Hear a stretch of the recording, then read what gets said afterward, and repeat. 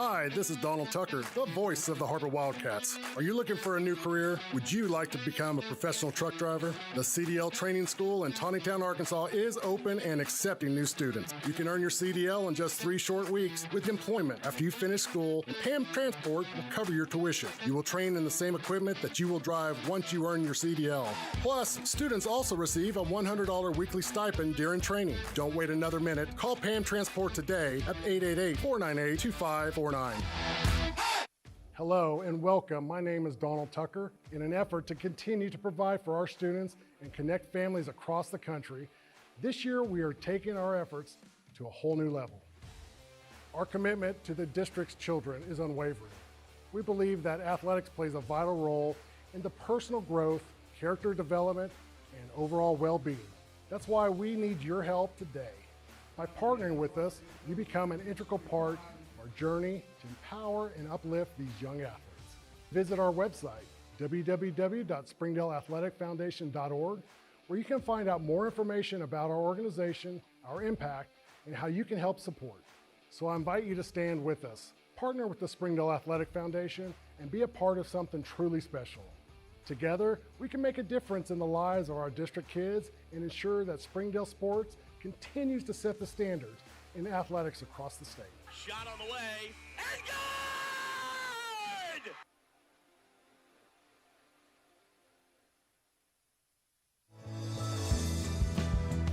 Hi, I'm Mary Jordan. Springdale Public Schools is launching a free weekly podcast called Springdale Today, which will feature news relevant to Springdale families. Springdale Today will feature educational news, district staff and students, as well as influential members of the Springdale community. I hope you'll join us as the free Springdale Today podcast premieres Wednesday, September 11th at noon on YouTube and your favorite podcast app. I look forward to chatting with you more about what's happening in Springdale today. I'm Jason Jones, principal at Springdale High School. Thank you for making an investment into the future of athletics in our community of Springdale. We support the Springdale Athletic Foundation because they care about our student athletes. Thank you for supporting the Fuel and Feet program. I am Paul Gray, principal at Harbor High School. Without your help, this program would not be possible. I support the Springdale Athletic Foundation because they care about our student athletes. The Fuel and Feed program raises money to help pay for pregame and postgame meals for kids and coaches. In addition, we raise funds to buy athletic footwear for students to compete in. I am Donald Tucker, president of the Springdale Athletic Foundation. Please take this time to help our students and coaches. Visit the link on the screen to donate now. Thank you for your support. On behalf of Springdale School Athletics, I want to say thank you. Accidents are never planned, but no matter how small, every emergency that involves a child is a big deal. It's everything. That's why we're here. Arkansas Children's Northwest offers the only pediatric emergency room in Northwest Arkansas, with fast access, pediatric experts, and kid-sized care. Peace of mind when you need it most.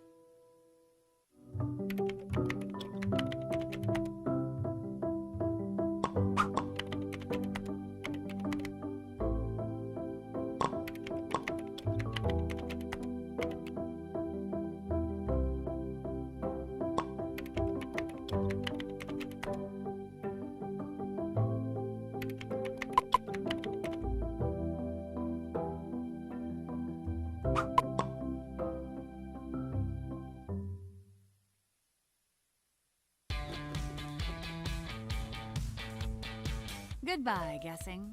Hello, confidence. So long, stress. Hello, security. Farewell, running to the bank. Hello, banking from anywhere. Get a quick view of your balance, block lost debit cards, and quickly deposit checks anywhere, anytime with the highly rated Arvest Go mobile app from Arvest Bank. Goodbye, limits. Hello, possibilities. I'm Don Strubing. It's because of the generosity of people like you, we are able to fully support the Fuel and Feed program. For this, we thank you and appreciate your help. I support Springdale Athletic Foundation because they care about our student athletes.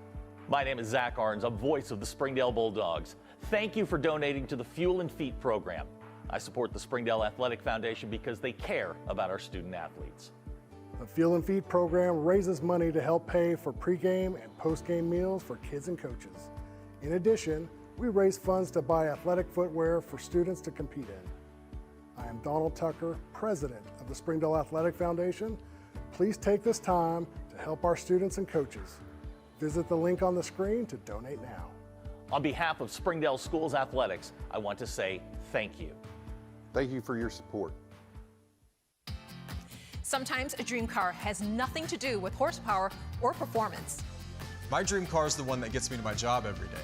The one that lets me help a friend in need. I didn't think I had the credit. My credit score wasn't that good.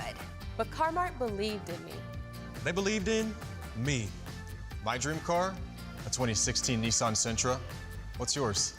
America's Carmart. You keep the dream, and we'll keep you on the road.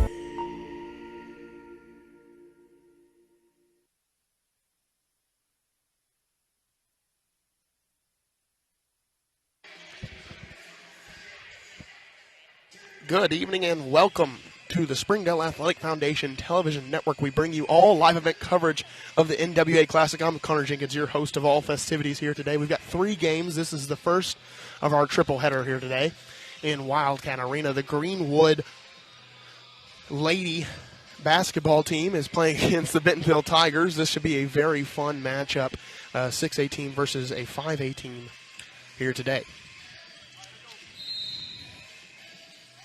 The NWA Classic, hosted by Harbor High School this year, was hosted by Fayetteville the previous, and then Bentonville the year before that. That ball tipped.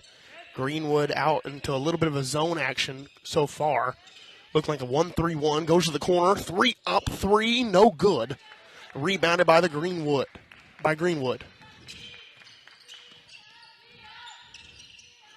Top of the key, Jeez, I got to get my sea legs under me. To the corner, 3 up, no good again, as we stay scoreless. That was Pitts with the 3. Out to Phillips, now to the corner, trying to get it inside, they cannot. Sending it out, tipped again, and right now the 1-3-1 presenting a problem against the Bentonville Tigers. Hands getting on the balls right now. As there's maybe a little confusion, they're going to stop play. Right now, the ball is a little flat. So we are getting that confirmed. We're switching out the balls. That's an advantage of being on the court already. I can prove that one. As Mr. Park, extraordinaire of all, is going to switch out the ball. First of 9 games in the next 3 days here in the NWA Classic, hosted by the Harbor Wildcats.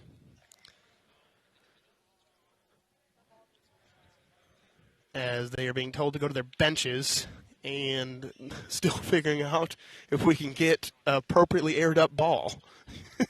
The confusion here down on the sidelines is interesting. I'm hearing some laughs from Miss Sprague. As we'll take a quick commercial break, we'll be right back here on Springdale Athletic Foundation Television.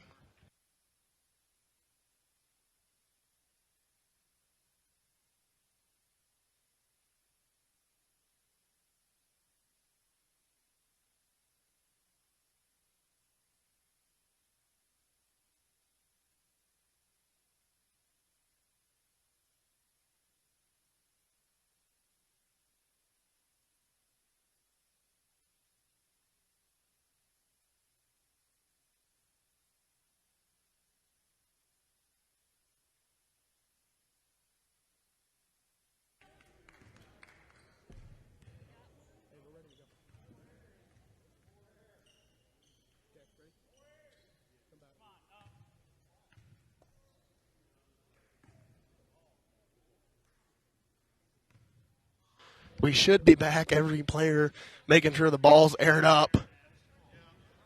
Coach Hallmeyer not okay with the ball in the air, or the air in the ball, I should say. As they're checking pretty much every ball that the Harbor Wildcats have. As they go back to the benches. 7:14 left of the game. It's 0-0, and we cannot find an appropriately aired up ball. As I'm going to stop talking for just a little bit until we get this figured out.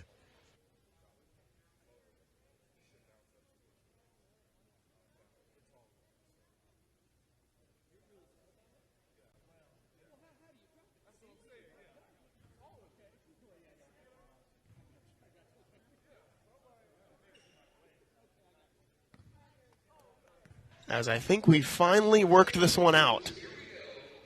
As Mr. Park coins it, the first game jitters, I guess, by the host team, as we did not have an appropriately aired up ball, but now we are ready to go. If everybody is now just joining us, air in the ball malfunction as we start back up. 7:14 left to go in the first period as Phillips will inbound.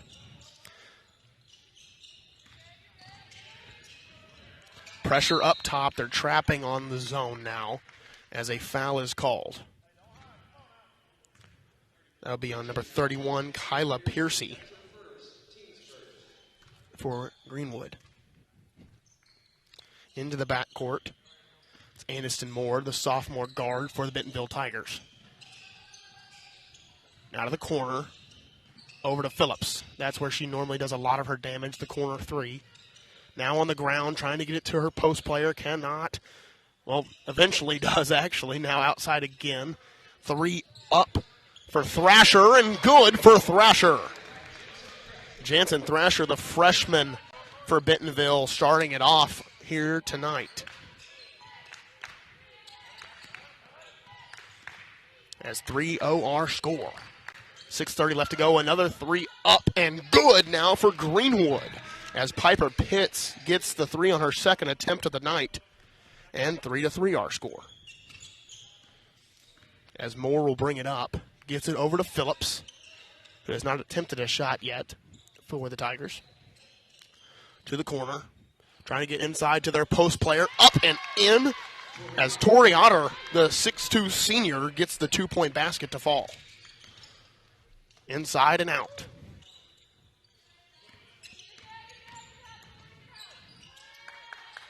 5-3 our score. 5:50 left to go in the first quarter.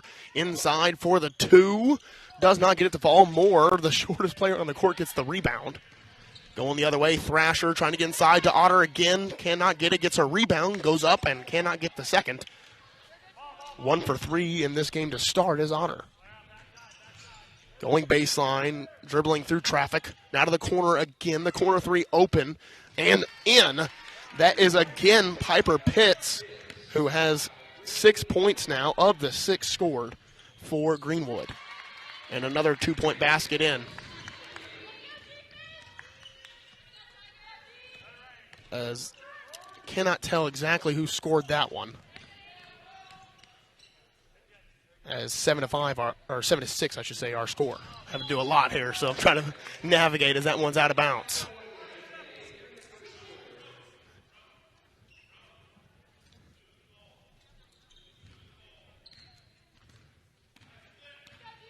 Phillips was the one to score that 2-point basket.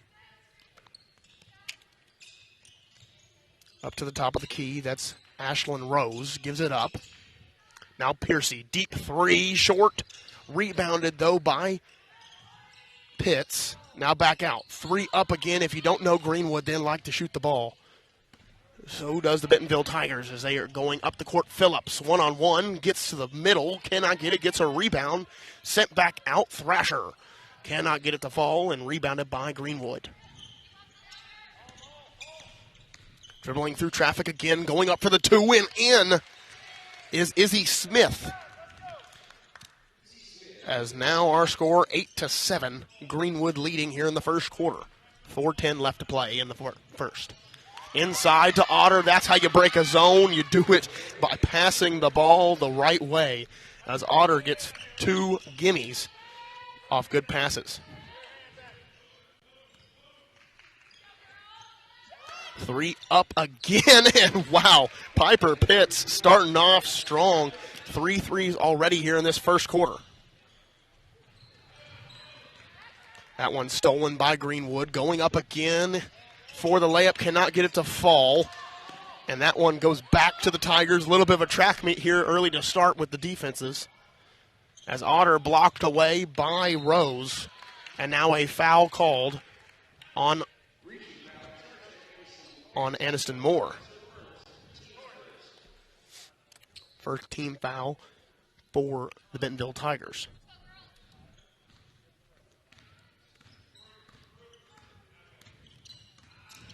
Going in the middle, dribbling through traffic again is Smith. Outside, another 3 up for Pitts, and good. Pitts, 4 threes here to start in the first quarter. She is starting off scoring strong, has 12 of the 14 scored for Greenwood. Izzy Smith, the point guard for Greenwood, picks up her first foul.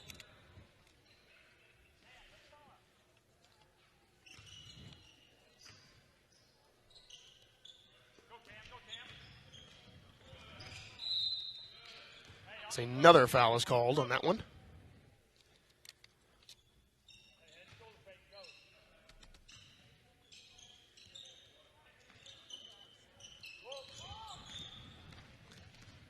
As in traffic, over to Phillips in the corner. Gets double teamed in the corner, trying to steal it, though Thrasher keeps it alive, and pass to Otter, and good. Tori Otter in that dunker spot for Bentonville, doing a great job, 6 points early.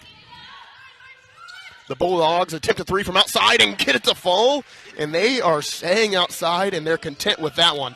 As 17-11 now our score, an early lead here for Greenwood. As that one up and in, Sadie Steele will be credited with the 2 points right there for Bentonville Tigers.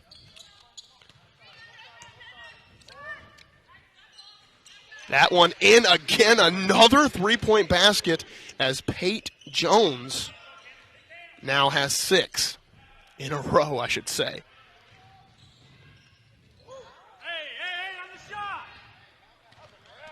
As going the other way, there's Pitts inside, rims out, but gets her rebound. 3 up. I mean, right now Greenwood is launching the 3 ball here in the first quarter. 20-13 our score.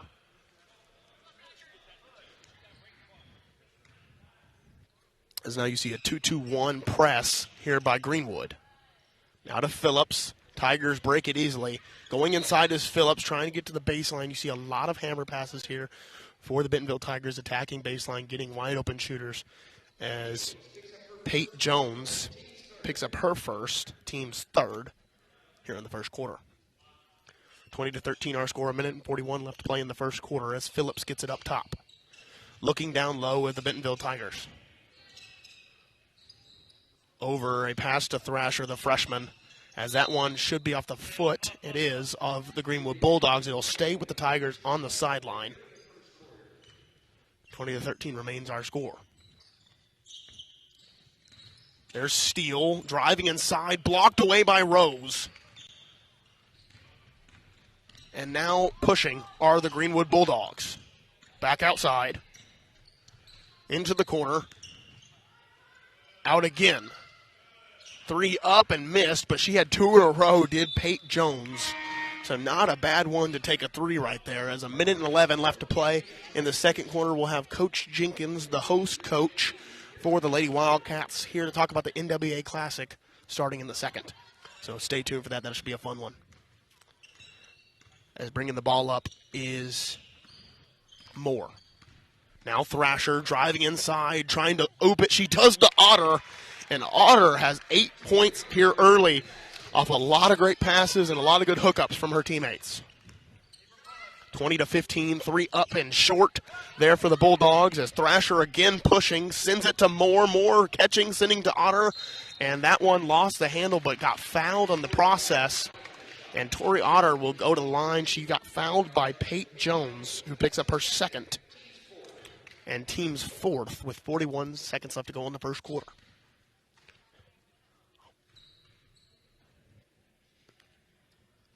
Otter rims out on the first free throw.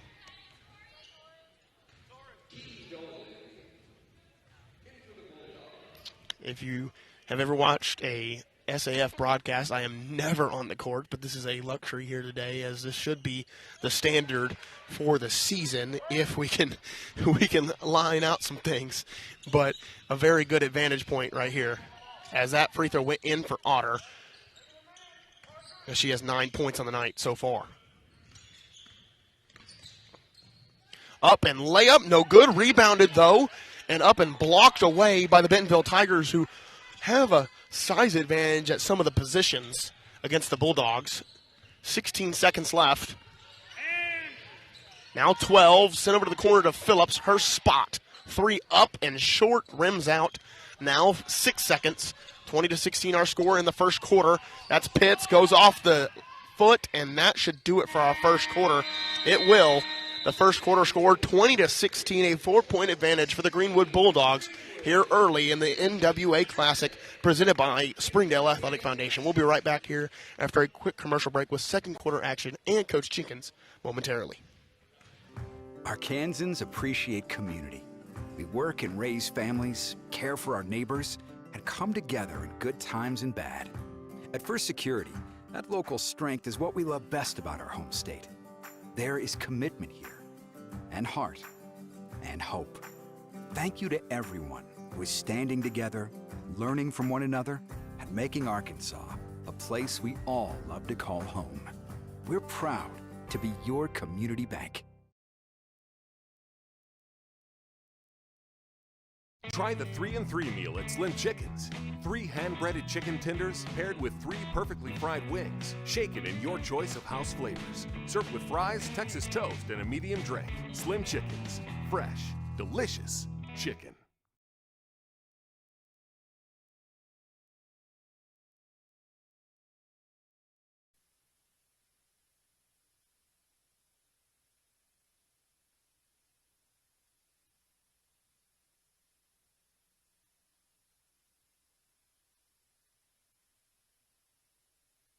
Welcome back as Coach Jenkins joining us. Thank you, Coach, for joining us as we get back into the action. As that one going inside, and that one missed, but tell us about Harbor getting to host the NWA Classic this year. Well, we're really excited to be the host. This is our 3rd year to play in it. We played at Bentonville and Fayetteville the past several years, and it was kind of our turn in the rotation to take over hosting. So we're excited to have all super big-time quality teams here to play good basketball and 3 days of girls hoops. Yeah, when you look at these teams, there's a term in the scheduling when you call it a cupcake, an easy game. There's not a single cupcake at this tournament. Tell us a little bit about that, kind of the planning that went into it. Well, absolutely not. We want high-quality teams in this. With Bentonville and Fayetteville and us being the Northwest Arkansas teams, it's fun to bring in, some teams from different parts of the state that are, always competitive. So, like you said, there's not going to be an easy game for any team here the next 3 days. And then really we talk about a little bit of Harbor side.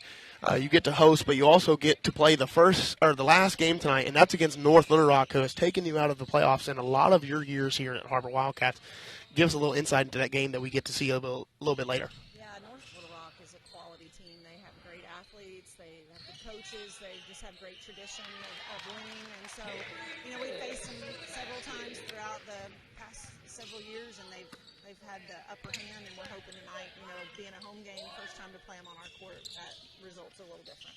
And you don't get to play your conference opponents tonight, but you get to give a little look at them.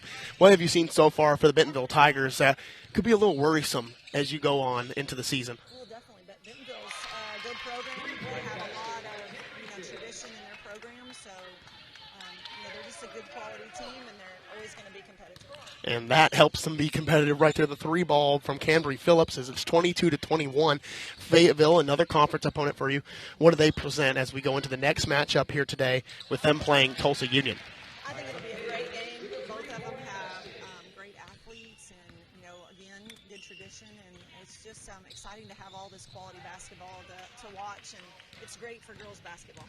A great event for girls basketball, one of the marquee tournaments / classics that happens in the state here today. And thank you so much for joining us, Coach, as we let you go take in your hosting responsibilities. Thank you so much. Thank you. as we have the timeout. That's going to be a 30-second. We'll stay right here. The score 27-21, Greenwood with the advantage. Hometown. That word still means something here. It means we're neighbors. We do the right thing. We care about your family. And you deserve the very best every time you walk in the front door. Harps. Hometown fresh.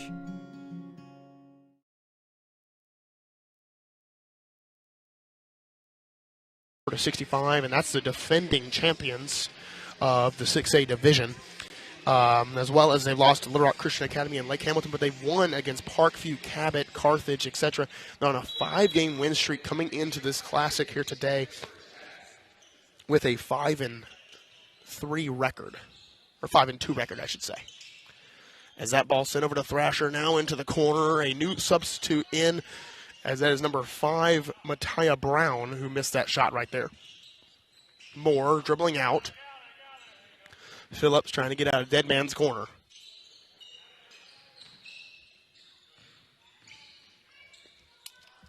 As that shot up for Phillips, short on that one, but the point guard gets the rebound. Pushing is Izzy Smith.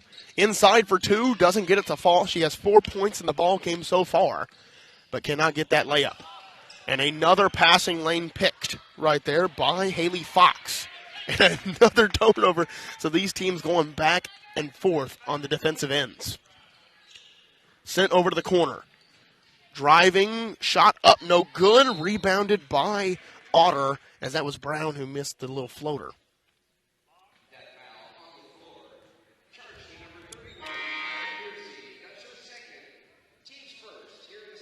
That was Kyla Piercy who picked that one up.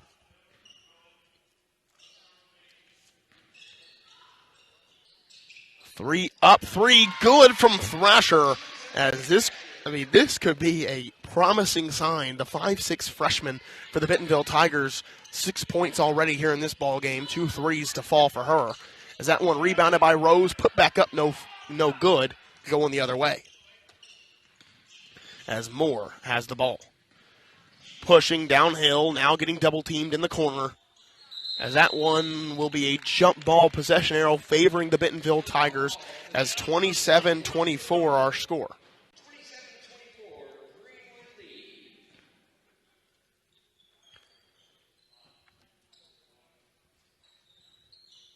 Passed into Moore. The 1-3-1 zone staying true right now for Greenwood as they have some length on the wings.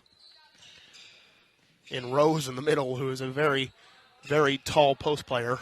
Into the corner again. There you go. Brown gets into the action, says hello with 3 points, and ties up the ball game, 27-27 here in the second quarter. Is that 3 up and good? Not tied anymore, as Izzy Smith gets her 7th point of the night. 30-7 our score.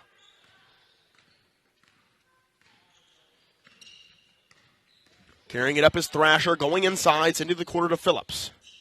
Phillips still has her dribble. The double team there. Sending it back up to Moore. Moore dribbling, sends to the corner to Thrasher. 15, now 13 on the shot clock. Over again, Brown getting some threes up and knocks another one down. Off the bench is Brown with her 2nd 3 of the night, tying it up again. As another 3 up and good. This is a 3-point battle right now between these two teams. Keely Dolan knocking down that 3-point basket. 33-30 now our score as Greenwood leads. These are two very volume shooting teams, obviously, from the 3-point line. As Greenwood now has the ball off the tipped out of bounds. Smith with the ball, sends it over to Rose. Back to Smith, guarded by Brown, who's in the grill of Smith.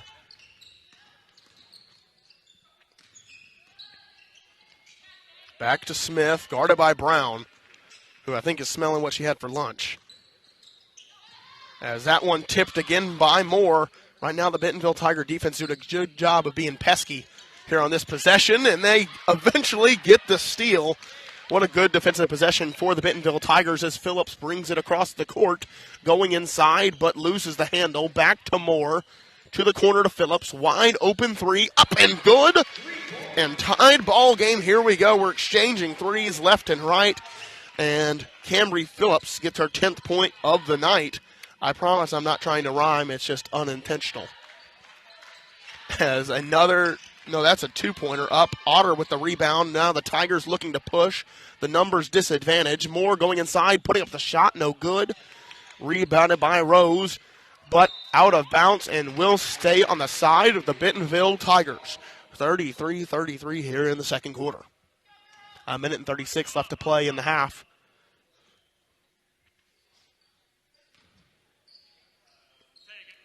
As Thrasher sends it back, the shooters step in for Phillips. Good. Good design play. I could hear Coach Hallmeyer right next to me calling it out as Bentonville Tigers take the lead, 36-33. As that three from deep does not go, and now a 2-on-2 action. Thrasher inside, tries to get the scoop and score, cannot. But another ball on the ground, a 50-50 ball, won by the Bentonville Tigers. And they reset it to Moore. Thrasher back to the corner. Brown, three, up three, no good. But she has made her last two three-pointer attempts, as I think Coach Hallmeyer yelling hit it means he wanted that one to go. And I would too. If she's made her last two, that's exactly who you want shooting the ball, as these two teams have been very volatile from the three-point territory. 36-33, 48 seconds left to go in the second period. That shot up again. No good, as Pitts has launched that thing here today with 15 points in the first half so far. Phillips swings it to Thrasher. Thrasher driving inside, floater up, no good. Rose with the rebound. Thrasher steals it back. And no shot clock now, but Phillips launches it up, doesn't get it. Another rebound from Thrasher. And wow, some effort plays giving more possessions to the Bentonville Tigers, as Izzy Smith picks up her second personal. 36-33, the Bentonville Tigers have a chance to extend their lead before half here as they take the three short on the play. They got what they wanted, just a little early in the clock, as Pitts goes inside, blocked away by Otter. 11 seconds left to go in the second quarter. Phillips driving inside, gets past her defender, doesn't get it. And with 2 seconds left, that looks like all she wrote for the first half of action. It will be 36-33 as we enter into halftime here in the NWA Classic. The Bentonville Tigers leading. As I'm Hunter Jenkins, and this is Springdale Athletic Foundation Television. We'll be back with second half action after a quick commercial break.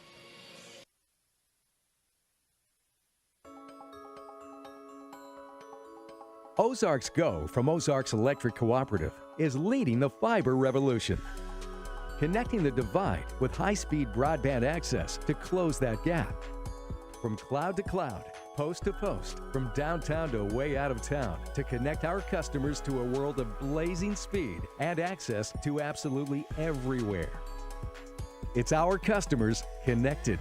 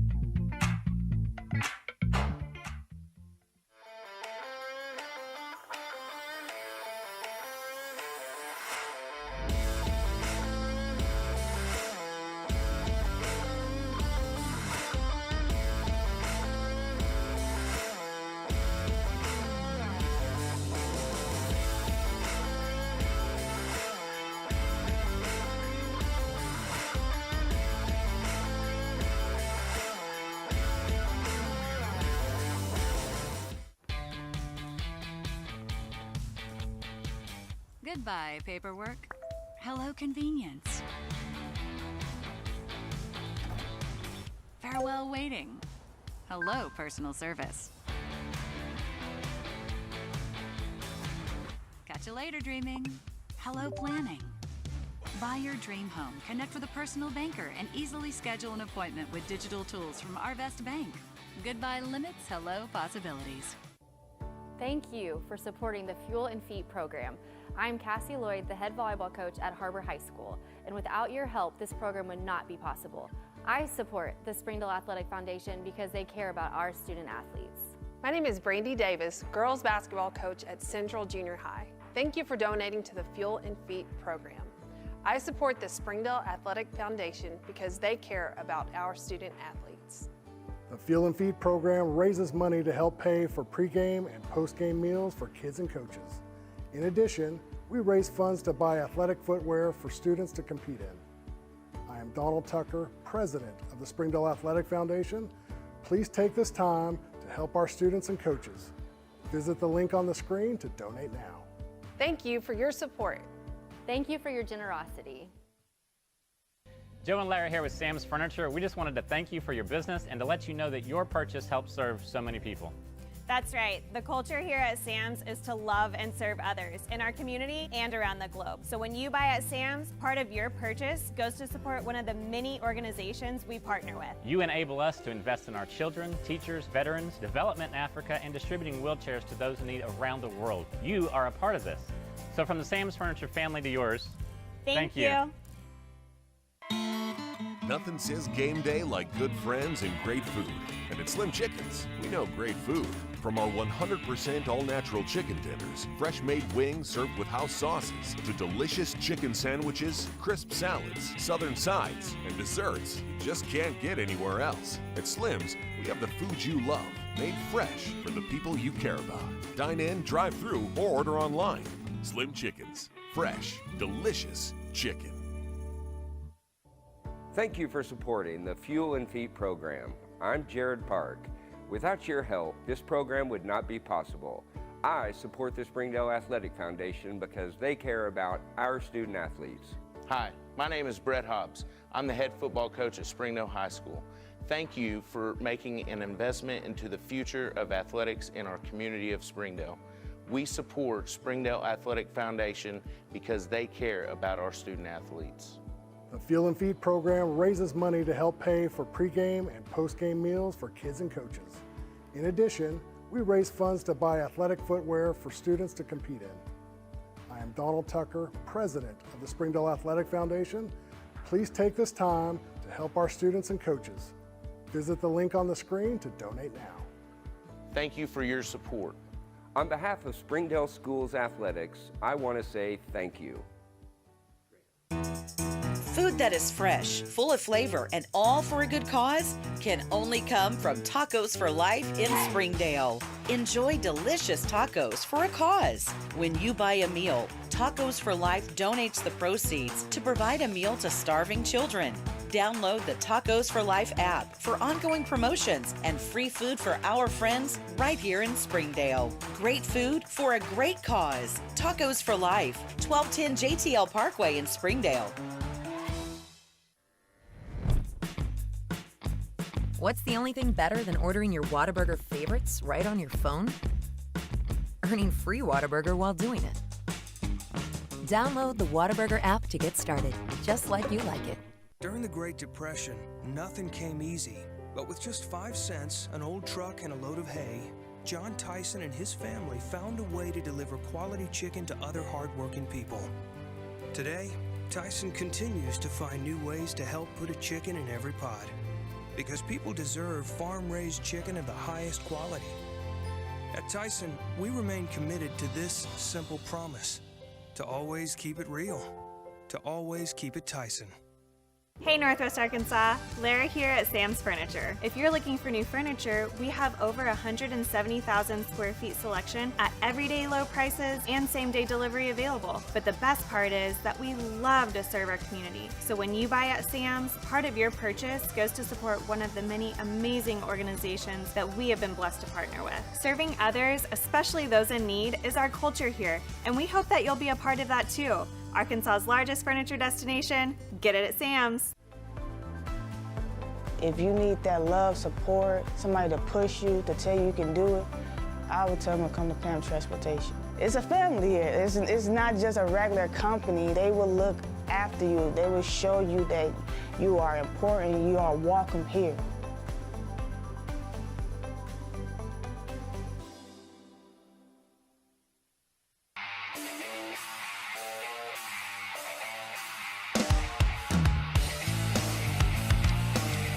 Jackson Colby weaves through, gets to the ball, and one play.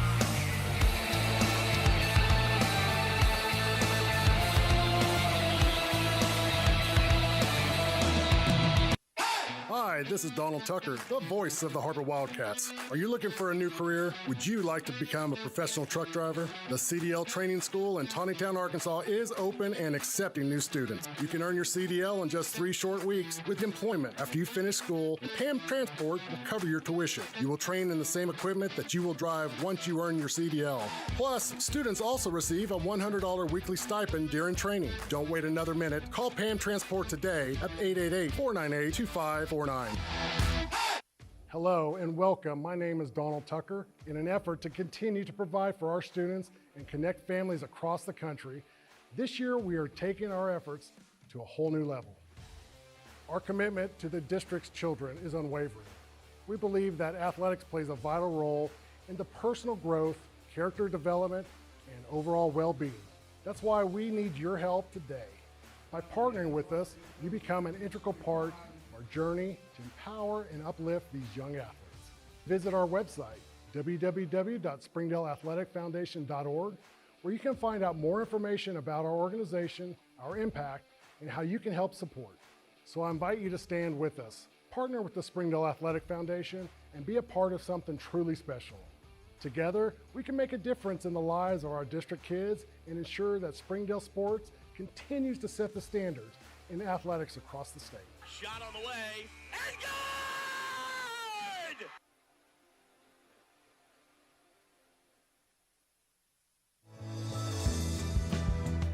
Hi, I'm Mary Jordan. Springdale Public Schools is launching a free weekly podcast called Springdale Today, which will feature news relevant to Springdale families. Springdale Today will feature educational news, district staff and students, as well as influential members of the Springdale community.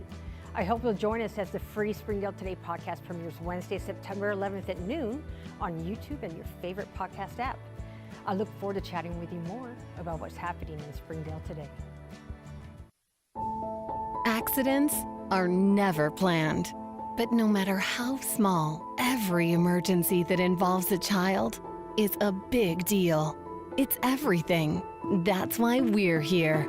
Arkansas Children's Northwest offers the only pediatric emergency room in Northwest Arkansas, with fast access, pediatric experts, and kid-sized care. Peace of mind when you need it most.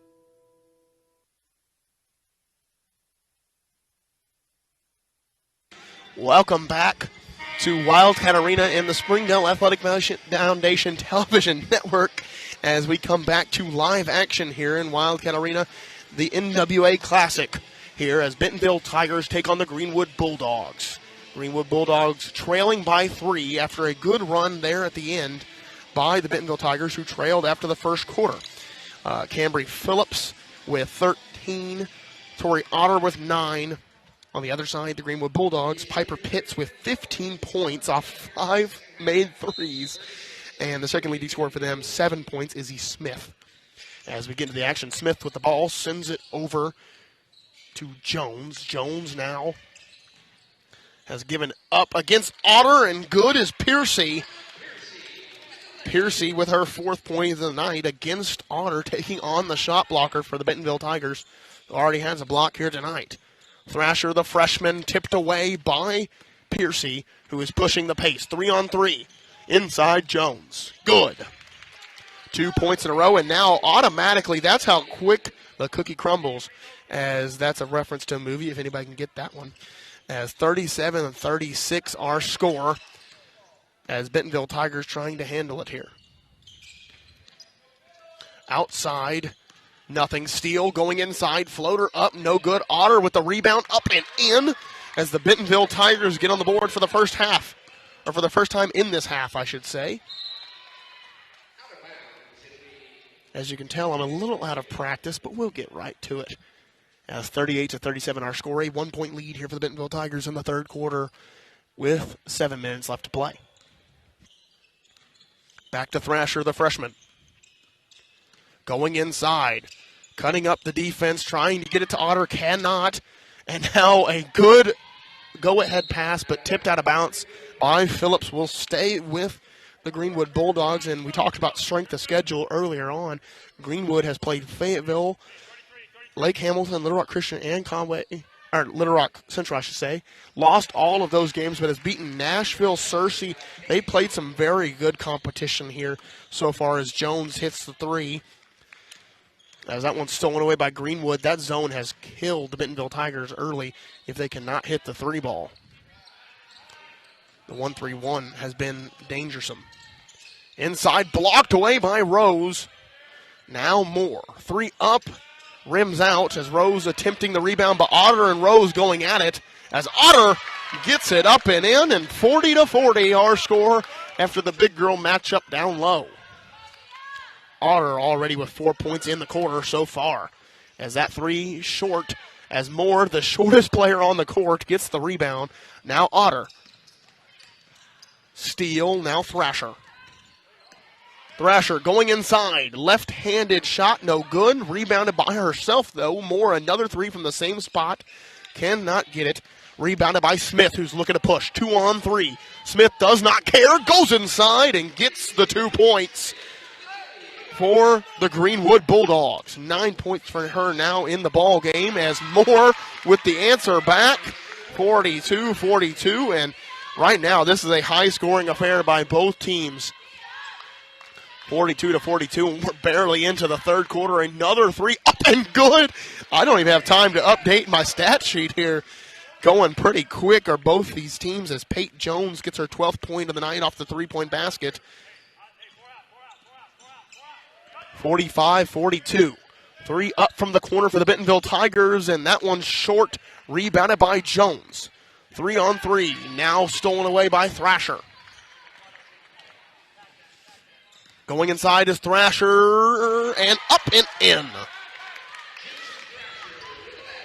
Jensen Thrasher with her 8th point of the night, making it a 44-45 ball game here in the third quarter.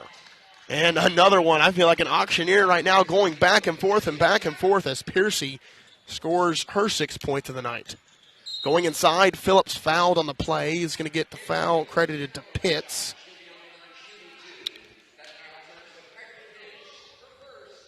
Pitts' first personal, as Phillips will go to the line.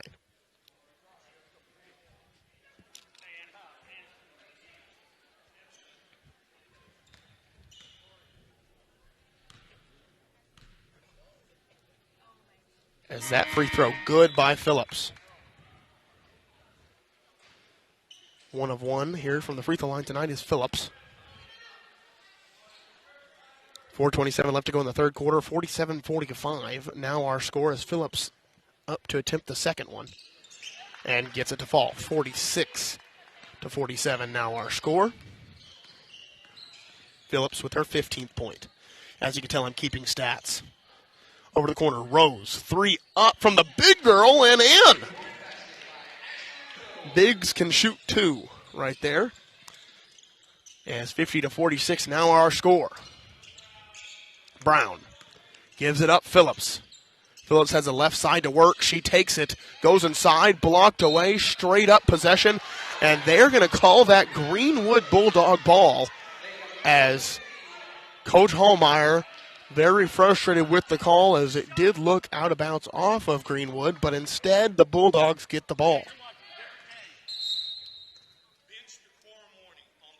Bench warning on Bentonville Tigers. Coach Hallmeyer wondering what that call means, as they called it a bench decorum warning. As Greenwood now with the ball, running a dribble drive offense inside and in is Kyla Piercy. with her 8th point of the night, 52-46. Greenwood trying to pull away from the Tigers as they go inside. Otter, and that one tipped and fouled by Rose.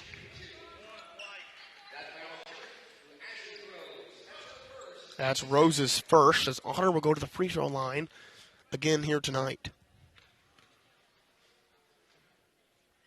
As the first one is in for Otter, her 14th point of the night.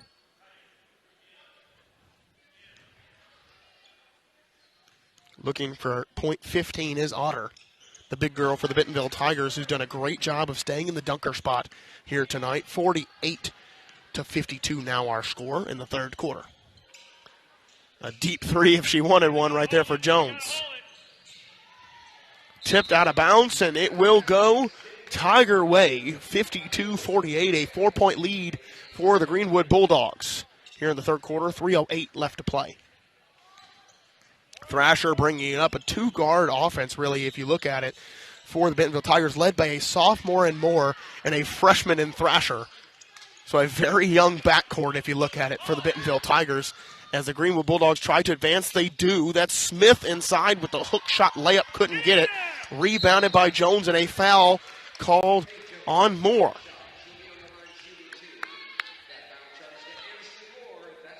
Second foul on Moore, as that'll send Jones to the line, who has 12 points in the night. Jones sinks the first.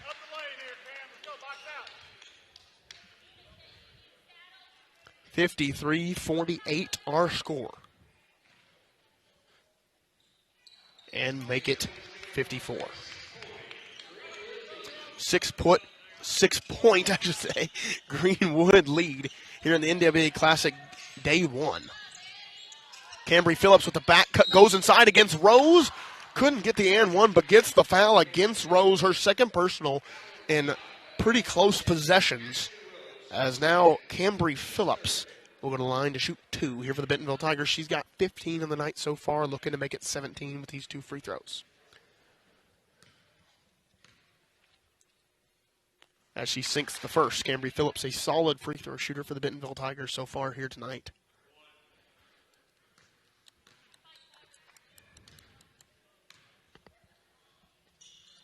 As she sinks the pair, making it 17 points for her and 50 for the Tigers.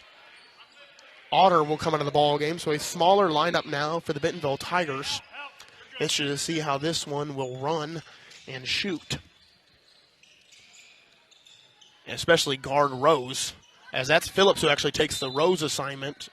Doesn't really go back to the basket as much, but is a taller presence inside for the Greenwood Bulldogs, as that 3 was airballed, and now back to the Tigers, who trail by 4.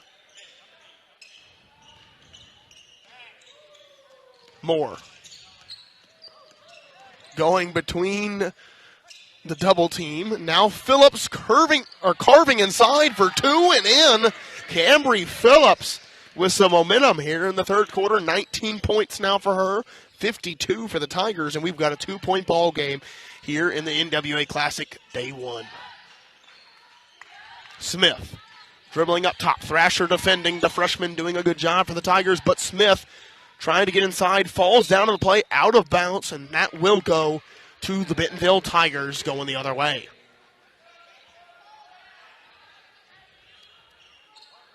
Again, a 5-2 Bentonville Tiger team going into this matchup. 2-4 Greenwood Bulldog team. As Thrasher goes inside, looks like she was blocked. Now Brown. As that one going the other way for the Bulldogs.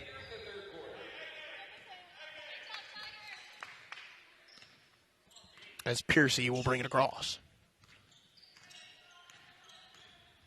Getting kind of a horns action up top, dribbling through, but met by a double. As she maintains it, Bentonville Tigers wanting a walk on that play. Jones off the screen, misses the 3. Coach Hallmeyer asking for an illegal screen. Does not get it, but Brown trying to go the other end, could not get that one to fall, and Moore will dribble off her own foot, and that will go back to Greenwood after a series of events that I really can't describe.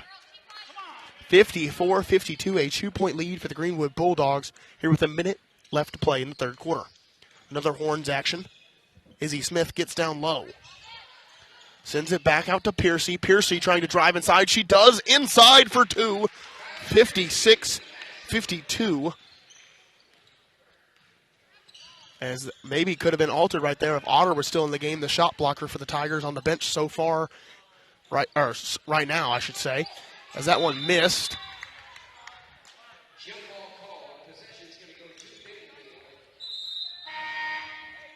As Otter will come back into the ball game for the Bentonville Tigers.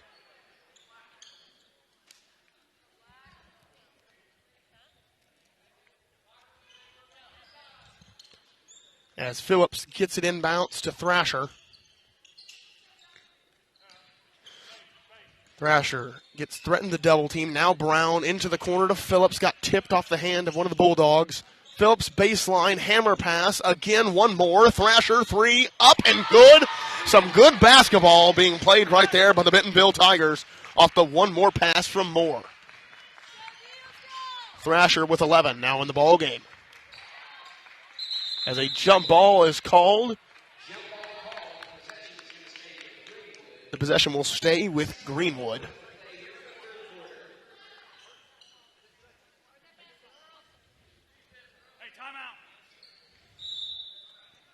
Timeout called by the Bentonville Tigers. That will be, I think, if I'm correct, the first timeout of the game. 56-55 our score. We'll take a quick timeout with them. We'll be right back here very quickly on Springdale Athletic Foundation Television.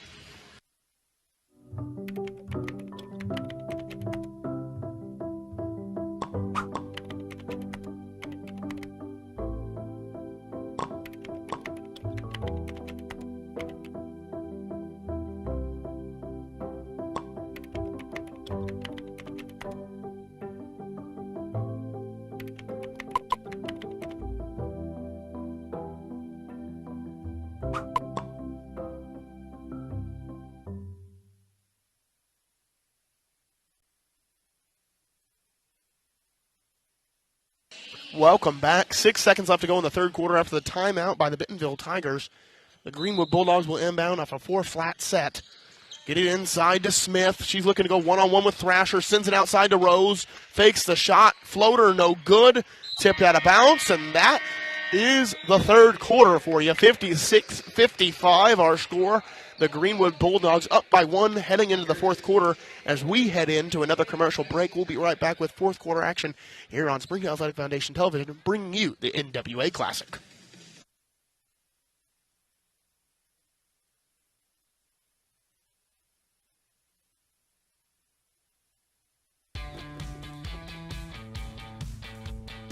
Goodbye, guessing. Hello, confidence.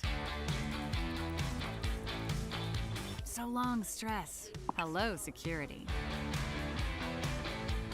Farewell, running to the bank. Hello, banking from anywhere. Get a quick view of your balance, lock lost debit cards, and quickly deposit checks anywhere, anytime with the highly rated Arvest Go mobile app from Arvest Bank. Goodbye, limits. Hello, possibilities. Try the 3-and-3 meal at Slim Chickens. 3 hand-breaded chicken tenders paired with 3 perfectly fried wings, shaken in your choice of house flavors. Served with fries, Texas toast, and a medium drink. Slim Chickens. Fresh, delicious chicken.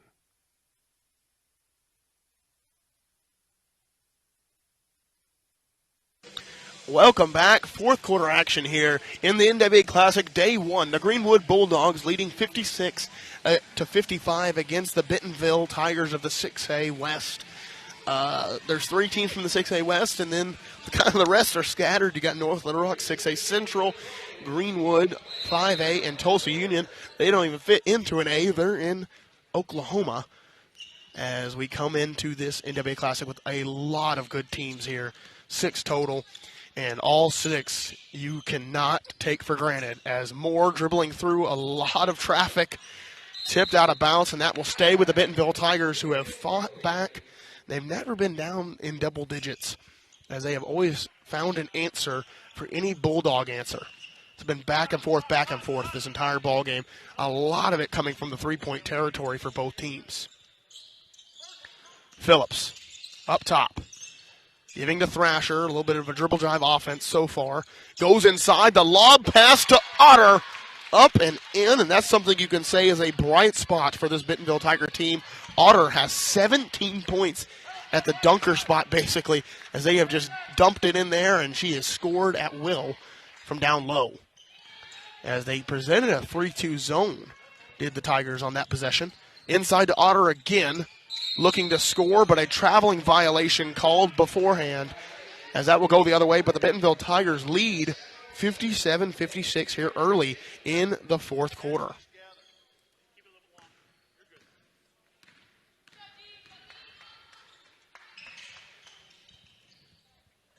Up top to Rose, tipped away. Phillips still guarding at the top.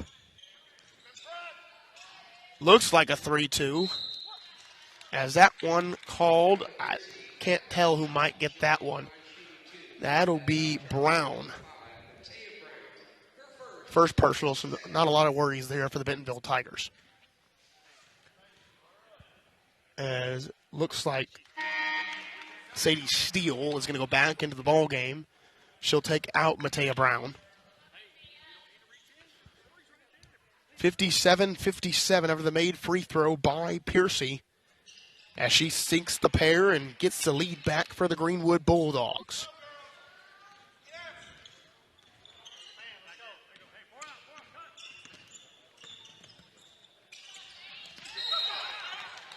As that foul is called, I can't tell. I think it will be. Yes, it will. That's going to go against Pate Jones, her third personal. The loose ball foul on Pate Jones. 6:40 left to go. 58-57. A 1-point lead for Greenwood Bulldogs as a little lob play basically to Moore. Can't get it, and a push in the back as Otter went for the rebound. That one going to be assessed to Kyla Piercy, her third personal as well. On the effort play by Otter. Phillips inside to Thrasher, tipped away by Smith. After some fouls, the Bulldogs get the ball back. Can't get the layup to fall, but Piercy gets the rebound, tries to put it back up, is blocked, but fouled actually on the play, and that will be assessed to Sadie Steele. First foul on Steele,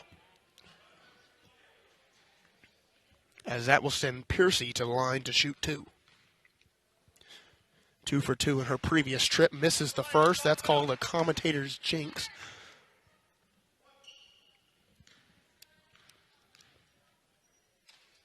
As again, Steele attempts, and that's Piercy, I should say, gets her 13th point of the night and makes it a 59-57 ball game. Greenwood leading by 2 as Thrasher now gets it to Moore. To Phillips. Up top to Steele. Back to Phillips. Dribbling inside. Sends back out Moore. Thrasher, the freshman. Going inside, left side to work with. Misses the shot, but got what she wanted on that play. Up to Piercy. Weaving inside. Putting up the shot, and good is Piercy with an and-one opportunity. As that foul is called again on Sadie Steele, her second foul of the game, but second foul of the quarter in very close possessions. As that one is called timeout by Coach Hallmeyer and the Bentonville Tigers. As Coach Hallmeyer discussing with the referees, that will be a full timeout, as we will take a full timeout with them. 61-57, our score here in Wildcat Arena of day one of the NWA Classic. Greenwood leading. We'll be right back. Sometimes a dream car has nothing to do with horsepower or performance. My dream car is the one that gets me to my job every day. The one that lets me help a friend in need. I didn't think I had the credit. My credit score wasn't that good, but Car-Mart believed in me. They believed in me. My dream car, a 2016 Nissan Sentra. What's yours? America's Car-Mart. You keep the dream, and we'll keep you on the road.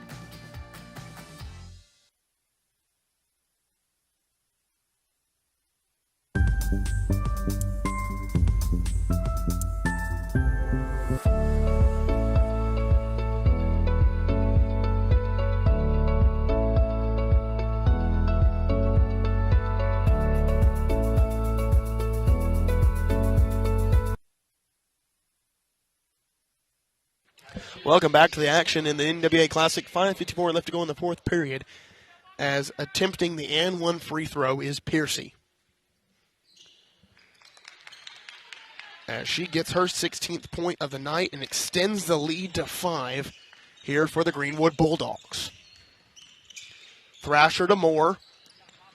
Back to Phillips. Now Steele. Phillips with the left side to work again. She's gotten gaps in the left side, has capitalized a few times for the Bentonville Tigers. As that one tipped away, Steele on the ground, but so are the Greenwood Bulldogs.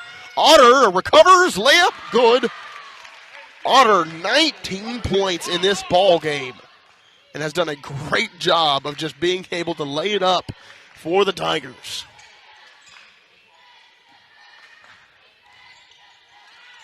As Jones attempts that one, doesn't get it to fall.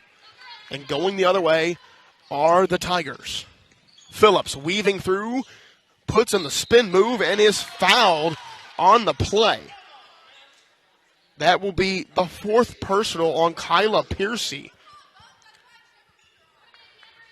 As Cambry Phillips will go to the line shooting 2. She's got 19 in the ball game, looking to make it 20 on this shot right here, and she does so.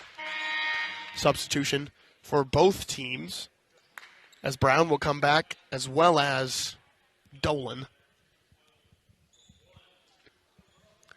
Steele and Piercy sit. And 21 points on the night so far for Cambry Phillips, and now a 1-point ball game in what has been a nail-biter between these two teams, answering both each other's runs, and it has stayed tight here in day one of the NWA Classic. Rose inside, doesn't get it to fall, and the Bentonville Tigers looking to push but don't have the numbers. Thrasher going inside to the right hand, gets it to fall, and the lead for the Bentonville Tigers, 63-62, as Thrasher, the freshman, gets her 13th point of the night. Jones up top, going left, sends it out to Pitts. Driving inside to Rose. Rose fakes a shot, goes inside, doesn't get the layup. Had it point blank. Now Rose again, blocked by Otter. As Otter trying to handle it, and they reach around the back on Dolan. No free throws yet, but now that will be a bonus in the next foul.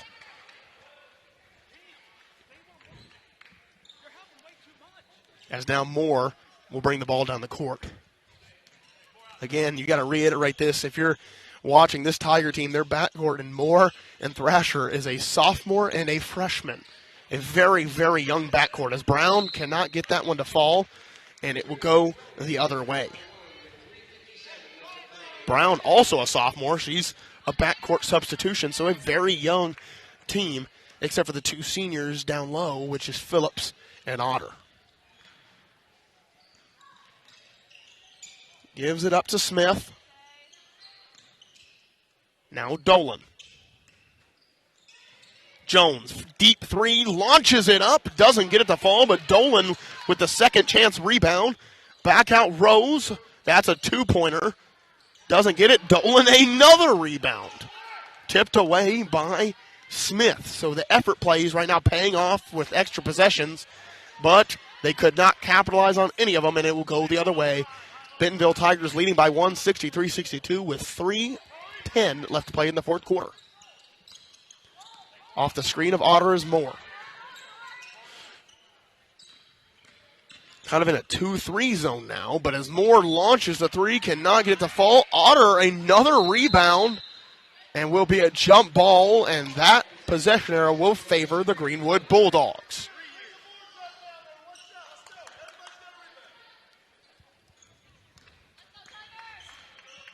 As Smith will bring it down. Smith coming off the screen. They're trying to do that horns action again on the Bulldogs. As that one is an illegal screen. She held on that play to Izzy Smith.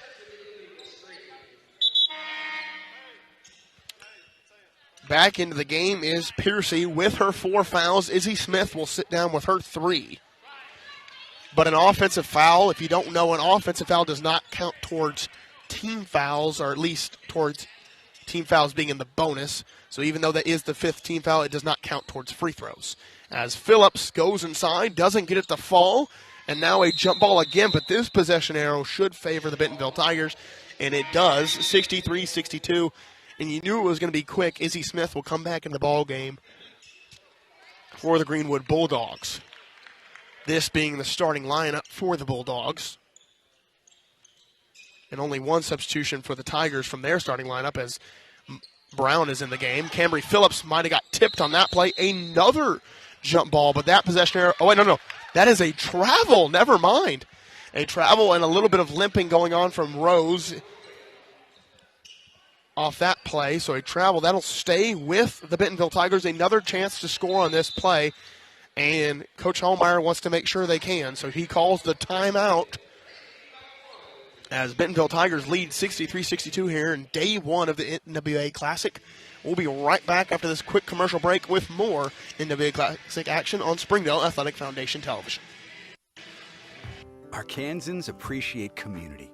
We work and raise families, care for our neighbors, and come together in good times and bad. At First Security, that local strength is what we love best about our home state. There is commitment here, and heart, and hope. Thank you to everyone who is standing together, learning from one another, and making Arkansas a place we all love to call home. We're proud to be your community bank.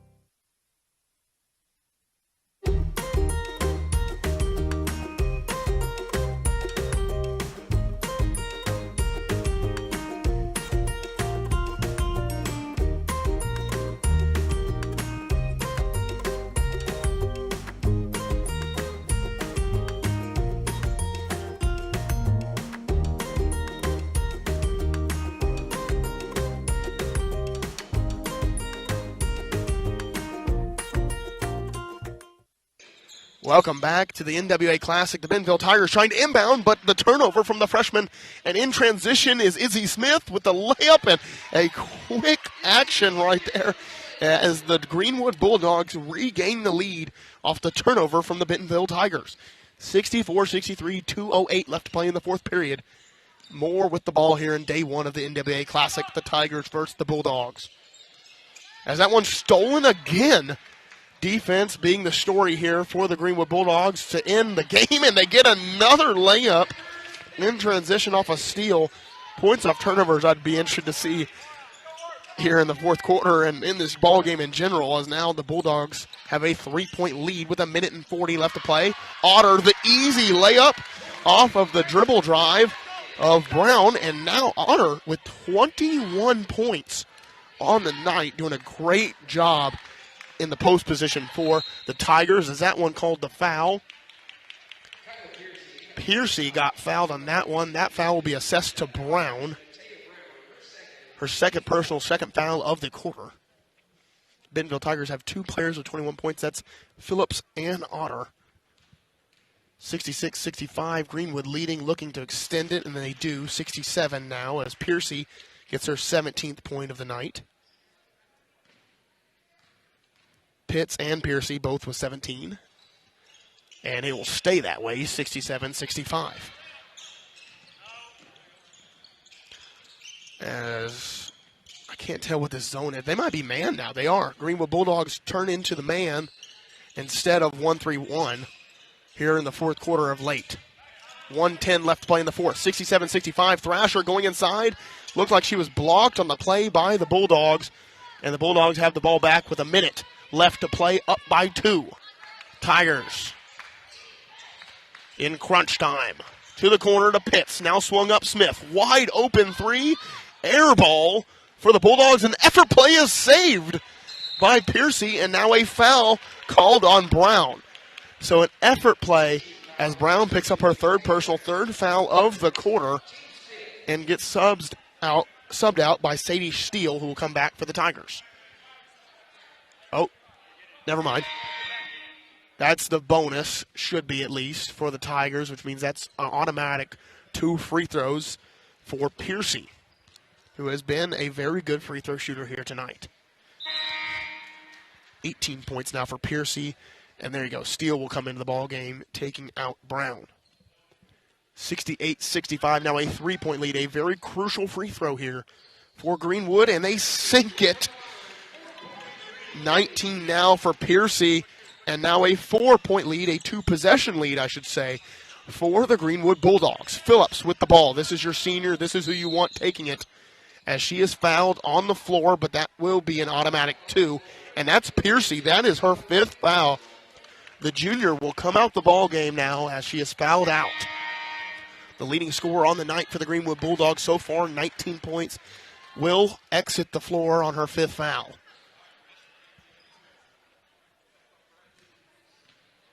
Phillips, who has been your best free throw shooter so far here tonight, will sink the first free throw. 22nd point on the night for Phillips.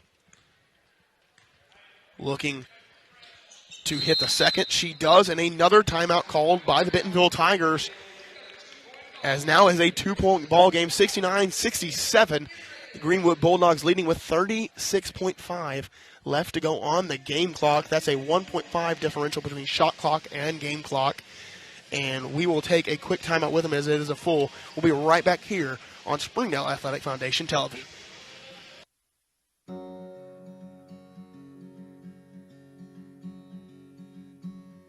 Hometown. That word still means something here. It means we're neighbors. We do the right thing. We care about your family. And you deserve the very best every time you walk in the front door. Harps. Hometown fresh.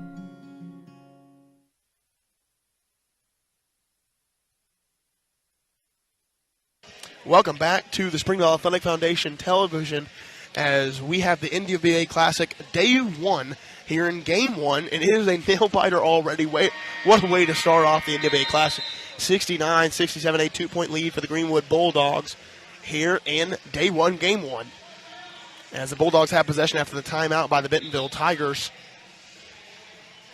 But a little bit of an update here. The leading scorer for the Bulldogs, Piercy, has fouled out of the game after that last possession. So the second leading scorer is Pitts, and then Smith, as Smith now has the ball for the Bulldogs. About a 1.5 differential between shot clock and game clock as Smith and Coach Hallmeyer calling for the double team. And now they send it, but wide open at the basket. And they call for a foul as Brown picks up her 4th. Otter will come back into the game for the Bentonville Tigers after these free throws. And this is in the bonus, so Pate Jones will go to the line shooting 2. Looking to make it a 2-possession ball game as she sinks the first. Her 14th point of the night as Brown will come out. Otter will come back in. Sadie, get it out quick. Jensen, curl. 21 seconds left to play in the fourth quarter, and the free throw to make it 2 possessions is in by Pate Jones. Now a 71-67 game. As pressure early, gets it inside to Otter. She's trying to maintain, now to Moore. Moore 3 up, short. Rebounded, though, by Otter, and a foul as they took the legs out from Otter. And that foul on Dolan. Another loose ball foul. We've seen a few of those here tonight. 71-67 as Otter will go back to the line. 8 seconds left in the ball game. So you'd assume the Bentonville Tigers would have to get both these free throws, then foul immediately or get a steal to have a chance to tie this ball game back up. As Otter sinks the first, she's got 22 here tonight, looking to make it 23 at the line. Brown about to come back in for defensive purposes after the make, as she does. 71-69, 2-point ball game as the Bentonville Tigers are fully pressed up against the Bulldogs. Have to foul immediately. They don't, but Pitts gets it. Only 3 seconds left off the clock, and they almost had a potential steal. So if you're the Bentonville Tigers, you're living with that defensive possession, as that will send Pitts to the line to shoot 2 here in the bonus. 71-69. If she makes two, it's a two-possession ball game. She makes one, it's one possession, and the Bentonville Tigers have a chance to tie it up. Pitts makes the first. Only her second point of the fourth quarter, scoring 15 in the first. She has 18 on the game. And that one missed. Bentonville Tigers have an opportunity with 2 seconds from half court. Phillips, no. And that is all she wrote for this game here tonight. 72-69. The Greenwood Bulldogs will walk away with day one, game one win against the Bentonville Tigers here in the NWA Classic. And that is our first game. Up and coming is the Fayetteville Bulldogs against Tulsa Union in our second game of the day. And then if you want to watch these two teams play again, you will have Bentonville against Tulsa Union at 5:30 tomorrow and Harbor versus Greenwood at 7 p.m. tomorrow, as those will both be live streamed right here at Springdale Athletic Foundation Television. And that's our first game. We'll be back with game two after a quick word from a few of our sponsors. Thank you. Ozarks Go from Ozarks Electric Cooperative is leading the fiber revolution, connecting the divide with high-speed broadband access to close that gap. From cloud to cloud, post to post, from downtown to way out of town, to connect our customers to a world of blazing speed and access to absolutely everywhere. It's our customers connected.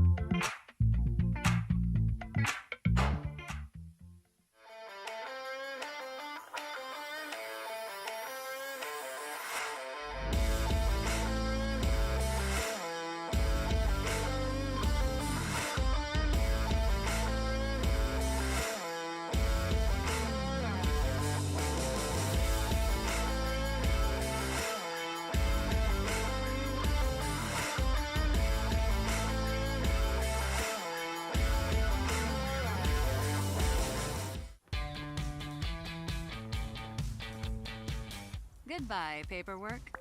Hello, convenience. Farewell, waiting. Hello, personal service. Catch you later, dreaming. Hello, planning.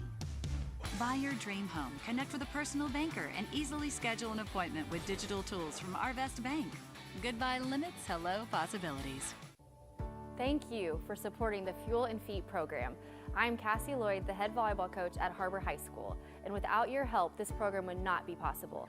I support the Springdale Athletic Foundation because they care about our student athletes. My name is Brandy Davis, girls basketball coach at Central Junior High. Thank you for donating to the Fuel and Feet program. I support the Springdale Athletic Foundation because they care about our student athletes. The Fuel and Feed program raises money to help pay for pregame and postgame meals for kids and coaches. In addition, we raise funds to buy athletic footwear for students to compete in. I am Donald Tucker, president of the Springdale Athletic Foundation. Please take this time to help our students and coaches. Visit the link on the screen to donate now. Thank you for your support. Thank you for your generosity. Joe and Larry here with Sam's Furniture. We just wanted to thank you for your business and to let you know that your purchase helps serve so many people. That's right. The culture here at Sam's is to love and serve others in our community and around the globe. So when you buy at Sam's, part of your purchase goes to support one of the many organizations we partner with. You enable us to invest in our children, teachers, veterans, development in Africa, and distributing wheelchairs to those in need around the world. You are a part of this. So from the Sam's Furniture family to yours, thank you. Nothing says game day like good friends and great food. And at Slim Chickens, we know great food. From our 100% all-natural chicken tenders, fresh-made wings served with house sauces, to delicious chicken sandwiches, crisp salads, southern sides, and desserts you just can't get anywhere else. At Slim's, we have the food you love, made fresh for the people you care about. Dine in, drive through, or order online. Slim Chickens. Fresh, delicious chicken. Thank you for supporting the Fuel and Feet program. I'm Jared Park. Without your help, this program would not be possible. I support the Springdale Athletic Foundation because they care about our student athletes. Hi, my name is Brett Hobbs. I'm the head football coach at Springdale High School. Thank you for making an investment into the future of athletics in our community of Springdale. We support Springdale Athletic Foundation because they care about our student athletes. The Fuel and Feed program raises money to help pay for pregame and postgame meals for kids and coaches. In addition, we raise funds to buy athletic footwear for students to compete in. I am Donald Tucker, president of the Springdale Athletic Foundation. Please take this time to help our students and coaches.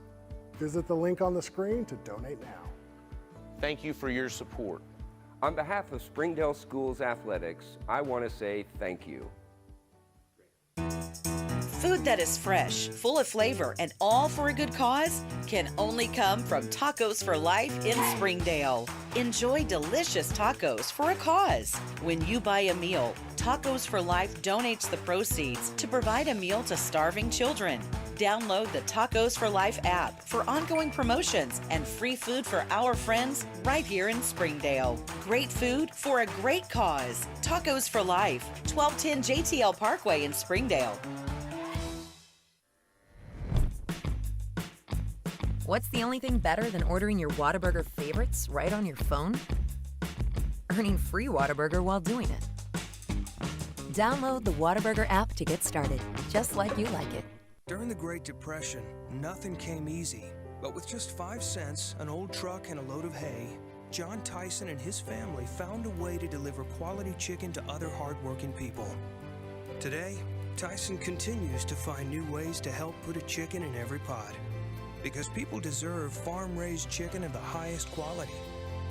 At Tyson, we remain committed to this simple promise: to always keep it real, to always keep it Tyson.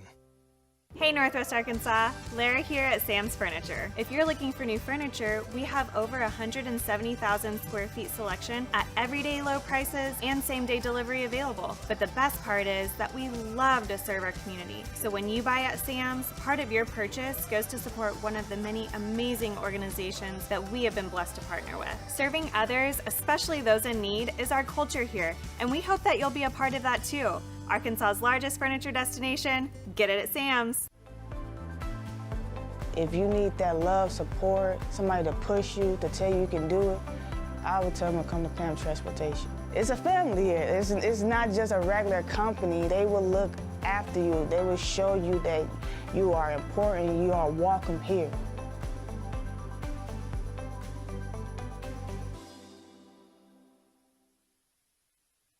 Hi, this is Donald Tucker, the voice of the Harbor Wildcats. Are you looking for a new career? Would you like to become a professional truck driver? The CDL Training School in Tawnytown, Arkansas is open and accepting new students. You can earn your CDL in just 3 short weeks with employment after you finish school, and PAM Transport will cover your tuition. You will train in the same equipment that you will drive once you earn your CDL. Plus, students also receive a $100 weekly stipend during training. Don't wait another minute. Call PAM Transport today at 888-498-2549. Hello and welcome. My name is Donald Tucker. In an effort to continue to provide for our students and connect families across the country, this year we are taking our efforts to a whole new level. Our commitment to the district's children is unwavering. We believe that athletics plays a vital role in the personal growth, character development, and overall well-being. That's why we need your help today.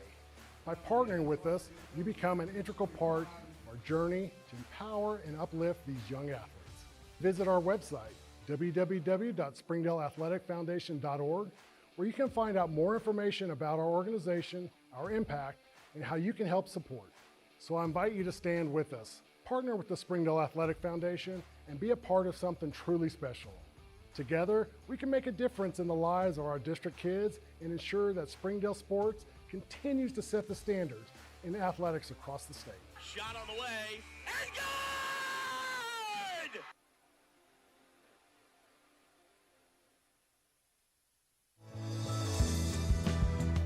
Hi, I'm Mary Jordan. Springdale Public Schools is launching a free weekly podcast called Springdale Today, which will feature news relevant to Springdale families. Springdale Today will feature educational news, district staff and students, as well as influential members of the Springdale community. I hope you'll join us as the free Springdale Today podcast premieres Wednesday, September 11th at noon on YouTube and your favorite podcast app. I look forward to chatting with you more about what's happening in Springdale today. I'm Jason Jones, principal at Springdale High School. Thank you for making an investment into the future of athletics in our community of Springdale. We support the Springdale Athletic Foundation because they care about our student athletes. Thank you for supporting the Fuel and Feet program. I am Paul Gree, principal at Harbor High School. Without your help, this program would not be possible. I support the Springdale Athletic Foundation because they care about our student athletes. The Fuel and Feed program raises money to help pay for pregame and postgame meals for kids and coaches. In addition, we raise funds to buy athletic footwear for students to compete in. I am Donald Tucker, president of the Springdale Athletic Foundation. Please take this time to help our students and coaches. Visit the link on the screen to donate now. Thank you for your support. On behalf of Springdale School Athletics, I want to say thank you. Accidents are never planned, but no matter how small, every emergency that involves a child is a big deal. It's everything. That's why we're here. Arkansas Children's Northwest offers the only pediatric emergency room in Northwest Arkansas, with fast access, pediatric experts, and kid-sized care. Peace of mind when you need it most.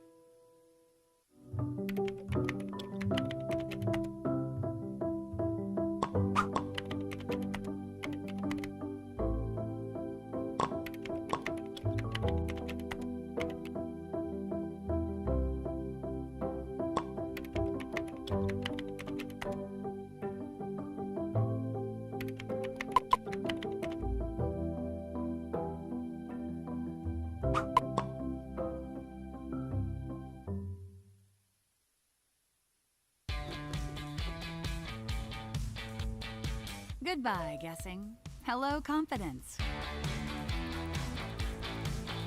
So long, stress. Hello, security. Farewell, running to the bank. Hello, banking from anywhere. Get a quick view of your balance, lock lost debit cards, and quickly deposit checks anywhere, anytime with the highly rated Arvest Go mobile app from Arvest Bank. Goodbye, limits. Hello, possibilities. Try the 3-and-3 meal at Slim Chickens. 3 hand-breaded chicken tenders paired with 3 perfectly fried wings, shaken in your choice of house flavors. Served with fries, Texas toast, and a medium drink. Slim Chickens. Fresh, delicious chicken. I'm Don Strubing. It's because of the generosity of people like you, we are able to fully support the Fuel and Feed program. For this, we thank you and appreciate your help. I support Springdale Athletic Foundation because they care about our student athletes. My name is Zach Arns. I'm voice of the Springdale Bulldogs. Thank you for donating to the Fuel and Feed program. I support the Springdale Athletic Foundation because they care about our student athletes. The Fuel and Feed program raises money to help pay for pregame and postgame meals for kids and coaches. In addition, we raise funds to buy athletic footwear for students to compete in. I am Donald Tucker, president of the Springdale Athletic Foundation. Please take this time to help our students and coaches. Visit the link on the screen to donate now. On behalf of Springdale Schools Athletics, I want to say thank you. Thank you for your support. Sometimes a dream car has nothing to do with horsepower or performance. My dream car is the one that gets me to my job every day. The one that lets me help a friend in need. I didn't think I had the credit. My credit score wasn't that good, but Car-Mart believed in me. They believed in me. My dream car, a 2016 Nissan Sentra. What's yours? America's Car-Mart. You keep the dream, and we'll keep you on the road.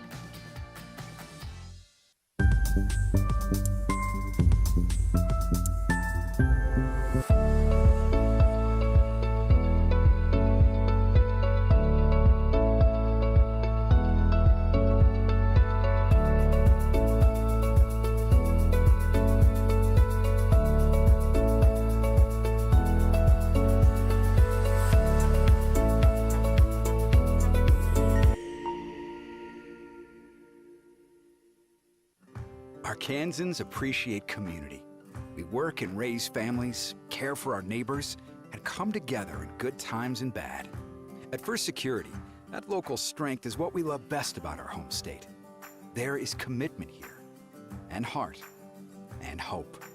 Thank you to everyone who is standing together, learning from one another, and making Arkansas a place we all love to call home. We're proud to be your community bank.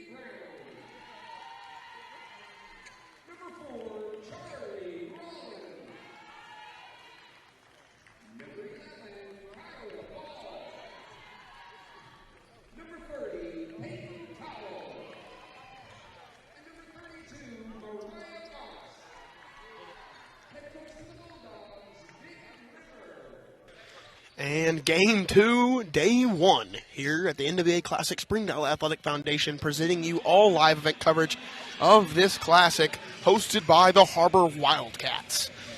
As we get into the action, you saw the starting lineups. Sanaya Coachman, the sophomore guard for the Fayetteville Bulldogs, will not be playing today. She is not suited up. Very, very good player for the Bulldogs that they will not have at their disposal tonight. Coach Rimmer, a very experienced coach with 600-plus wins in his repertoire as we get into Game 2, as Peyton Cottle is up to tip. Cottle, a freshman for the Bulldogs, as Whitney Brown now with the ball, trying to get inside to Moss. Cannot. Tipped back to Brown, trying to get it back to Moss. Cannot. To the corner. Rollins, no good. And rebounded by Moss, as she'll get the right hook, no good as well. And rebounded by the freshman 6'1" post player, Jada Davis for Tulsa Union. Now to the top of the key, going inside, trying to weave for two, but cannot get it inside now for Tulsa Union. Tried for the timeout, but instead they get 2 points. That's Esme Smith with the 2 points for Union.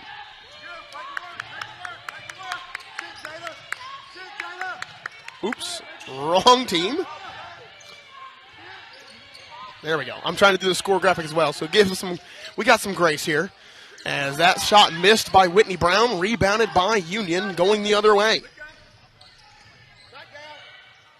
Three-pointer up, no good. Rebounded by Union, another offensive rebound. As a pull-up mid-ranger, a long three.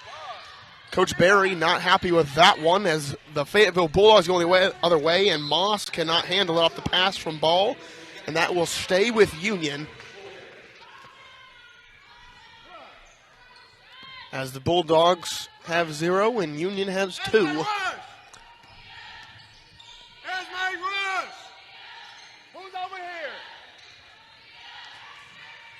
Looking for something as Davis, but instead keeps the ball.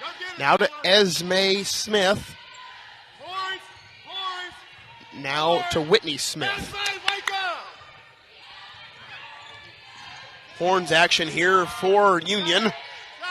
Esme Smith with the long three, cannot get it to fall with Ball is the Ball. Not trying to rhyme as much as I am, I promise. Ball inside, got a push in the back, doesn't get the foul call, but gets the two-pointer to fall. And Kyra Ball scores there for the Fayetteville Bulldogs. Inside for Esme Smith, could not get it. Rollins with the ball. Now Brown sends it up to Cottle, and the layup up and in for Peyton Cottle, the freshman for the Fayetteville Bulldogs. And 4-3 now our score, or 4-2 I should say, as the Fayetteville Bulldogs leading here early in the first quarter. 30-second timeout. We'll stay right here in Wildcat Arena, the NWA Classic hosted by the Wildcats this year. Will be hosted by the Bentonville Tigers next year. And you look at all 6 of these teams that are here. You've got the Wildcats, the Bulldogs, and the Tigers. That's the 3 6A West teams. And then you've got North Little Rock, Tulsa Union, and Greenwood. All 6 programs highly respected among the state as some of the best girls basketball programs. Tulsa Union, obviously from Oklahoma, they're very highly respected over in Oklahoma as well. But, these teams are nothing to scuff at. I can say that. They are some good teams, and we'll have some really good basketball here in the coming days. As that's McSwain. Now Davis with the 3, the 6'1" freshman hits the 3-point basket. I thought she was a post player for a second, but looks like a guard. And she shows it with the 3-point basket. And a steal by Union as they are looking to push. No numbers now. McSwain. Over to Davis. Fakes the 3, now going inside, back out to McSwain. A 5-out offense here for Union right now. Horns action. 3 off the bench for Coach Rimmer and the Bulldogs. Set to check in at the next dead ball. 3-pointer up, no good by Smith, and Brown with the rebound. Not looking to push as fast, but never mind. Cottle inside, tries to get the nifty-diffy layup and can't get it, and that will go the other way. 3 substitutions here for the Bulldogs.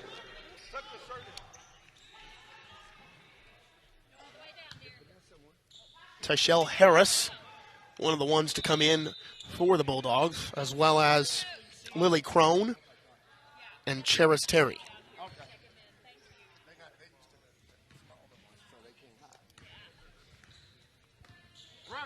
As McSwain will bring the ball across for Union. Leading by 1 is Tulsa Union. Over to Smith. Looking for the back door. Micah, a post, Micah. Down screen, Micah. Davis.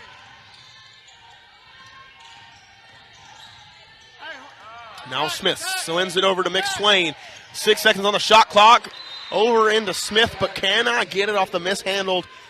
Was looking like a free layup. You make it simple, we got a layup. As you can hear, Coach Barry for Tulsa Union to the left of me. That's the advantage of being on court. You get it all. Get the whole experience as Whitney Brown sends it over, tipped away by Esme Smith. In transition, 2 points, and in for Tulsa Union. And the timeout called by Coach Rimmer and the Fayetteville Bulldogs as Union has the early lead 7-4. We'll take a quick timeout break with them as we set into our sponsors. We'll be right back here on Springdale Athletic Foundation Television.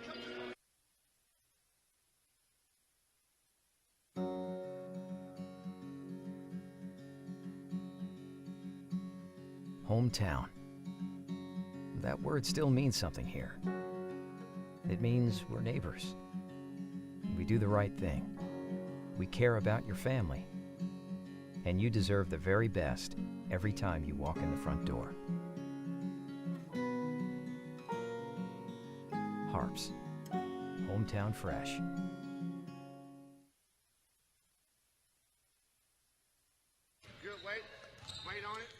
Bringing the ball up are the Bulldogs. Trap defense in the full court and stolen away by Smith. And missed layup, but McSwain there to put it back in. 9-4. As a good press defense right now for Union as they almost get another steal. Inside for 2 is Tyshell Harris and the Bulldogs as they answer back after the press of Union. 9-6 our score as a traveling violation called on McSwain. Substitutions here for both teams now.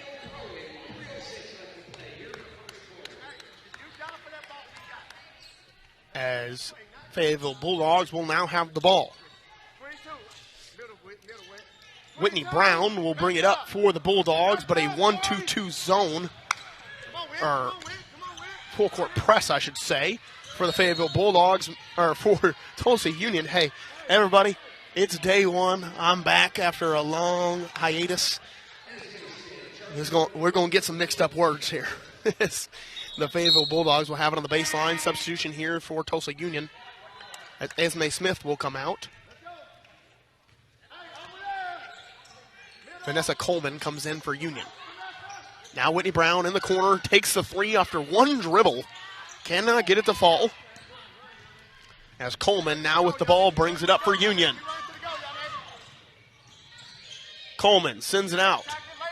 Smith. The attempted shot right there for Edwards. Could not get it to fall. As Crone brings it up.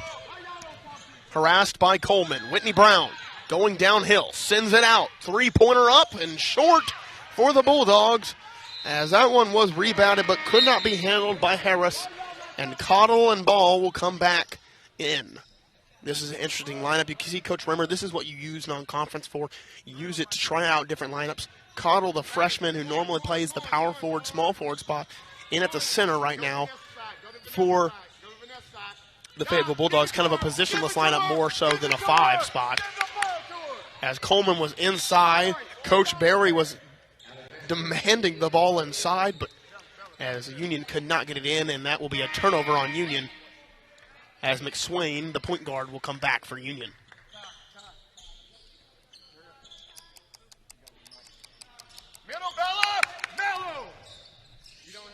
Cottle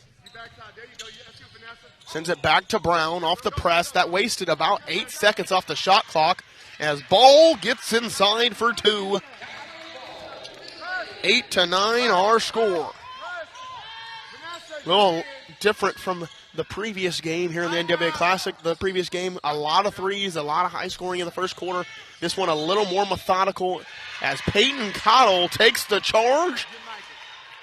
That one will be assessed to Demaria Daniels.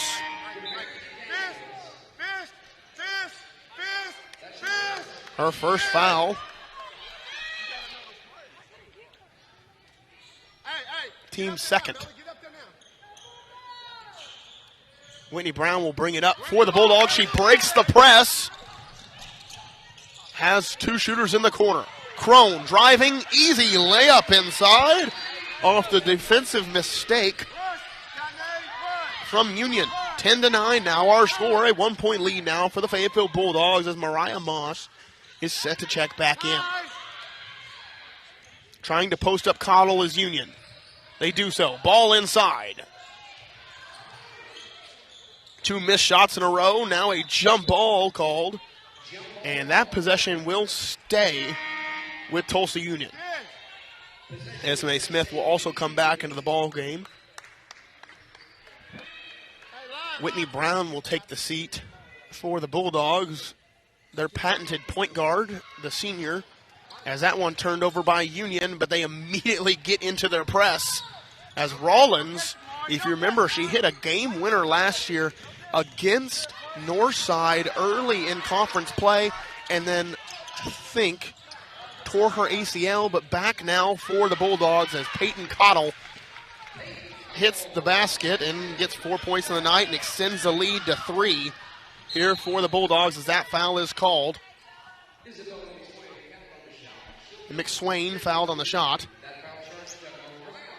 Mariah Moss will pick up the foul as McSwain is sent to the line.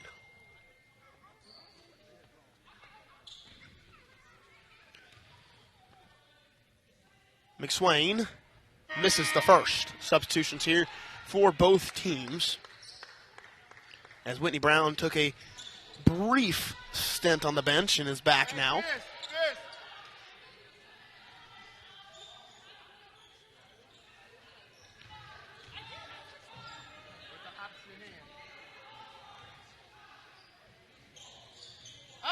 As that one made by McSwain, making a 2-point lead now for the Fayetteville Bulldogs.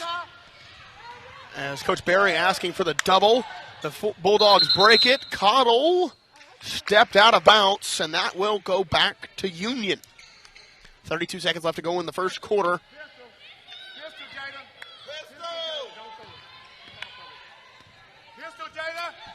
McSwain with the ball. 26 seconds left for Union. McSwain with the runner. Doesn't get it to fall.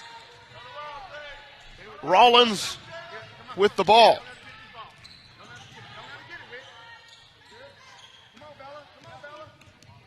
Rollins being guarded by Union closely. That was Taylor guarding Rollins. Rollins fakes it. Sidestep three. No good. Rebounded, though. No good on the second attempt. And the clock expired before the third attempt for the Bulldogs, and that will be the end of the first quarter. 12-10 our score. Mariah Moss will come back in for the Bulldogs to start the second, as we will take a quick commercial break. Second quarter action coming up here on Springdale Athletic Foundation Television, bringing you the NWA Classic. Ozarks Go from Ozarks Electric Cooperative is leading the fiber revolution, connecting the divide with high-speed broadband access to close that gap. From cloud to cloud, post to post, from downtown to way out of town, to connect our customers to a world of blazing speed and access to absolutely everywhere. It's our customers connected.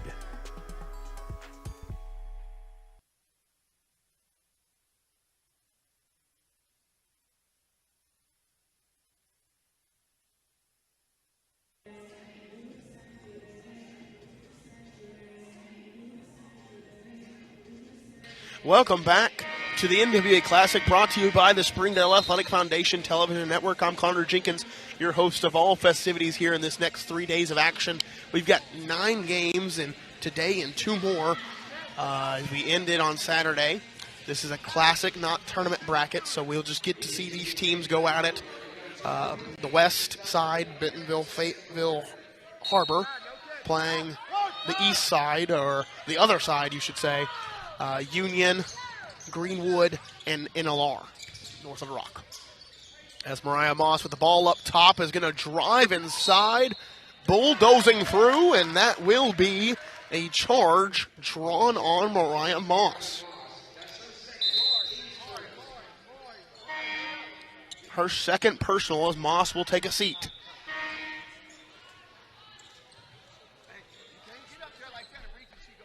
Taylor comes out of the ball game for Union. And McSwain will bring it up. 7:45 left to go in the second quarter. 12-10 our score. Davis with the ball. Gives it up. Smith. Deep three from Smith. No good. Rebounded by Esme Smith. Another rebound, and that will be a shot, or a shooting foul, I should say. That one called on Kyra Ball. Her first personal. As Esme Smith will go to the line shooting 2. Tulsa Union 4-1 overall in the season coming into this ball game as Esme Smith hits her first free throw of the night.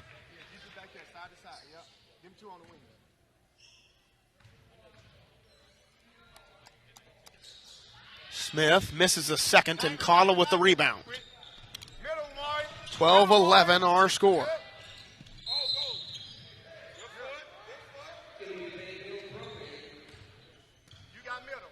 As Fayetteville will retain possession, Whitney Bryan will bring it up. 27 seconds on the shot clock now. That press has done a good job of wasting time off the shot clock. A lot of people don't really think about that.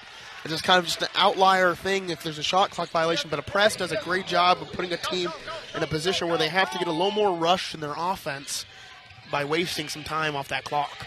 As Cottle hit that shot, making it a 3-point lead, I should say. 14-11 for the Bulldogs. Horns action for Union. McSwain. Bulldog falls on the ground. McSwain with the 3-point basket. 6 points on the night for McSwain. She ties up the ball game 14-14. The point guard has done a great job tonight for Union so far. Whitney Brown dribbling into the traffic, sends it to the corner to Crone. 3 up from the corner, no good. Rebounded by Smith. She'll bring it up. No one stopped the ball until now. Kyra Ball matches up with Whitney Smith. Doubles. Go to the other side. Go by right. Double screen up top. Look in there. Now to Davis. Go by, Jalen. Had a gap. Coach Berry wanted her to take it, could not. And now Esme Smith going inside, looking for Davis. The freshman post player, as McSwain has to shoot it with 1 second. And that will be a shot clock violation called on Tulsa Union. As I just said maybe 2 minutes ago, how rare a shot clock violation is, as that one is called. As the 2-2-1 press staying true for Tulsa Union. Again, the Bulldogs breaking it, but Davis knocks it out, and the Bulldogs will have baseline out of bounds with 5:40 left to go in the second quarter. 14-14 our score. Our score graphic says first quarter. I should change that. There we go. Cottle up and in. The freshman has been assertive here so far. 8 points in the ball game for Cottle as she wants the lead and takes it. 16-14. Now Davis. McSwain rejects the double screen, goes inside, tries to send it to the corner, but the length of the Bulldogs prevents that from happening.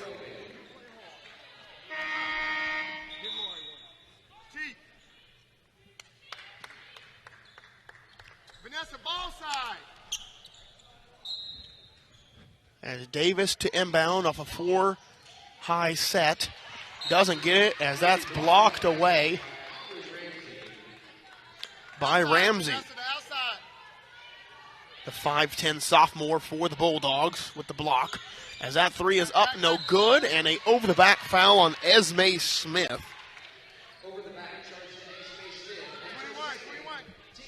16-14 our score, a 2-point lead here in the second quarter for the Fayetteville Bulldogs.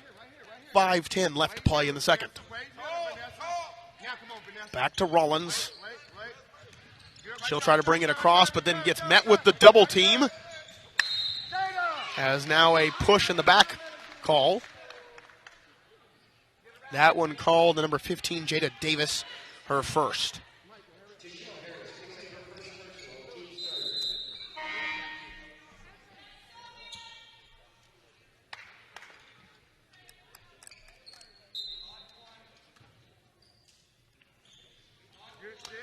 Whitney Brown now with the ball, guarded by McSwain. Very tight defense, and that's what happens when you play that tight of a defense. Sometimes you get the little ticky-tacks because you are so close. Cottle gets it inside. Now Whitney Brown going inside, carving through the defense, inside for 2. Doesn't get it, but she gets the rebound. Whitney Brown everywhere here for the Fayetteville Bulldogs. Cottle fakes the 3, pull-up jumper, rims out. And now the ball on the floor again. Crone gets on it, but Union has the ball. Davis. Reverse it. McSwain.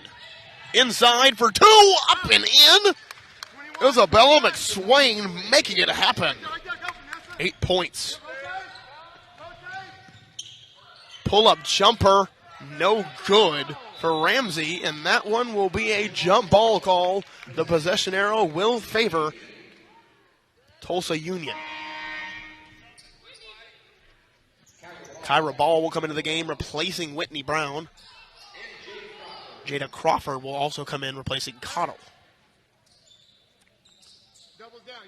16-16, 4:11 left to go in our second quarter as we have a tie ball game in day 1, game 2 of the NWA Classic. McSwain coming off the horns action. Coleman. A lot of double screens being set by Union. That one ball tapped around, and now a foul called as Smith drove in, and that was a defense for offense substitution by the Fayetteville Bulldogs. You see Cottle and Whitney Brown coming immediately back in. Kyra Ball picked up that foul, her second. Whitney Smith misses the first. Cottle comes back into the ball game, as well as Whitney Brown.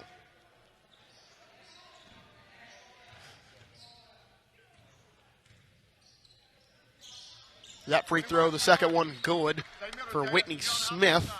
17-16 now our score. Tulsa Union leading by 1 here in the second quarter with 3:40 left to play in the half. Whitney Brown off the foot of McSwain, and that will stay a Fayetteville Bulldog ball. Cottle to inbound. Gets it inside to Brown. Point guard extraordinaire for this Fayetteville Bulldog team. Gets them set up and everything. Can score the ball herself as well as inside to Ramsey. The and one opportunity for the Fayetteville Bulldogs.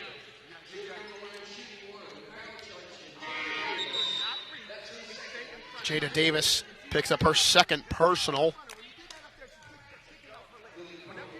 Crone back into the game, as well as Davis will take a seat. Woodard will come into the game for Davis. And the and one play complete by Ramsey. 19-17 now our score. McSwain inside, floater up and short. Cottle with the ball. Numbers not in favor of the Bulldogs as they will pull the ball out. Whitney Brown trying to go back into the action, though, puts that shot up and doesn't go. Union coming the other way. 3-on-2 action. Inside for 2 and in. That was Jemiah Woodard with the 2-point basket. 19-19 now our score. Still here in the first half with 2:50 left to play. The double team on Brown. She throws it off of McSwain's foot. The heads-up play by the senior guard for the Fayetteville Bulldogs.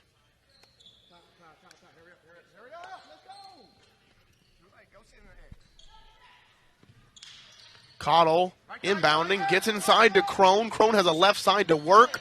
Throws it up, could not get it. Brown with a rebound, throws it up, could not get that one. And Union now has the ball. Coleman in the full court. Smith inside for 2, no good. And right now, both teams not having the best of luck finishing the ball at the rim. Stolen away by McSwain from Rollins. The 2 up and in. McSwain with 10 early points. And a timeout called by Coach Rimmer and the Fayetteville Bulldogs as they are down by 2. 21-19 here in the second quarter. 2:19 left to play when we come back after this quick commercial break here on Springdale Athletic Foundation Television.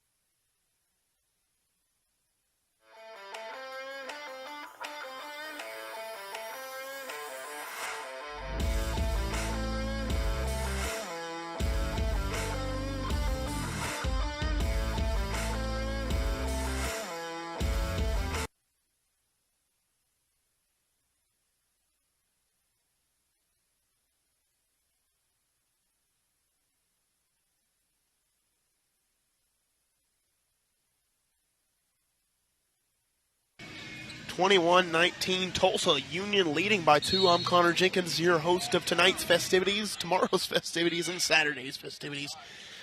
I'm here all week. As 2:15 left to play in the second quarter, 21-19 as the Fayetteville Bulldogs have the ball, trailing by 2. Brown guarded by Taylor. Inside, kind of got pushed, no call.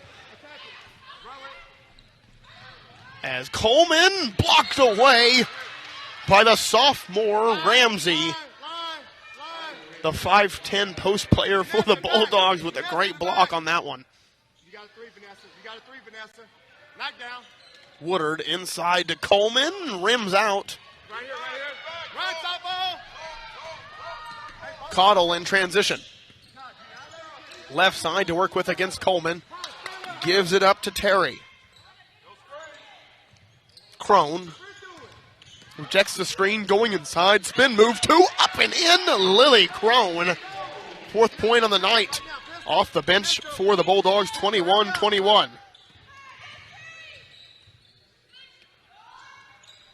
Post it, Maya. Post it, Maya. Post it, Maya. Going inside is Taylor, sending it back out to Davis. Davis outside to Smith. Deep 3 from Smith, rims out. As Whitney Brown in transition throws it ahead of herself and blocked away by Whitney Smith. A Whitney on Whitney matchup right there. Mariah Moss, the post player for the Bulldogs, comes back in.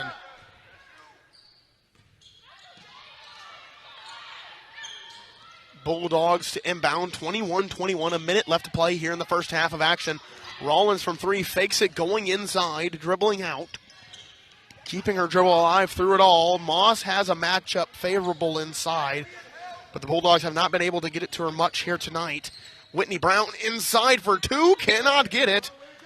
And Tulsa Union going the other way with 40 seconds. Tied ball game. Whitney Smith inside, blocked away by Peyton Caudill. And the Fayetteville Bulldogs will go the other way. Rollins. Outside to Crone. Wide open 3. A lot of daylight on that one. Mariah Moss with the rebound. Stolen away by Woodard. And in transition, one-on-one basically, is Smith. Up and in, and she gets it to fall. Whitney Smith with her 4th point and gets the lead for Tulsa Union with 4 seconds left. Brown inside for 2. Cannot get it to fall. And that is the first half of action. 23-21. Tulsa Union gets the lead late in the first half. But a lead is a lead. Going into halftime, the momentum should be on their side entering the third quarter. But what can Coach Rimmer draw up for the Fayetteville Bulldogs to get momentum back? We shall see here on the NWA Classic on Springdale Athletic Foundation television. This is day 1, game 2, and we've got a lot more in store for you. We'll be right back.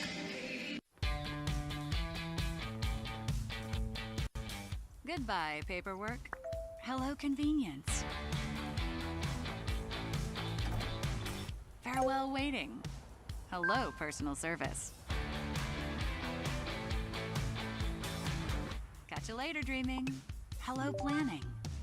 Buy your dream home, connect with a personal banker, and easily schedule an appointment with digital tools from Arvest Bank. Goodbye limits, hello possibilities. Thank you for supporting the Fuel and Feet program. I'm Cassie Lloyd, the head volleyball coach at Harbor High School, and without your help, this program would not be possible. I support the Springdale Athletic Foundation because they care about our student athletes. My name is Brandy Davis, girls basketball coach at Central Junior High. Thank you for donating to the Fuel and Feet program. I support the Springdale Athletic Foundation because they care about our student athletes. The Fuel and Feed program raises money to help pay for pregame and postgame meals for kids and coaches. In addition, we raise funds to buy athletic footwear for students to compete in. I am Donald Tucker, president of the Springdale Athletic Foundation. Please take this time to help our students and coaches. Visit the link on the screen to donate now. Thank you for your support. Thank you for your generosity. Joe and Larry here with Sam's Furniture. We just wanted to thank you for your business and to let you know that your purchase helps serve so many people. That's right. The culture here at Sam's is to love and serve others in our community and around the globe. So when you buy at Sam's, part of your purchase goes to support one of the many organizations we partner with. You enable us to invest in our children, teachers, veterans, development in Africa, and distributing wheelchairs to those in need around the world. You are a part of this.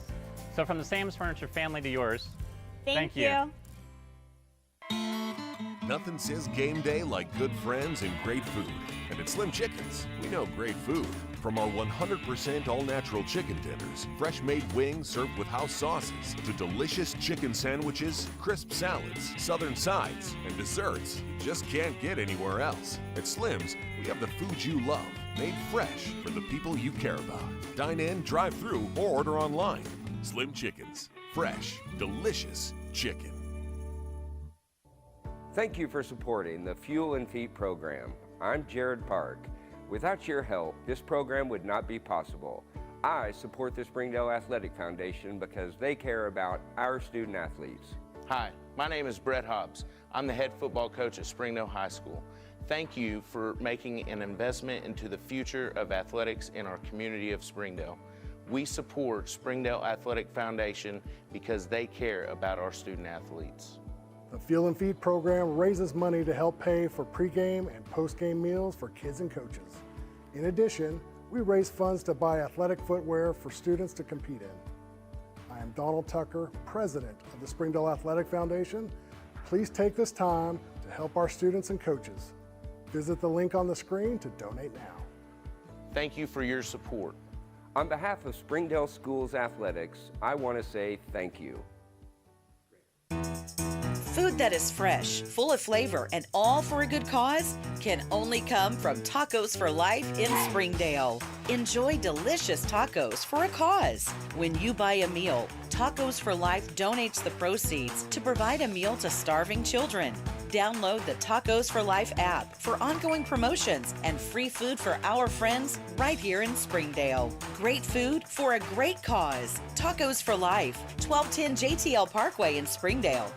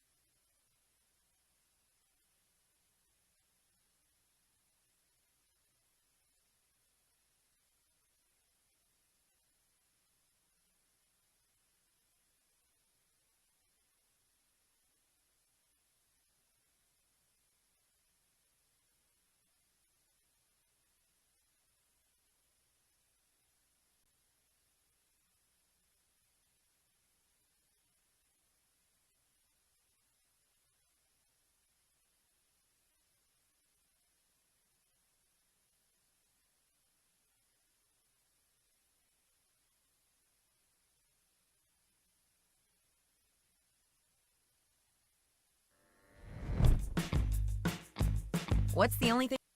Hi, this is Donald Tucker, the voice of the Harbor Wildcats. Are you looking for a new career? Would you like to become a professional truck driver? The CDL Training School in Taneytown, Arkansas is open and accepting new students. You can earn your CDL in just 3 short weeks with employment after you finish school, and PAM Transport will cover your tuition. You will train in the same equipment that you will drive once you earn your CDL.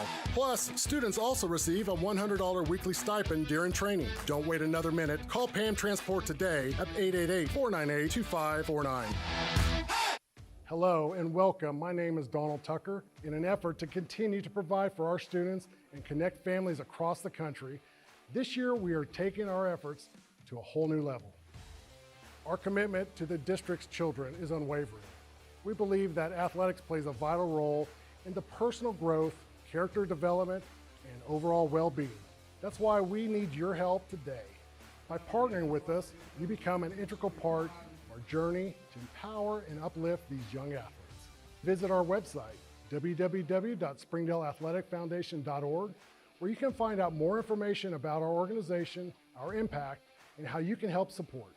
So I invite you to stand with us, partner with the Springdale Athletic Foundation, and be a part of something truly special.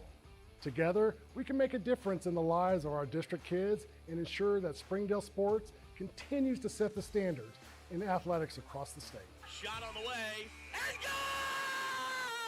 good!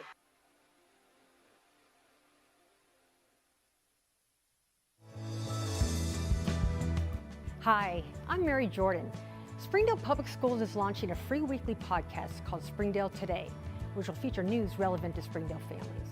Springdale Today will feature educational news, district staff and students, as well as influential members of the Springdale community. I hope you'll join us as the free Springdale Today podcast premieres Wednesday, September 11th at noon on YouTube and your favorite podcast app. I look forward to chatting with you more about what's happening in Springdale today. I'm Jason Jones, principal at Springdale High School.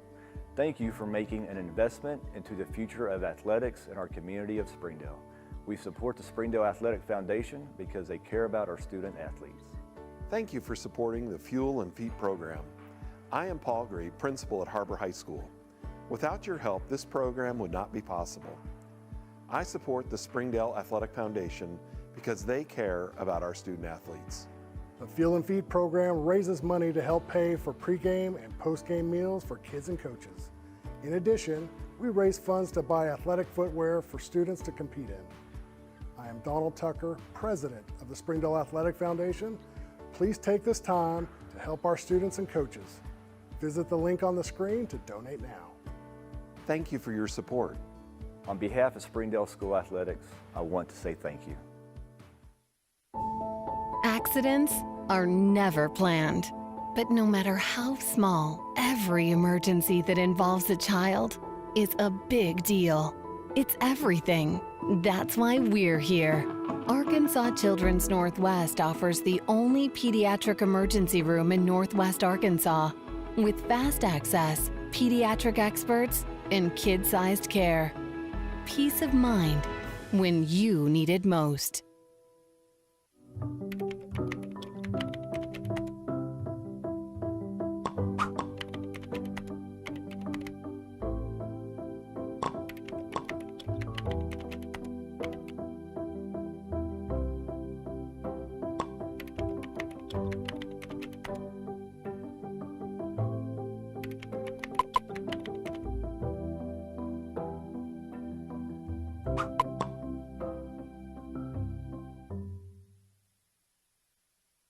Try the 3-and-3 meal at Slim Chickens. 3 hand-breaded chicken tenders paired with 3 perfectly fried wings, shaken in your choice of house flavors. Served with fries, Texas toast, and a medium drink. Slim Chickens. Fresh, delicious chicken.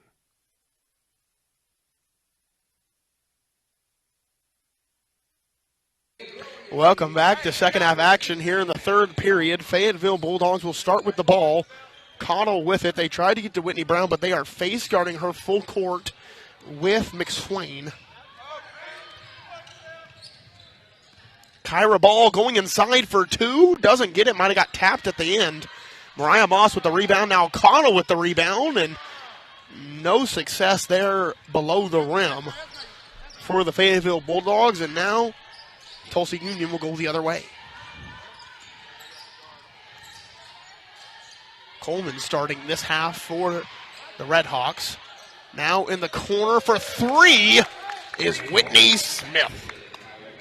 7th point of the night, and now extends the lead to 5 for Union.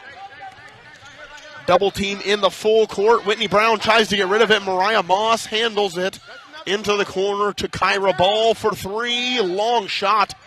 Mariah Moss inside, couldn't get the 2, gets the ball back and in. Mariah Moss will not be deterred down low and gets her first bucket of the night. 23-26.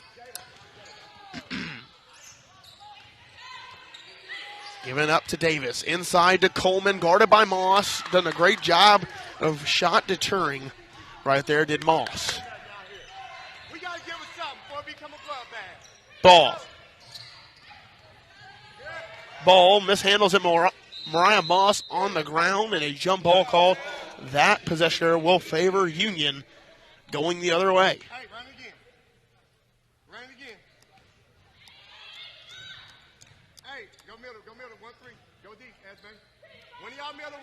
McSwain back to Coleman. Now the Bulldogs are doing a 2-1-2 press. They didn't press much in the first half. Now with the second half pressure. Some communication down below. 6:28 on the game clock is the discussion, so it's at 6:24 right now, trying to reset it back to that.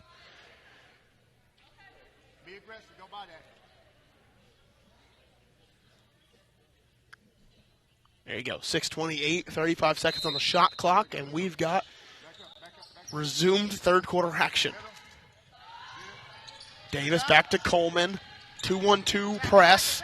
McSwain, pull up, jumper, doesn't get it to fall, rims out, and that one out of bounds on Esme Smith. It will go Bulldog way.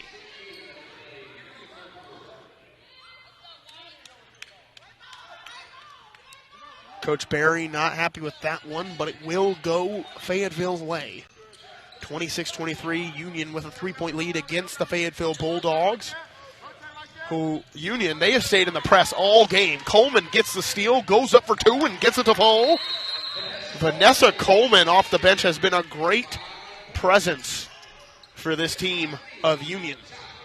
As a timeout called by the Fayetteville Bulldogs. That'll be a full timeout. We'll take a full timeout with them. We'll be right back here on Springdale Athletic Foundation Television, bringing you the NWA Classic. I'm Don Strubing. It's because of the generosity of people like you we are able to fully support the Fuel and Feed program. For this, we thank you and appreciate your help. I support Springdale Athletic Foundation because they care about our student athletes. My name is Zach Arns. I'm voice of the Springdale Bulldogs. Thank you for donating to the Fuel and Feed program. I support the Springdale Athletic Foundation because they care about our student athletes. The Fuel and Feed program raises money to help pay for pregame and postgame meals for kids and coaches. In addition, we raise funds to buy athletic footwear for students to compete in. I am Donald Tucker, president of the Springdale Athletic Foundation. Please take this time to help our students and coaches. Visit the link on the screen to donate now. On behalf of Springdale Schools Athletics, I want to say thank you. Thank you for your support. Welcome back, 28-23, a 5-point lead for Tulsa Union here against the Fayetteville Bulldogs of the 6A West in the NWA Classic Day 1, Game 2, as Rollins bringing it up against Jada Davis, who has done a great job. Almost 10 seconds now wasted off the shot clock, just off the press.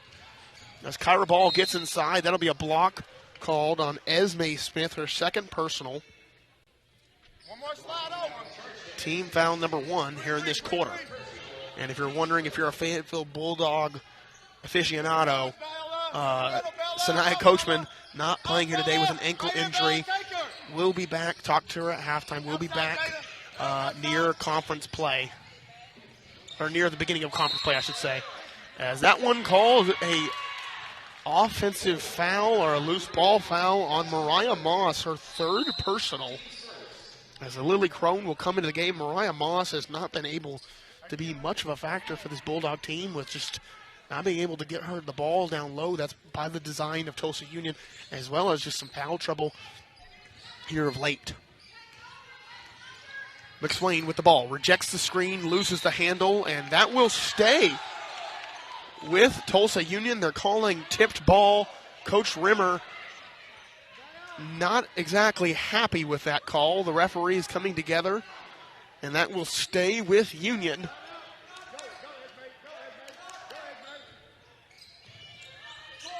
Coleman inside against Crone. Up straight is Crone. And there you go. That'll go the other way. Good defense by Lily Crone for the Fayetteville Bulldogs against Coleman. Cottle. Kyra Ball breaking down Esme Smith. Sends it to the corner. Now Whitney Brownlow. One more pass. No good. Jada Davis the 6'1 freshman. That ball tipped out and will stay with Tulsa Union.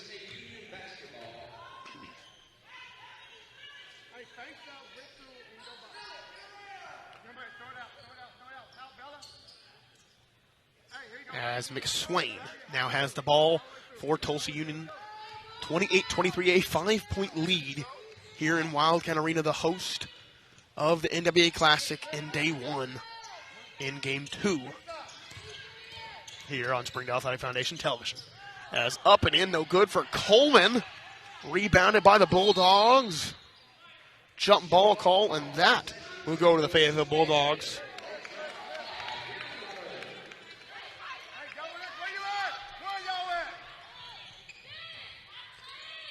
Ball gets inside to Cottle. Cottle listed at the forward position, but has really played everything. She's played center. She's played point guard.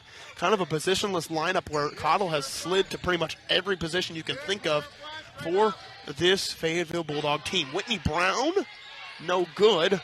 Rebounded by Esme Smith. Another jump ball called. That time will favor Tulsa Union, going the other way.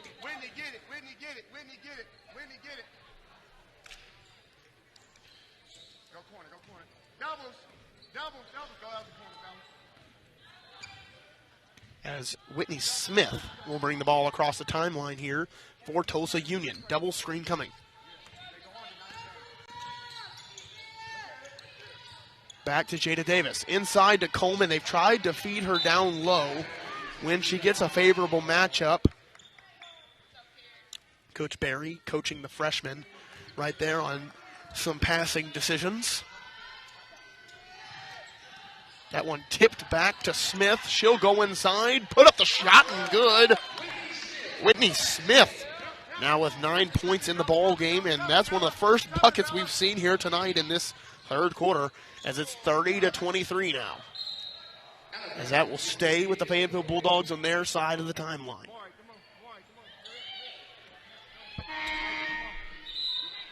Demaria Daniels will come in for Union, as well as Micah Davis, sister of Jada Davis, as they kind of switch off.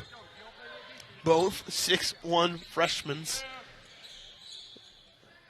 are Micah and Jada Davis. Whitney Brown going inside, putting up 2, a very strong finish for Whitney Brown. She gets her first points of the night on that layup. 25-30 our score. Going inside, Coleman could not get it to fall. Going the other way are the Bulldogs. Terry going inside and fouled on the play.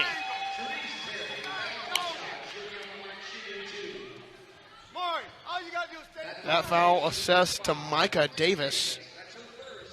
Her first personal, team second here in the third quarter. 3:11 left to go in the third. 30-25 as Terry looking to cut into the lead of Union, as she will miss the first.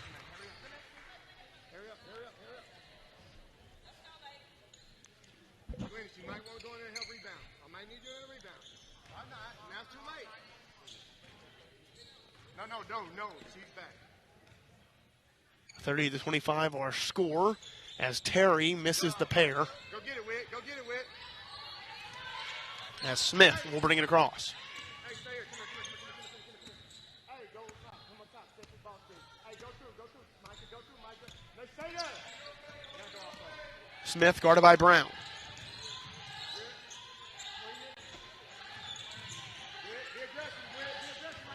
Whitney Smith going inside, and that one, jump ball call. Possession arrow favors the Fayetteville Bulldogs. Whitney Brown forcing the jump ball with some great defense.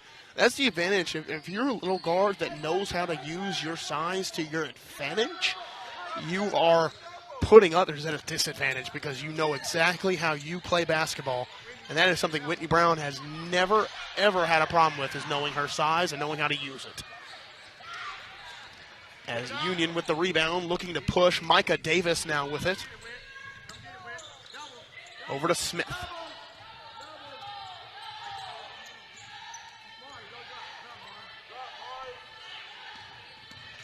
Smith looking to turn the corner, going inside, stopped by Brown, out to Davis, back inside to Edwards.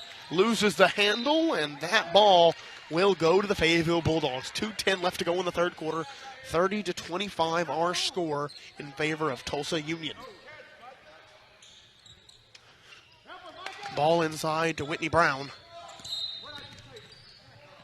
That foul on Demaria Daniels, I should say.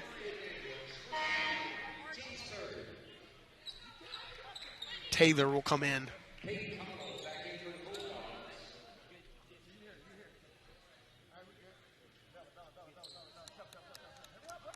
McSwain will also come into the game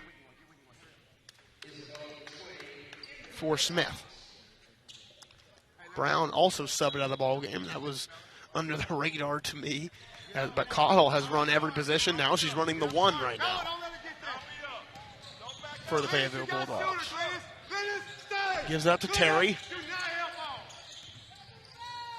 Coach Barry saying to not help off of Rollins, who is the known shooting threat for the Fayetteville Bulldogs. That one chopped down on the arm of Cottle. That foul assessed to Isabella McSwain, her second personal. As now Cottle will go to the line, and Whitney Brown already back at the scores table. As how Coach Rimmer really subbed her today. He's given her quick stints of breaks and right back in. No more than maybe 10 seconds of gameplay each time. As Terry will come out. Cottle at the free throw line.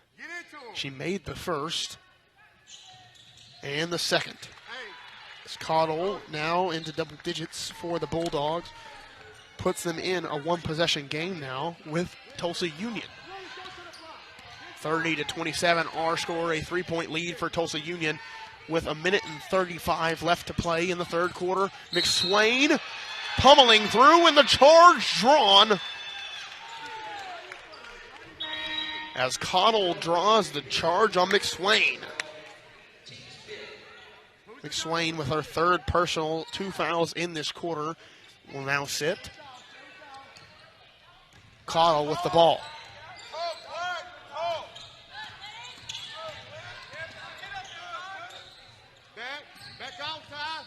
Brown inside, weaving in for 2. No foul is called. Out of bounds will be called. Going to Union.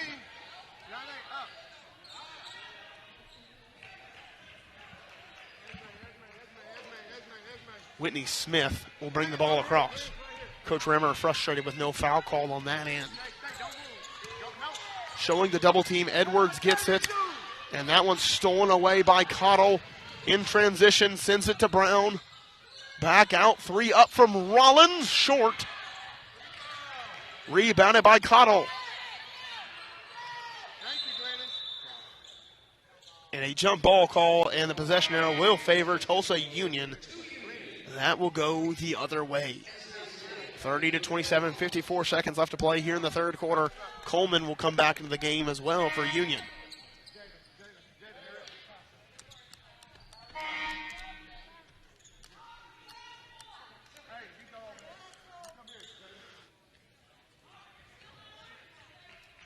Whitney Smith will bring the ball across for Tulsa Union. 50 seconds left to play in the third. Screen by Coleman. 3 up for Esme Smith. No good. Rebounded by Lily Crone. And the Bulldogs going the other way.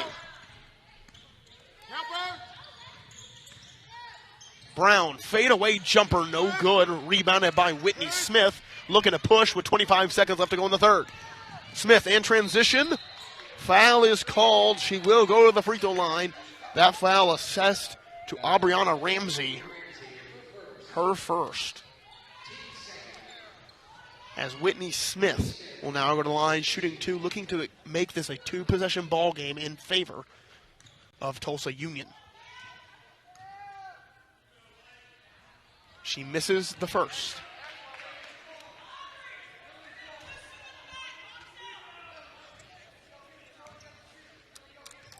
Smith to shoot the second.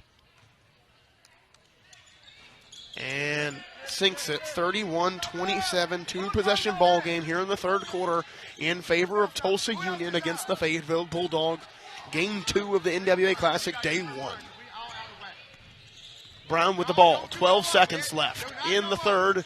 Bulldogs looking like they're saving for the last shot.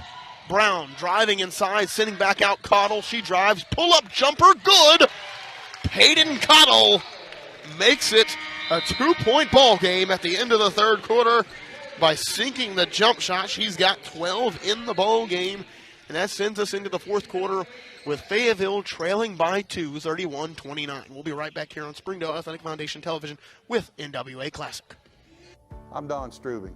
It's because of the generosity of people like you we are able to fully support the Fuel and Feed program. For this, we thank you and appreciate your help. I support Springdale Athletic Foundation because they care about our student athletes. My name is Zach Arns, a voice of the Springdale Bulldogs. Thank you for donating to the Fuel and Feed program. I support the Springdale Athletic Foundation because they care about our student athletes. The Fuel and Feed program raises money to help pay for pregame and postgame meals for kids and coaches. In addition, we raise funds to buy athletic footwear for students to compete in. I am Donald Tucker, president of the Springdale Athletic Foundation. Please take this time to help our students and coaches. Visit the link on the screen to donate now. On behalf of Springdale Schools Athletics, I want to say thank you. Thank you for your support.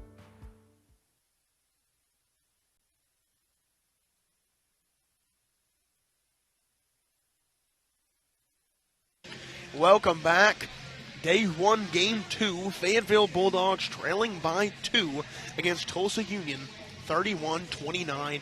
A fresh 8 on the fourth quarter clock, and we are ready to rumble here in Wildcat Arena in the NWA Classic. Springdale Athletic Foundation is proud to bring you this. I'm Connor Jenkins, your host, or commentator, if you want to be lame about it, for Springdale Athletic Foundation. Rollins, wide open jumper. Rebounded by Crone, tipped away by Union. Now in the full court, Whitney Smith racing ahead of everybody else, misses it though. Esme Smith with the rebound, puts it back up and in, and one for Esme Smith. Looking to convert at the line for the three-point old-fashioned play.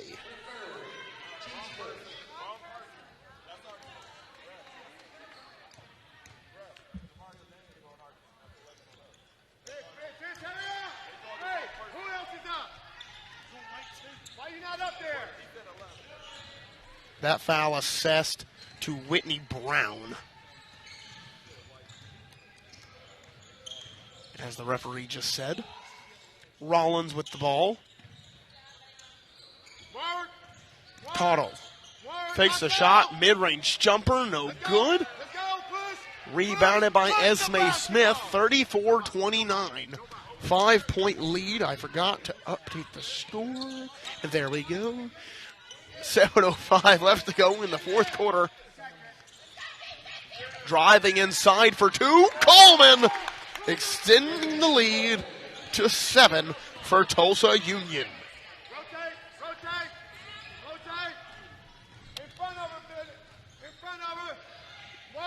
Tipped away, but Rollins maintains. Jump ball call, and possession arrow will favor Tulsa Union.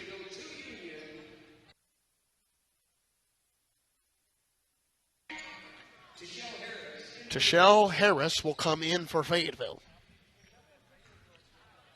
6:42 left to go in the fourth quarter.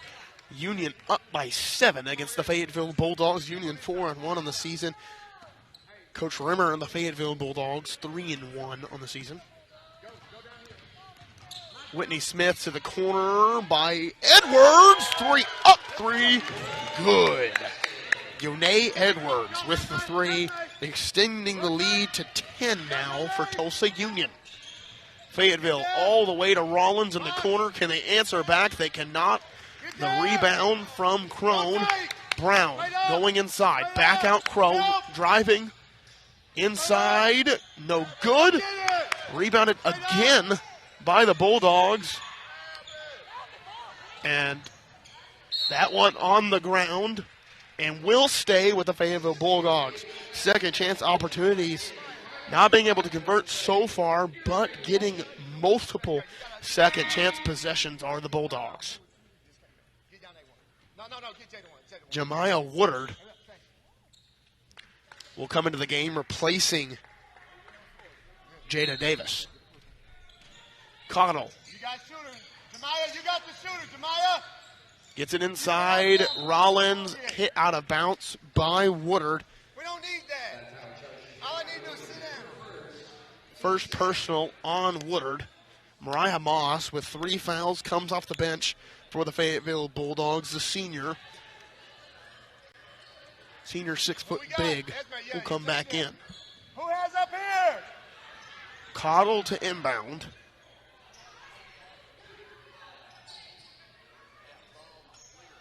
Watch the screen. Vanessa, watch the screen. Back up. Vanessa, Cottle looking for Rollins, gets it inside to her, buried inside. Moss had Union, but gets a rebound, puts it back up, can't get it to fall. Crone back out, Cottle. 3 up, 3, good! Peyton Cottle. 15 points on the night for Cottle, her first points here in this quarter as she makes it a 7-point ball game once again. 32-39, 3 up by Esme Smith, no good. Rebounded by no one, hit out of bounds by Fayetteville, and that will stay with Tulsa Union.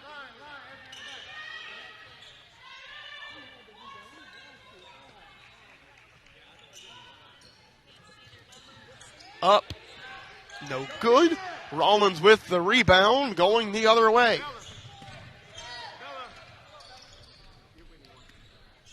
McSwain set to come back in for Union, as well as Davis. Inside, Cottle could have had it, but mishandled the ball, and that will go back to Union, who has the 7-point lead at the moment.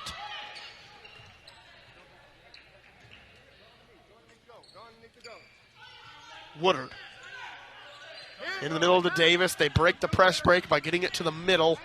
Coleman loses the handle. Davis back out. Inside, Esme Smith. With 10 now in the ball game is Esme Smith, 41-32.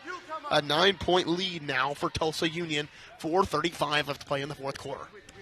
Whitney Brown bringing it across against McSwain, who has 3 fouls. Brown going inside. Pull-up jumper, rims out. And that's kind of been the ball game so far for both teams. A lot of point blanks rimming out. And that'll be another jump ball call. Possession arrow favoring the Fayetteville Bulldogs. That will stay on their end.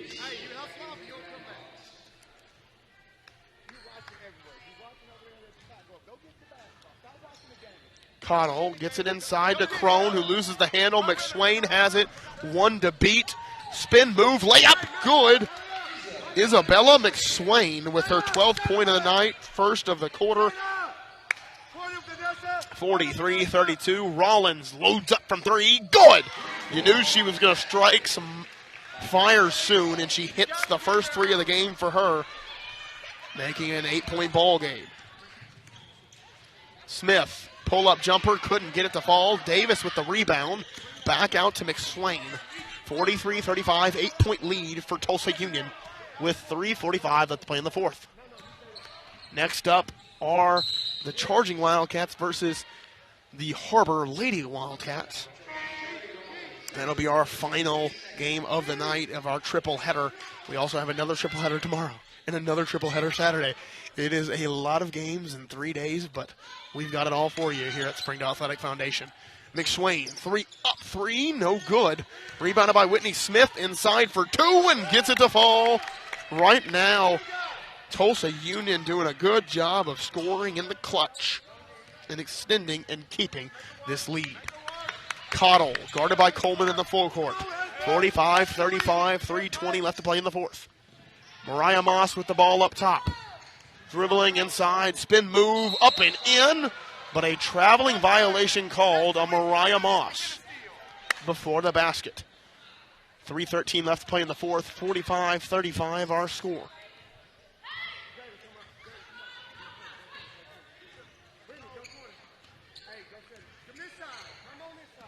McSwain with the ball. 3 minutes left to play in the fourth quarter. 10-point lead for Union. Double team sent by Fayetteville. Now to Davis, backside to Coleman. Blocked away by Ramsey. Whitney Brown under duress brings it across. Ramsey tries to get it inside, but the rotation good by Union and tipped out of bounds as Crone will come into the ball game replacing Mariah Moss. Coach Barry happy with the hustle for Tulsa Union. 23, listen, you got to get out here on this. Where's the shooter at? Talk to each other. Right? Yes, stay here. Know where she's at. Cottle to inbound.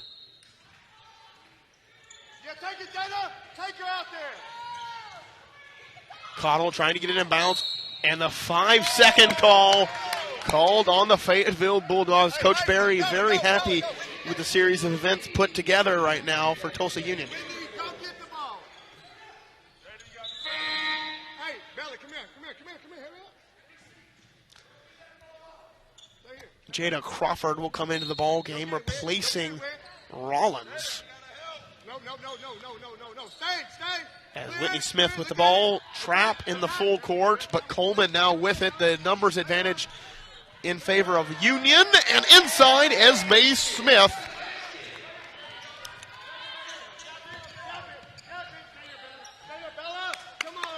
She got her 12th point a night, extends the lead to 12. Cottle trying to cut it back down. Davis with the rebound. Whitney Smith inside to Esme Smith, and fouled on the possession is Esme Smith. Fouled by Whitney Brown. Second personal on Whitney Brown. Team's third. Esme Smith will go to the line shooting 2. She's got 12 on the night so far. 13th points right there. Rollins will come back in, looking like a defense for offense. Substitution right now for Coach Rimmer.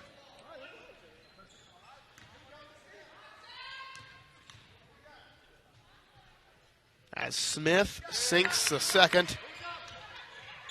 14th point of the night, extending the lead to now 14 for Tulsa Union. Here with 2:10 left to play in the fourth. Whitney Smith with the steal. Union has come to play, and they are winning at that. McSwain back. Nope, keeps it.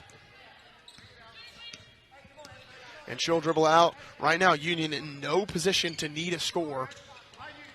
Up by 14. McSwain puts up the shot and in. It's been that night for her.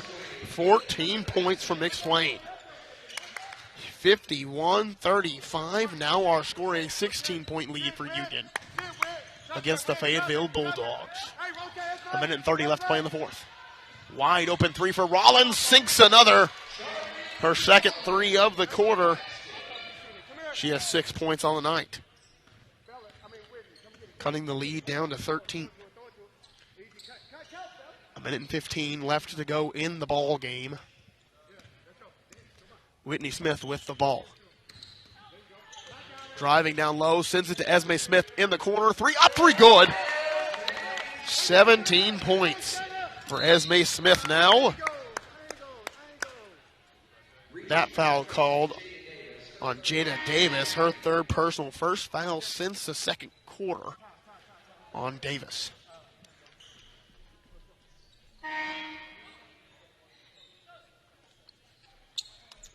Substitutions here for Union as well as Fayetteville.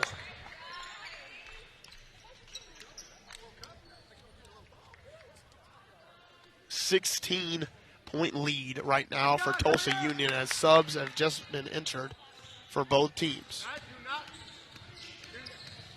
All you gotta do is sit. Do not. Terry. There you go. Don't read for it, Yane. Stay in front, Yane. Stay in front. Inside for 2. And the and one opportunity for Tyshell Harris.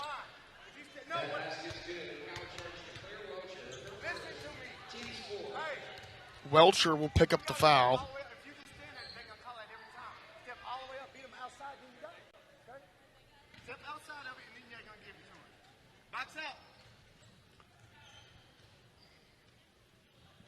That shot good for the old-fashioned three-point play. for Tyshell Harris.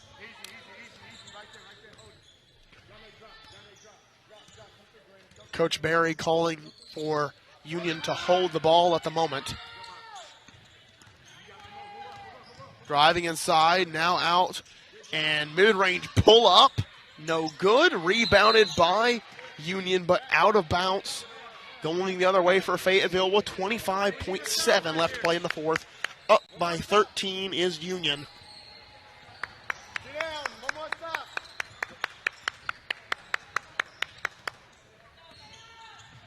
Up top is Terry, now gives it up to Miller. Ramsey driving inside, looking for two, short. Going up again and gets it to fall. Aubriana Ramsey with 5 points in the ball game. An 11-point win in the fourth quarter, as Union will take the win by 11 against the Fayetteville Bulldogs of the 6A West. That's our final here in Game 2 of Day 1 of the NWA Classic. We have Game 3 coming up here at 7 o'clock. Harbor versus North Little Rock, two very, very good teams in the 6A division. One from the West, one from the Central. It should be a really good matchup. We'll be right back with that after a commercial break, or a few commercial breaks, I should say. Springdale Athletic Foundation bringing you the NWA Classic. We'll be right back. Sometimes a dream car has nothing to do with horsepower or performance. My dream car is the one that gets me to my job every day. The one that lets me help a friend in need. I didn't think I had the credit. My credit score wasn't that good. But Car-Mart believed in me.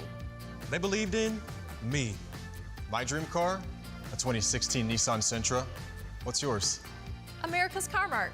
You keep the dream, and we'll keep you on the road.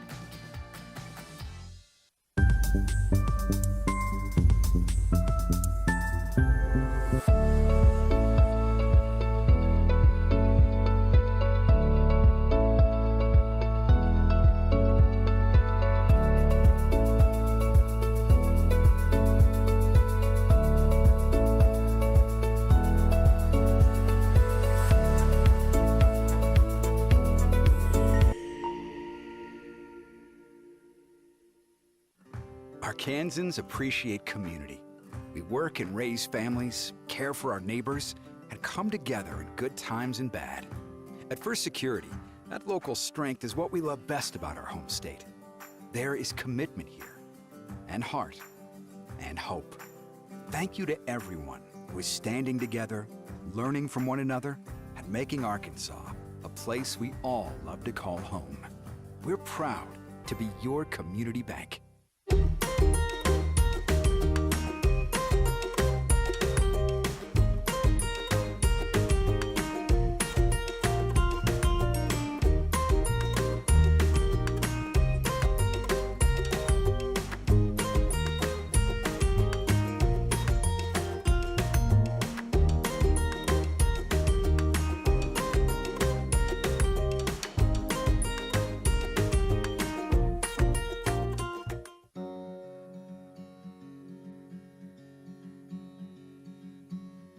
Hometown. That word still means something here. It means we're neighbors. We do the right thing. We care about your family. And you deserve the very best every time you walk in the front door. Harps. Hometown fresh.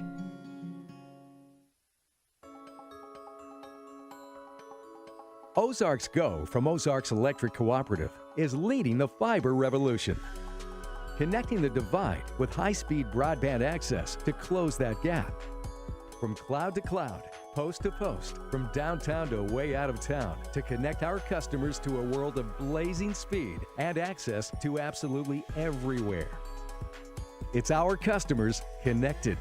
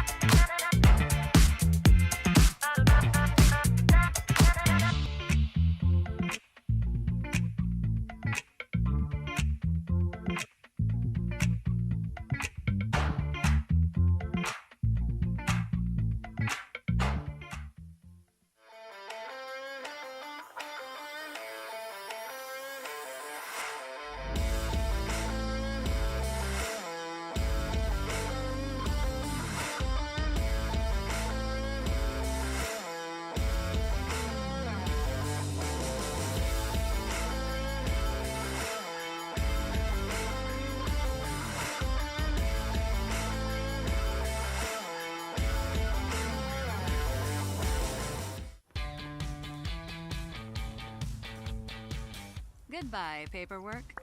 Hello, convenience. Farewell, waiting. Hello, personal service. Catch you later, dreaming. Hello, planning. Buy your dream home, connect with a personal banker, and easily schedule an appointment with digital tools from Arvest Bank. Goodbye limits, hello possibilities. Thank you for supporting the Fuel and Feet program. I'm Cassie Lloyd, the head volleyball coach at Harbor High School, and without your help, this program would not be possible. I support the Springdale Athletic Foundation because they care about our student athletes. My name is Brandy Davis, girls basketball coach at Central Junior High. Thank you for donating to the Fuel and Feet program. I support the Springdale Athletic Foundation because they care about our student athletes. The Fuel and Feed program raises money to help pay for pregame and postgame meals for kids and coaches. In addition, we raise funds to buy athletic footwear for students to compete in. I am Donald Tucker, president of the Springdale Athletic Foundation. Please take this time to help our students and coaches. Visit the link on the screen to donate now. Thank you for your support. Thank you for your generosity. Joe and Larry here with Sam's Furniture. We just wanted to thank you for your business and to let you know that your purchase helps serve so many people. That's right. The culture here at Sam's is to love and serve others in our community and around the globe. So when you buy at Sam's, part of your purchase goes to support one of the many organizations we partner with. You enable us to invest in our children, teachers, veterans, development in Africa, and distributing wheelchairs to those in need around the world. You are a part of this. So from the Sam's Furniture family to yours, thank you. Nothing says game day like good friends and great food. And at Slim Chickens, we know great food. From our 100% all-natural chicken tenders, fresh-made wings served with house sauces, to delicious chicken sandwiches, crisp salads, southern sides, and desserts you just can't get anywhere else. At Slim's, we have the food you love, made fresh for the people you care about. Dine in, drive through, or order online. Slim Chickens. Fresh, delicious chicken. Thank you for supporting the Fuel and Feet program. I'm Jared Park. Without your help, this program would not be possible. I support the Springdale Athletic Foundation because they care about our student athletes. Hi, my name is Brett Hobbs. I'm the head football coach at Springdale High School. Thank you for making an investment into the future of athletics in our community of Springdale. We support Springdale Athletic Foundation because they care about our student athletes. The Fuel and Feed program raises money to help pay for pregame and postgame meals for kids and coaches. In addition, we raise funds to buy athletic footwear for students to compete in. I am Donald Tucker, president of the Springdale Athletic Foundation. Please take this time to help our students and coaches. Visit the link on the screen to donate now. Thank you for your support. On behalf of Springdale Schools Athletics, I want to say thank you. Food that is fresh, full of flavor, and all for a good cause can only come from Tacos for Life in Springdale. Enjoy delicious tacos for a cause. When you buy a meal, Tacos for Life donates the proceeds to provide a meal to starving children. Download the Tacos for Life app for ongoing promotions and free food for our friends right here in Springdale. Great food for a great cause. Tacos for Life, 1210 JTL Parkway in Springdale. What's the only thing better than ordering your Whataburger favorites right on your phone? Earning free Whataburger while doing it. Download the Whataburger app to get started, just like you like it. During the Great Depression, nothing came easy. But with just 5 cents, an old truck, and a load of hay, John Tyson and his family found a way to deliver quality chicken to other hardworking people. Today, Tyson continues to find new ways to help put a chicken in every pot. Because people deserve farm-raised chicken of the highest quality. At Tyson, we remain committed to this simple promise: to always keep it real, to always keep it Tyson.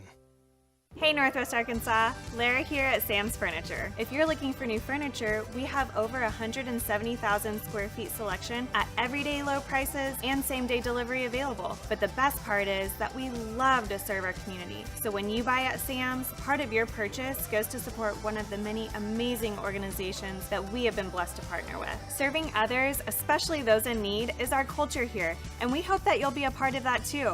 Arkansas's largest furniture destination, get it.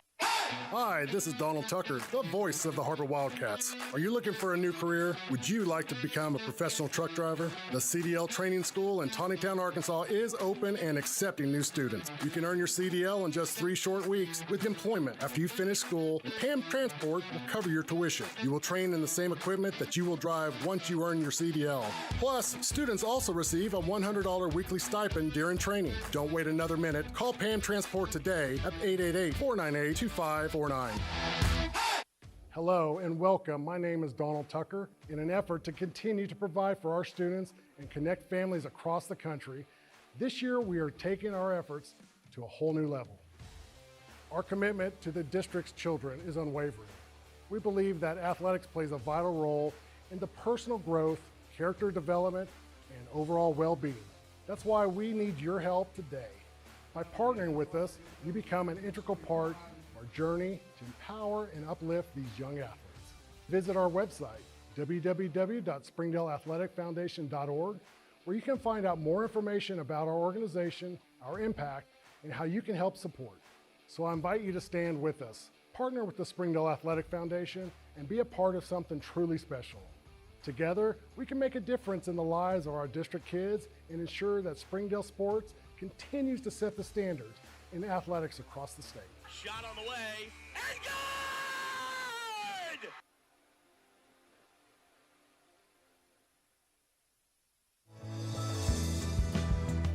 Hi, I'm Mary Jordan. Springdale Public Schools is launching a free weekly podcast called Springdale Today, which will feature news relevant to Springdale families.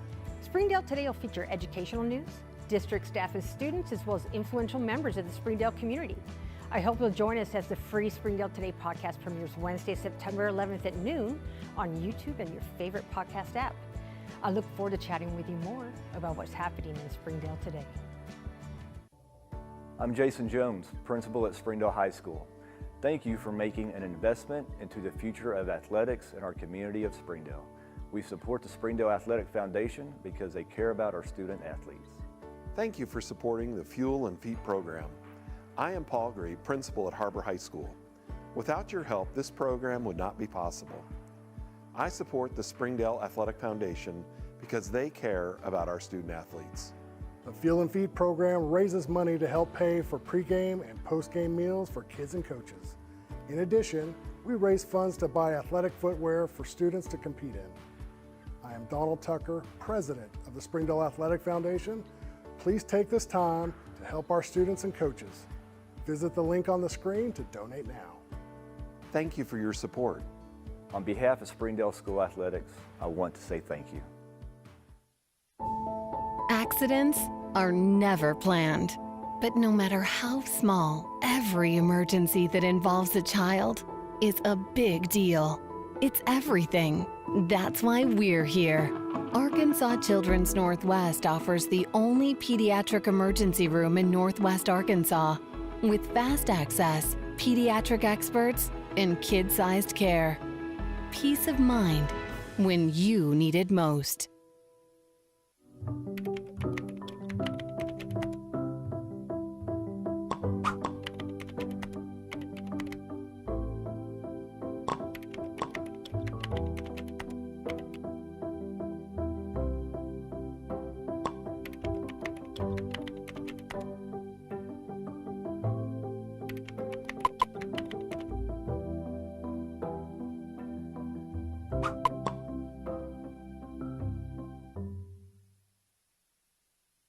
Try the 3-and-3 meal at Slim Chickens. 3 hand-breaded chicken tenders paired with 3 perfectly fried wings, shaken in your choice of house flavors. Served with fries, Texas toast, and a medium drink. Slim Chickens. Fresh, delicious chicken. Goodbye, guessing. Hello, confidence. So long, stress. Hello, security. Farewell, running to the bank. Hello, banking from anywhere. Get a quick view of your balance, block lost debit cards, and quickly deposit checks anywhere, anytime with the highly rated Arvest Go mobile app from Arvest Bank. Goodbye, limits. Hello, possibilities. I'm Don Strubing. It's because of the generosity of people like you, we are able to fully support the Fuel and Feed program. For this, we thank you and appreciate your help. I support Springdale Athletic Foundation because they care about our student athletes. My name is Zach Arns, a voice of the Springdale Bulldogs. Thank you for donating to the Fuel and Feed program. I support the Springdale Athletic Foundation because they care about our student athletes. The Fuel and Feed program raises money to help pay for pregame and postgame meals for kids and coaches. In addition, we raise funds to buy athletic footwear for students to compete in. I am Donald Tucker, President of the Springdale Athletic Foundation. Please take this time to help our students and coaches. Visit the link on the screen to donate now. On behalf of Springdale Schools Athletics, I want to say thank you. Thank you for your support. Sometimes a dream car has nothing to do with horsepower or performance. My dream car is the one that gets me to my job every day. The one that lets me help a friend in need. I didn't think I had the credit. My credit score wasn't that good. But Carmart believed in me. They believed in me. My dream car, a 2016 Nissan Sentra. What's yours? America's Carmart. You keep the dream, and we'll keep you on the road.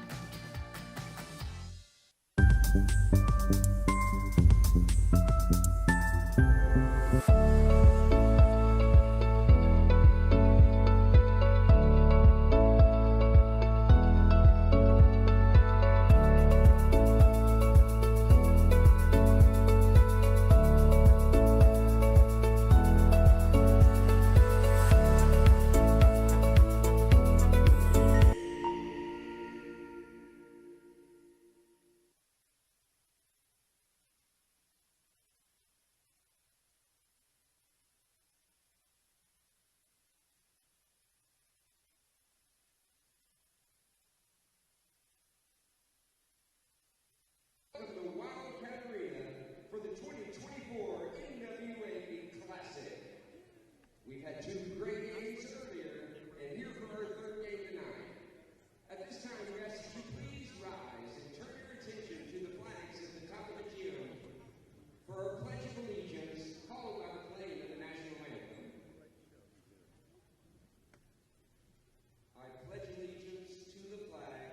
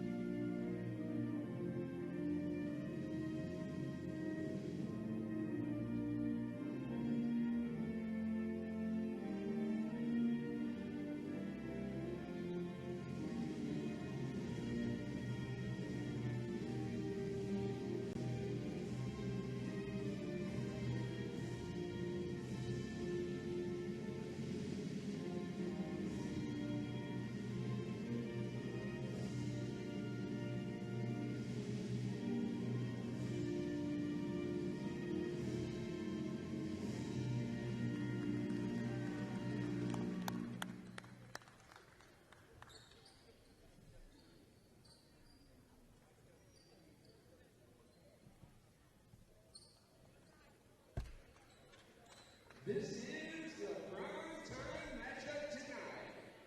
Here's your starting lineups. First, visiting North Little Rock Charging Lady Wildcats. Number 00, Jaleel White.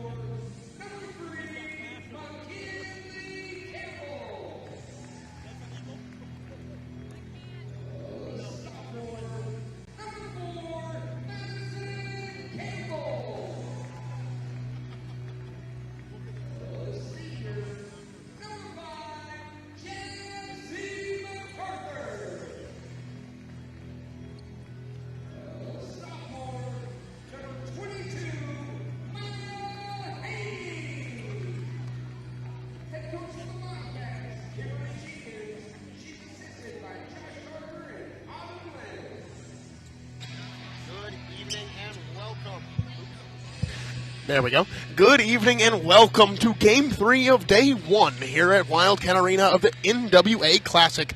And now we get to watch the Lady Wildcats play their first game of this tournament, or Classic if you can call it that. Brooklyn Owens set to tip. We saw the starting lineups, and we are ready to go. Miss Briggs so excited to get into this game. She full sprinted over to her spot, and we are ready to go. Jazz MacArthur with the ball. Backdoor cut for Madison Campbell, blocked away. Attempted save by Maya Haney. And these two teams have a lot of animosity toward each other. North Little Rock in the Jenkins era since 2019 have knocked out the Wildcats at least 4 times in the playoffs, including last season. This is a must-win game for the Wildcats to send a statement that they're 7-1. And if they win, 8-1, and they're here to stay. North Little Rock trying to stay up amongst the big dogs as they score right there. Jalea White will get the first basket of the night. And Inalar gets on the board first. Haney with the ball. Driving inside, scoop, shot no good. Mears with the ball. Mears picked up full court by Brooklyn Owens. A new addition to this Wildcat squad from Rogers High School. As that is Fimple with the missed layup attempt. Now to Mears. Mears and Fimple, two of the standouts from last year's North Little Rock Charging Wildcat team in their playoff run. As that one called jump ball, that'll stay with the Charging Wildcats on their end.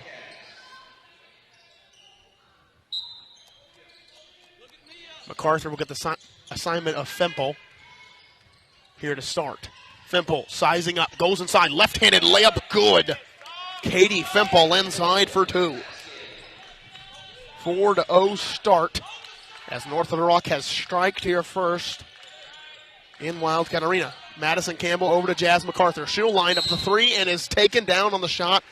Katie Fimple will pick up the foul. Jazz MacArthur will go to the line to shoot 3 for the Lady Wildcats. Close out. Looked like she might have taken a little bit of the landing space away from MacArthur. As MacArthur makes the first.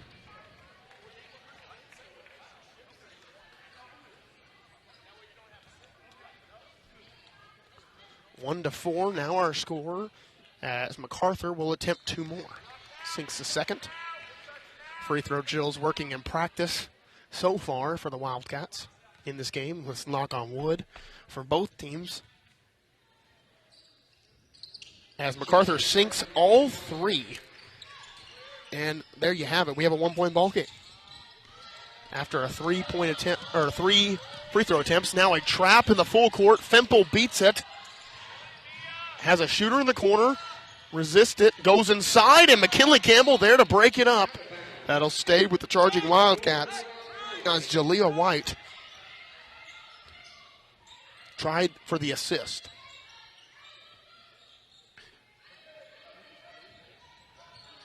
Trying to get inside are the Charging Wildcats. Very close to the 5-second call. McKinley Campbell right there on Shepard. Shepard falls down. Ball in play. Maya Haney has it. In the full court, Maya Haney, head of steam, goes inside. Maya Haney. Let me just say, when Maya Haney's in the full court with a dribble and her head down, I'm not getting in the way. 5-4, our score, a 1-point lead now for the Lady Wildcats of Harbor. Going inside, puts up the shot. Shepard blocked away by Madison Campbell. As she looks to push, gives it up to MacArthur. MacArthur slowing it down for the Wildcats. Now McKinley Campbell, the standout freshman from last year, now sophomore. Owens inside. Fadeaway jumper up and good. Brooklyn Owens gets her first points of the night, extending the lead to 3 now for the Lady Wildcats. Fimple sends it over to Shepard. Gets doubled. Now back to Fimple. Going baseline. Tries for the hammer, but gets hit out of bounds off of McKinley Campbell.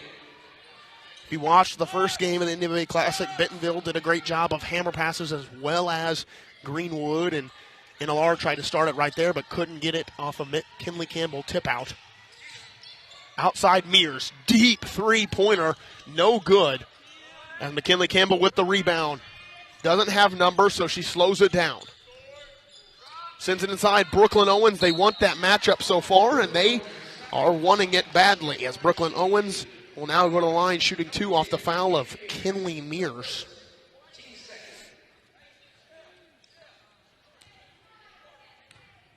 Owens to the line shooting 2 as she will miss the first one off the back of the iron. 7-4 our score with 4:46 left to go in the first quarter. As Brooklyn Owens will sink the second. 3 points in the night so far for Owens. 8-4 lead now for the Lady Wildcats. MacArthur guarding Fimple, gets the double. Madison Campbell switched on to Fimple. Now to Mears. Madison Campbell dogging at all cost. Mears loses the handle. Owens recovers. Owens up to MacArthur. Inside, jump shot, no good. Madison Campbell with a shared rebound, and that's what you call a jump ball, and that'll stay with the Harbor Wildcats on the baseline. McKinley Campbell to inbound. Mears will come out. As Maya Haney gets it up top, inside to Brooklyn Owens. Right jump shot, no good. And pushing the pace is Brewster for the charging Wildcats. Brewster trying to break down Owens.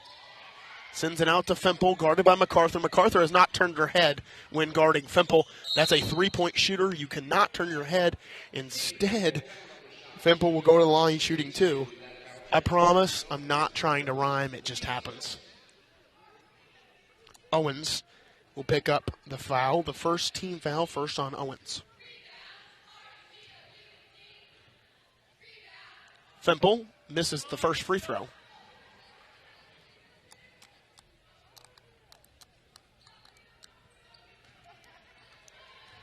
Fimple to attempt the second. And sinks it. 3 points for Fimple. So far, 5 for the charging Wildcats. 8-5 our score. McKinley Campbell gets it across the timeline.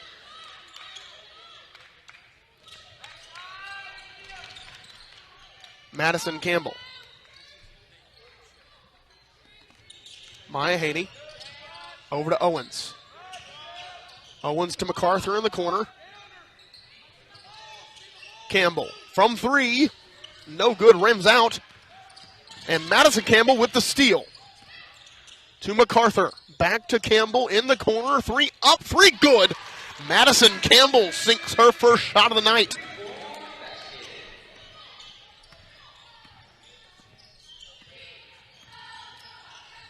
(11-5) our score. Fimple from 3. Does not get it to fall. Was knocked down on the shot. McKinley inside to Brooklyn Owens, and the 2-point good, and the Wildcats have momentum. 13-5 our score as the timeout called by Daryl Fimple of the charging Wildcats. Owens with 5 points. That's a 30-second timeout. We'll keep it right here. 13-5 our score. Obviously, as I said earlier, these two teams have a lot of history with each other. The Wildcats, when they won the conference championship with Kaylin Coons, Patience McDaniel, Delaney Roller, that loaded roster, a roster that was thought of to be the best in the state, was knocked out by North Little Rock in the semifinals, where they had a Vanderbilt commit as well as a very, very good roster around her. These teams have a lot of animosity towards each other, especially when it comes playoff time, but to see each other this early, it is a very, very interesting matchup. And right now, 13-5 our score, and I just killed a whole timeout with just talking about some basketball, and that's what you love to see. 8-point lead right now for the Lady Wildcats as they are in the full court man. Coach Jenkins known for running man-to-man primarily, as her defense has added a little more press this year, given her personnel that love to play fast. McKinley Campbell, Madison Campbell, Jazz MacArthur, Brooklyn Owens, Maya Haney are all push the pace players, and they have done so all season long. Jump ball call. The possession arrow will favor the charging Wildcats. 2:46 left to play in the first quarter. White to inbound. Gets it inside, stolen away by Madison Campbell, looking to push, does not have numbers, slows it down, but then turns it back up. And Madison Campbell, who has really emerged this season as more of a scoring threat, has gone inside and scored the bucket. 5 points for her so far in this ball game. McKinley Campbell tips the ball. Maya Haney recovers, looking to push in the full court. Haney with a head of steam gets fouled on the floor before the shot. That one assessed to Katie Fimple, her second personal here early on. Another timeout called by Coach Darrell Fimple and the North Little Rock Charging Wildcats as Maya Haney was fouled on the previous play. 2:18 left to go, and that's a 30-second timeout again, but I'm not going to talk for 30 more seconds. You guys need a break, and I need one too. We'll be right back here on Springdale Athletic Foundation Television, bringing you Game 3 of the NWA Classic. Arkansans appreciate community. We work and raise families, care for our neighbors, and come together in good times and bad. At First Security, that local strength is what we love best about our home state. There is commitment here, and heart, and hope. Thank you to everyone who is standing together, learning from one another, and making Arkansas a place we all love to call home. We're proud to be your community bank. Back into the action we go. McKinley Campbell trying to get the ball in bounce. Almost got the 5-second count. Maya Haney wide open three. Misses that one. Tipped out of bounds, and it will go to the Charging Wildcats. 15-5, a 10-point lead right now for the Lady Wildcats of Harbor. Here with 2:10 left to play in the first. Brewster bringing the ball across the timeline for the Charging Wildcats. Trying to size up MacArthur. Bateman going inside against Owens. Puts it up and good. That's big girl basketball right there, going inside for two. 7-15 now our score. Owens in the full court.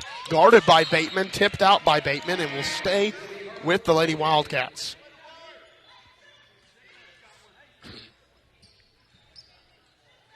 Hopkins and Edwards come into the game for NLR.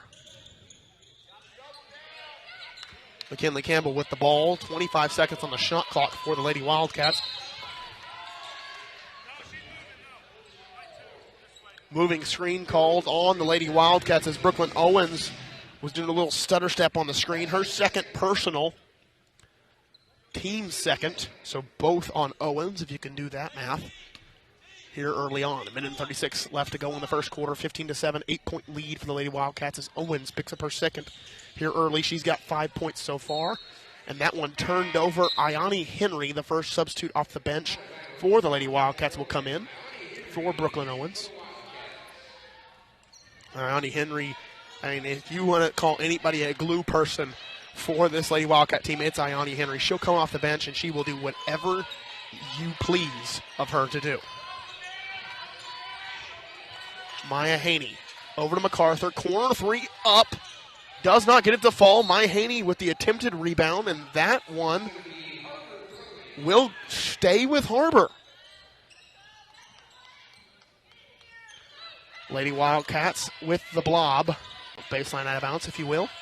MacArthur sends it over McKinley Campbell. 30 seconds on the shot clock, a minute left in the first quarter. McKinley Campbell dribble into a three. Maya Haney with the attempted rebound, and it goes to MacArthur. The second chance opportunity for the Lady Wildcats is alive. Over to McKinley Campbell. Scoreless in this ballgame so far. Ayani Henry trying to give it to Maya Haney. Maintains it. Goes to Madison Campbell. Tipped and will stay with the Lady Wildcats.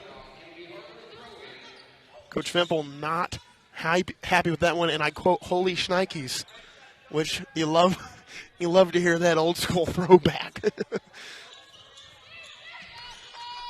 As McKinley Campbell gets it to MacArthur. Telling you the on-court, we're going to get some quotes that we can't say. We're going to get some quotes that are amazing to say. But either way, it's going to be a fun game to watch. 28 seconds left to go in the first quarter as Mears has the ball guarded by MacArthur. Down by 8. are the Charging Wildcats. Coach Fimple calling for one shot as the dribble was lost. McKinley Campbell guarding up top. Sends it all the way. Ione Henry guarding 5 seconds, 3 seconds. Going inside, Ione Henry stayed straight up, but a foul called on Maya Haney.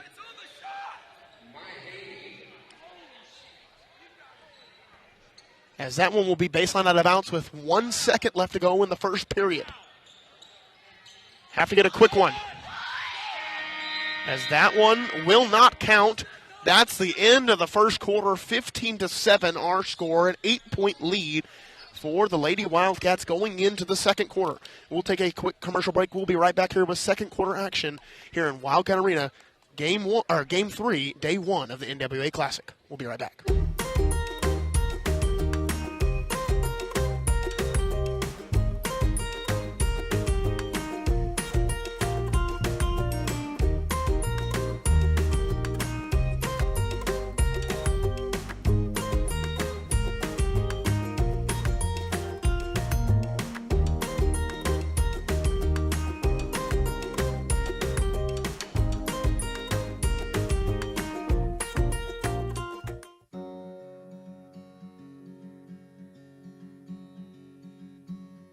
Hometown. That word still means something here. It means we're neighbors. We do the right thing. We care about your family. And you deserve the very best every time you walk in the front door. Harps. Hometown fresh.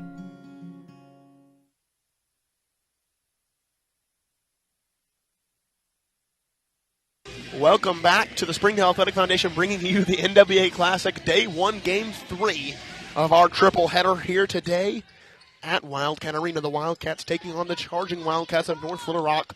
15-7, an 8-point lead right now for the Harbor Lady Wildcats. As Harbor will inbound. McKinley Campbell now with the ball. Freshman phenom last year, sophomore sensation this year, McKinley Campbell. As Maya Haney, top of the key three, decides against it. McKinley Campbell stays with it. Maya Haney, Gracie Davenport, three up, three, good. Gracie Davenport starts it off strong. That is within her first 20 seconds off the bench, hits the three. Mears inside, gives it up. That's Bateman in the corner, inside to the post player. That's 6-foot sophomore Mia Hopkins who scores the two. 9-18 our score. 9-point lead for the Lady Wildcats. McKinley Campbell up top. Gives it up to Ione Henry. To Davenport, to McKinley Campbell. Driving baseline, puts up the shot, and is pushed in the back. That foul assessed to Nia Edwards. 5'8" junior for North Little Rock.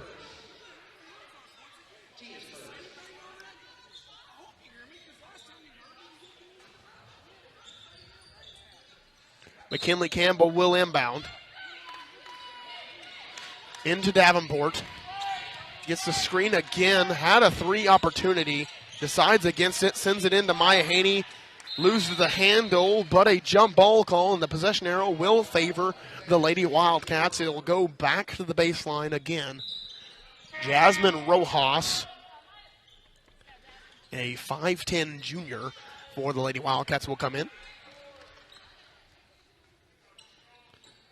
5'10", 5'11", give or take. The tallest Wildcat on the team, other than Coach Jenkins, who is 6 foot. As that one is called a legal screen on Jasmine Rojas. Now, if you put Coach Jenkins in there, she's the tallest one on the team by far. 6:57 left to go in the second quarter. 18-9 our score, a 9-point lead for the Lady Wildcats of Harbor. Going inside, McKinley Campbell with the steal. Campbell to MacArthur, now to Davenport.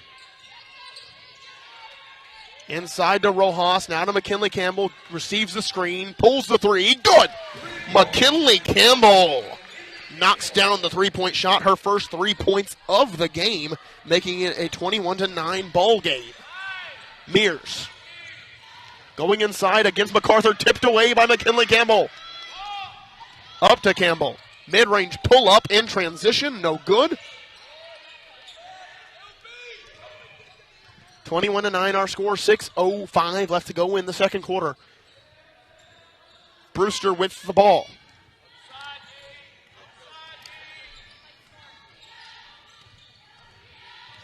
Katie Fimple, star guard for the North Little Rock Charging Wildcats, set to come back in with her 2 fouls. Madison Campbell also set to come in. She'll replace MacArthur.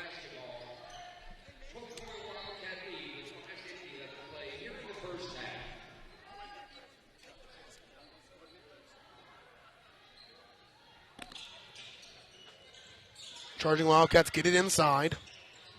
Reset to Mears. Now to Fimple. 3 loaded up, 3 good, and that's something that she can definitely do. She will hit the 3 ball whether you like it or not. 12-21 our score. 5:25 left to go in the second period. Madison Campbell. Gracie Davenport up top. Madison Campbell. Inside to Jasmine Rojas.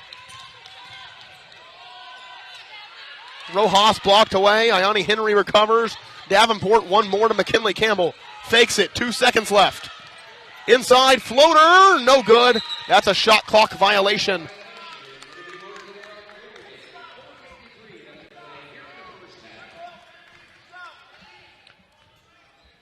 Fimbo will bring it up for the Charging Wildcats. 21-12 our score, 9-point lead for the Harbor Lady Wildcats. Mears gives it up, Fimple. Back to Mears. Going inside is Mears, knocking down Henry, and blocking foul called on Ayani Henry.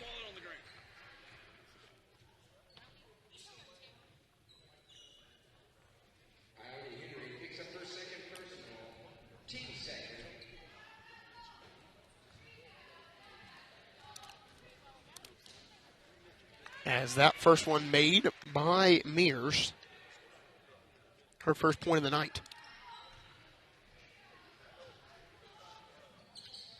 21-14, a 7-point lead as Brooklyn Owens, senior guard, will come back in for the Lady Wildcats, replacing Ayani Henry. Owens with 2, Fimple with 2. That's the foul trouble for both teams. As Madison Campbell with the ball, guarded by Mears. McKinley Campbell. Owens, top of the key, 3. No good. Rebounded by Madison Campbell. Davenport, mid-range pull-up, no good. Rojas, tipped away. And Fimple will bring it across the timeline, going inside against McKinley Campbell, and hit on the play.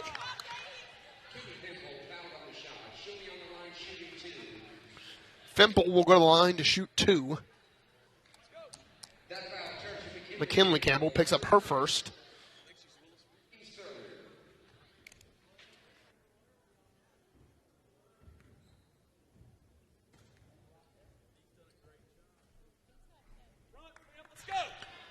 First free throw by Katie Fimple, no good.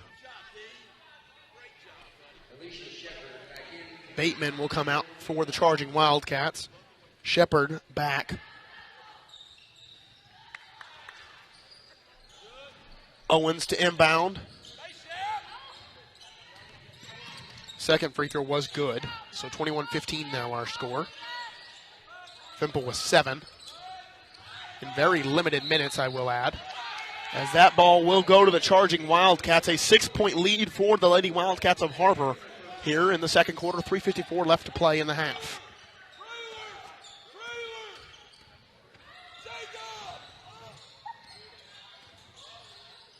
Mears rejects the handoff, keeps it, airballs the mid-range jumper. Rojas with the ball, gives it up to Davenport. Now Madison Campbell going downhill. Stops on a dime against Mears. Now Owens getting to the right side, blocked away by Hopkins. Stolen back by McKinley Campbell. Now Madison Campbell. 3 loaded up, 3 good.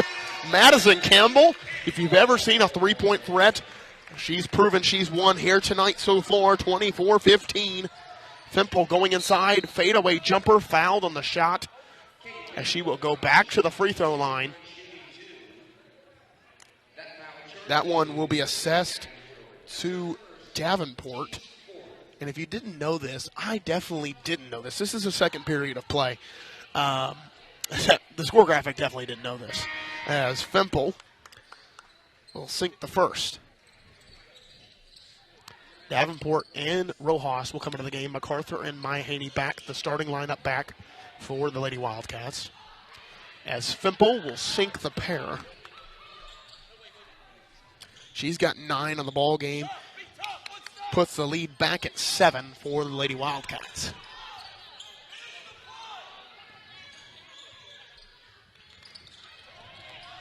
Stolen away by North Little Rock. Going inside for 2. Foul is called on the floor.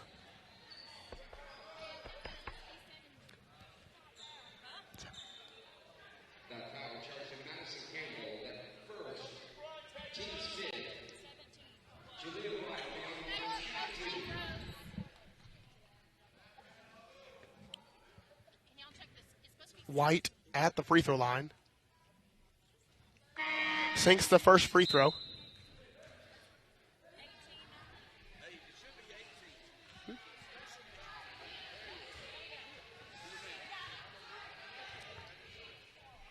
(24-19) now our score after the synced pair of free throws.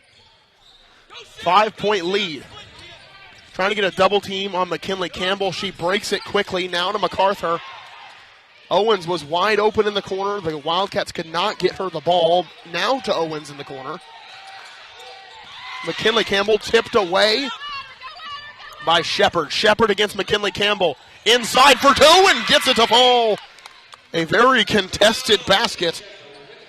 21-24, now a 3-point ball game.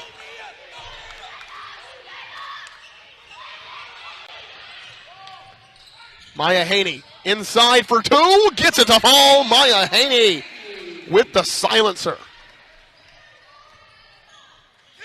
26-21, 2:10 left to go in the half. Mears with the ball against MacArthur. MacArthur knocked down on the play, draws the charge against Nia Edwards. Gupton will come out of the game. Bateman back. Owens will bring it across. Harassed up top by Shepard, who has done a great job on the defensive end for the charging Wildcats. And she gets another steal. Shepard has done a great job of putting a lot of pressure on the Lady Wildcats for the charging Wildcats. Tipped away by Madison Campbell outside to Mears. MacArthur almost had the steal. Now Shepard. Minute and 34 as Coach Fimple is yelling, slow down. Mears says, nah, I'll take the 3, and knocks it down. 4 points for Mears now. 24-26 our score. MacArthur gives up to Owens, tipped away and out of bounds. As the charging Wildcats have put on the pressure on the Wildcats. Kind of a taste of their own medicine from the first quarter. And now we've got ourselves a ball game, 2-point lead for the Lady Wildcats. How will they answer? To Maya Haney, driving baseline, loses handle, tries to save it, tipped out by the charging Wildcats. Now will be kind of a sideline or baseline. That timeout called by Coach Jenkins and the Lady Wildcats. She'll call a full timeout. We'll take a full timeout with them. We'll be right back here on Springdale Athletic Foundation Television with the NWA Classic. Ozarks Go from Ozarks Electric Cooperative is leading the fiber revolution, connecting the divide with high-speed broadband access to close that gap. From cloud to cloud, post to post, from downtown to way out of town, to connect our customers to a world of blazing speed and access to absolutely everywhere. It's our customers connected.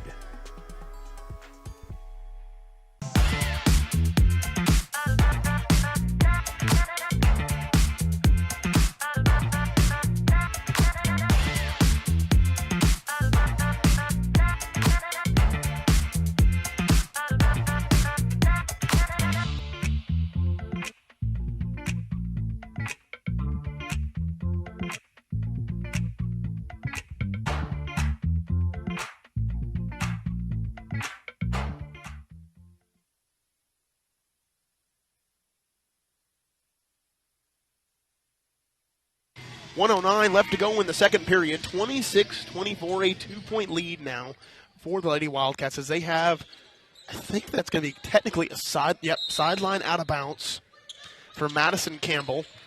Gets it inside to McKinley Campbell, lines up the three, short on the play. A contested rebound, down low, Maya Haney on the ground, jump ball call. Possession arrow will favor the charging Wildcats.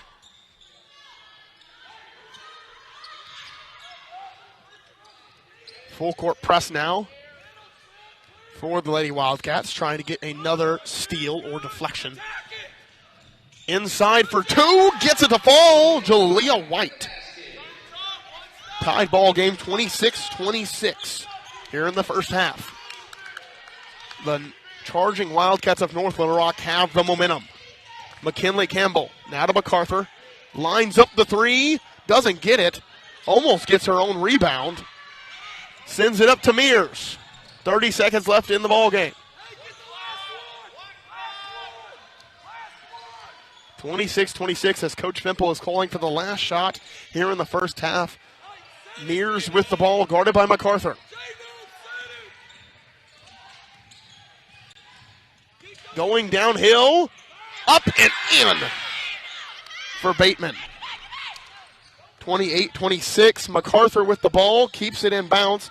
Owens from three, doesn't get it. 28-26 going into halftime.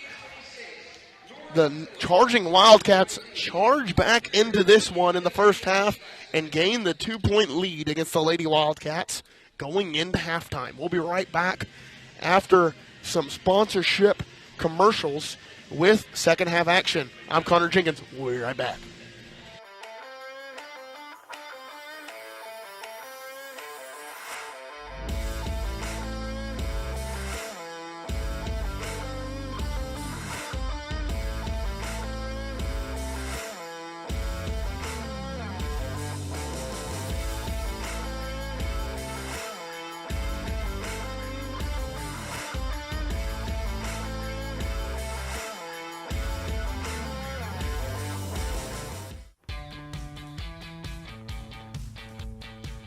Goodbye, paperwork. Hello, convenience. Farewell, waiting. Hello, personal service. Catch you later, dreaming. Hello, planning. Buy your dream home. Connect with a personal banker and easily schedule an appointment with digital tools from Arvest Bank. Goodbye limits, hello possibilities. Thank you for supporting the Fuel and Feet program. I'm Cassie Lloyd, the head volleyball coach at Harbor High School, and without your help, this program would not be possible. I support the Springdale Athletic Foundation because they care about our student athletes. My name is Brandy Davis, girls basketball coach at Central Junior High. Thank you for donating to the Fuel and Feet program. I support the Springdale Athletic Foundation because they care about our student athletes. The Fuel and Feed program raises money to help pay for pregame and postgame meals for kids and coaches. In addition, we raise funds to buy athletic footwear for students to compete in. I am Donald Tucker, president of the Springdale Athletic Foundation. Please take this time to help our students and coaches. Visit the link on the screen to donate now. Thank you for your support. Thank you for your generosity. Joe and Larry here with Sam's Furniture. We just wanted to thank you for your business and to let you know that your purchase helps serve so many people. That's right. The culture here at Sam's is to love and serve others in our community and around the globe. So when you buy at Sam's, part of your purchase goes to support one of the many organizations we partner with. You enable us to invest in our children, teachers, veterans, development in Africa, and distributing wheelchairs to those in need around the world. You are a part of this. So from the Sam's Furniture family to yours, thank you. Nothing says game day like good friends and great food. And at Slim Chickens, we know great food. From our 100% all-natural chicken tenders, fresh-made wings served with house sauces, to delicious chicken sandwiches, crisp salads, southern sides, and desserts you just can't get anywhere else. At Slim's, we have the food you love, made fresh for the people you care about. Dine in, drive through, or order online. Slim Chickens. Fresh, delicious chicken. Thank you for supporting the Fuel and Feet program. I'm Jared Park. Without your help, this program would not be possible. I support the Springdale Athletic Foundation because they care about our student athletes. Hi, my name is Brett Hobbs. I'm the head football coach at Springdale High School. Thank you for making an investment into the future of athletics in our community of Springdale. We support Springdale Athletic Foundation because they care about our student athletes. The Fuel and Feed program raises money to help pay for pregame and postgame meals for kids and coaches. In addition, we raise funds to buy athletic footwear for students to compete in. I am Donald Tucker, president of the Springdale Athletic Foundation. Please take this time to help our students and coaches. Visit the link on the screen to donate now. Thank you for your support. On behalf of Springdale Schools Athletics, I want to say thank you. Food that is fresh, full of flavor, and all for a good cause can only come from Tacos for Life in Springdale. Enjoy delicious tacos for a cause. When you buy a meal, Tacos for Life donates the proceeds to provide a meal to starving children.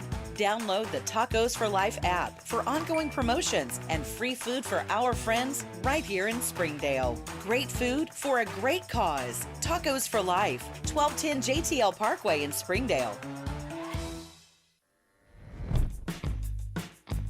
What's the only thing better than ordering your Whataburger favorites right on your phone?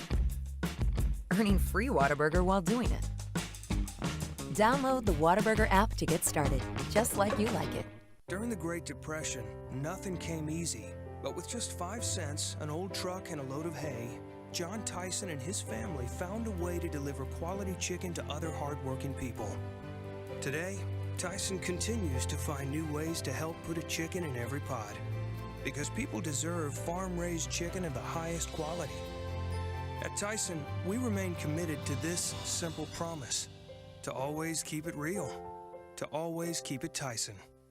Hey Northwest Arkansas, Lara here at Sam's Furniture. If you're looking for new furniture, we have over 170,000 square feet selection at everyday low prices and same-day delivery available. But the best part is that we love to serve our community. So when you buy at Sam's, part of your purchase goes to support one of the many amazing organizations that we have been blessed to partner with. Serving others, especially those in need, is our culture here, and we hope that you'll be a part of that too.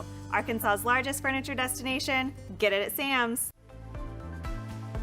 If you need that love, support, somebody to push you, to tell you can do it, I would tell them to come to Pam Transportation. It's a family here. It's not just a regular company. They will look after you. They will show you that you are important, you are welcome here.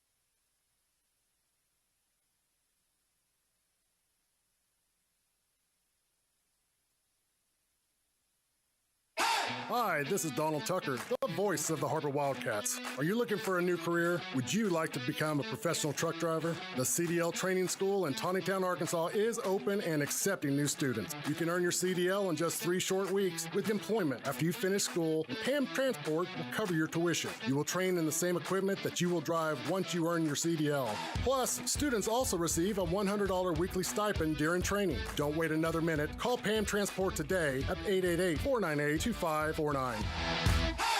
Hello and welcome. My name is Donald Tucker. In an effort to continue to provide for our students and connect families across the country, this year we are taking our efforts to a whole new level. Our commitment to the district's children is unwavering. We believe that athletics plays a vital role in the personal growth, character development, and overall well-being. That's why we need your help today. By partnering with us, you become an integral part our journey to empower and uplift these young athletes. Visit our website, www.springdaleathleticfoundation.org, where you can find out more information about our organization, our impact, and how you can help support. So I invite you to stand with us, partner with the Springdale Athletic Foundation, and be a part of something truly special. Together, we can make a difference in the lives of our district kids and ensure that Springdale sports continues to set the standards in athletics across the state. Shot on the way, and good!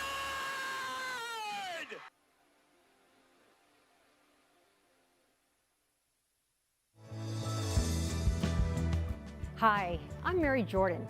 Springdale Public Schools is launching a free weekly podcast called Springdale Today, which will feature news relevant to Springdale families. Springdale Today will feature educational news, district staff and students, as well as influential members of the Springdale community. I hope you'll join us as the free Springdale Today podcast premieres Wednesday, September 11th at noon on YouTube and your favorite podcast app.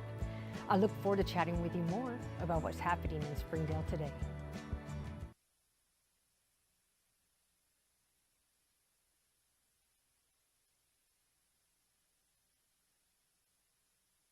Welcome back, and I had to tinker with something in the break, so tell me how it looks. This is the first half breakdown of your scores. McKinley Campbell with 3, Madison Campbell with 8, Brooklyn Owens with 5, Jazz MacArthur with 3. That is your top scores for the Lady Wildcats in that first quarter. As we get back into the action, third quarter action, I should mention. As McKinley Campbell, now with the ball driving baseline, gets it back out to Madison Campbell. Now Owens sizes up, back to McKinley Campbell. Maya Haney driving inside, weaving through. Coach Jenkins asking for a flopping flagrant, but instead that will be a foul called, and McKinley Campbell will go and shoot 2. That one called on Jalea White. If you didn't know, the newest rule added to AAA in all divisions is the flopping flagrant rule. Also, a flopping warning can be the previous thing to that. If contact is not made, but still a action is taken to display contact, it can be construed as a flop, meaning you can be given a flagrant for that. That is one of the newest rules added to this game. It was added to the NBA maybe 5 seasons ago. High school adapting to it pretty quickly as McKinley Campbell sinks both. It's meant to protect people from flopping, obviously, or protect anybody from picking up wrong foul calls. It's a pretty good rule to add in. As Katie Fimple, top of the key, 3, no good. Off the back of the iron, McKinley Campbell with the rebound in transition. Brooklyn Owens keeps the ball in the middle of the floor. Back to Madison Campbell, now to McKinley Campbell. Campbell with the ball. Now Owens. Inside for 2. I think that one was blocked away by Hopkins. Mears with the ball. Fimple.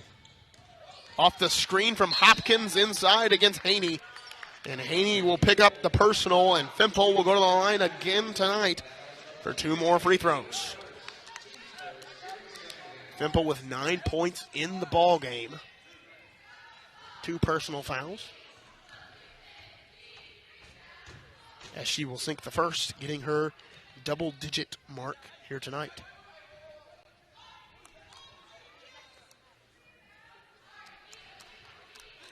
Fempo back at the line, trying to extend the lead to 2.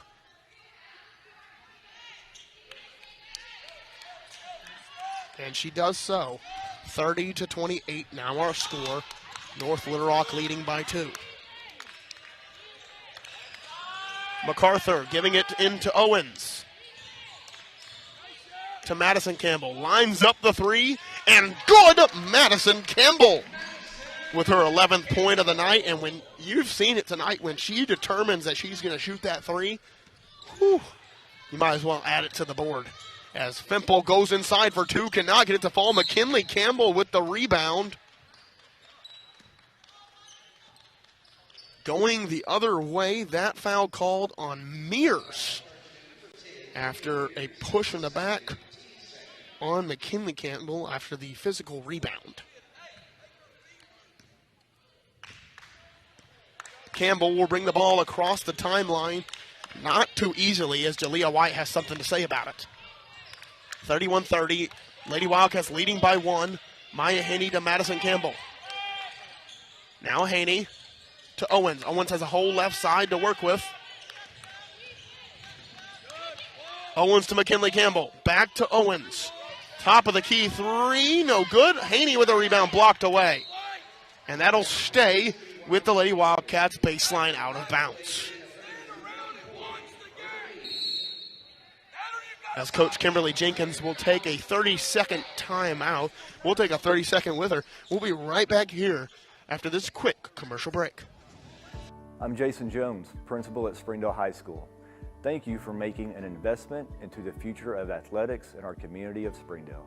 We support the Springdale Athletic Foundation because they care about our student athletes. Thank you for supporting the Fuel and Feet program. I am Paul Gray, principal at Harbor High School. Without your help, this program would not be possible. I support the Springdale Athletic Foundation because they care about our student athletes. The Fuel and Feed program raises money to help pay for pregame and postgame meals for kids and coaches. In addition, we raise funds to buy athletic footwear for students to compete in. I am Donald Tucker, president of the Springdale Athletic Foundation. Please take this time to help our students and coaches. Visit the link on the screen to donate now. Welcome back. It's the Lady Wildcats inbound. They get it inside. As Owens scoop and score.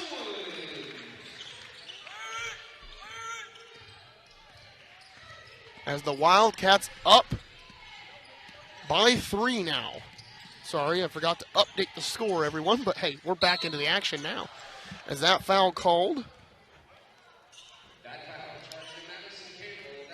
Madison Campbell picks up her second.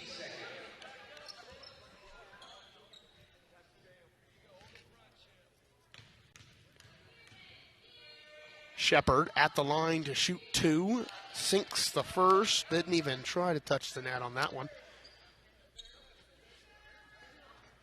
33-31 here in the third quarter. 5:28 left to play. As Shepard rims out on the second one, and MacArthur will bring it across. Threatening the double team. Gets it across, but Mears shoots the gap, gets it up, and there you go. Tied ball game again as the pressure is getting to the Wildcats here right now. 33-33. McKinley Campbell bringing it across. Madison Campbell. Now to Owens. Corner 3. Short. Mears with the rebound. 5 minutes left to go in the third quarter. Tied ball game.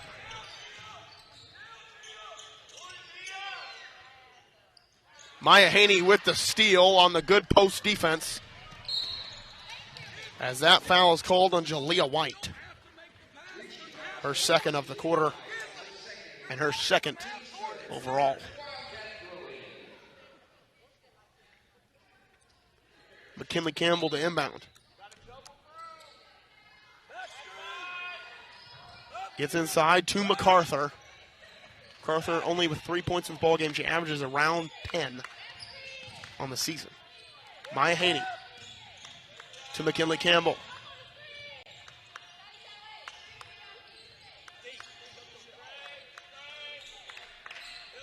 Maya Haney, baseline. Strong move inside. Cannot get it to fall. Maya Haney with the hold. Third personal on Haney.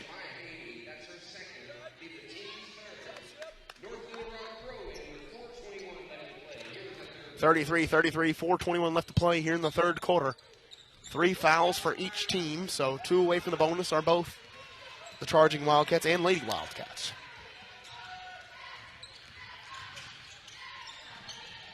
White stolen away by Madison Campbell. Campbell stopped by Mears. Now to MacArthur. To Haney. Haney trying for the same thing she did last time. Gets it to fall this time. She learned from her mistake, said, let me try again, and got it to fall. 35-33, up by 2 are the Lady Wildcats. Fimple now with the ball. She is a deep threat as Maya Haney with the steal. 2-on-2 action, really 1-on-1 as Haney misses the layup.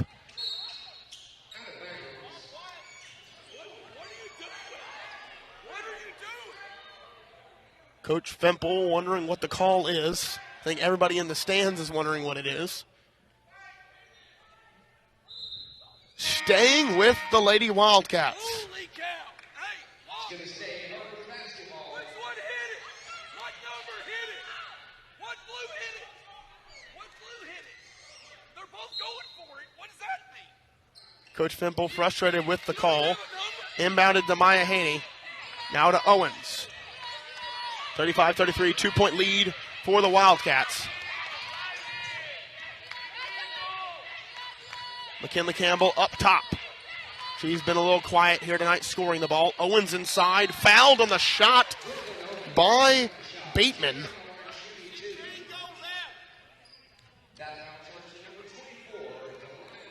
First foul on Bateman. Owens will go to the line shooting 2. She's got 7 in the ball game. As she will miss the first. Staying in a 2-point lead for the Wildcats.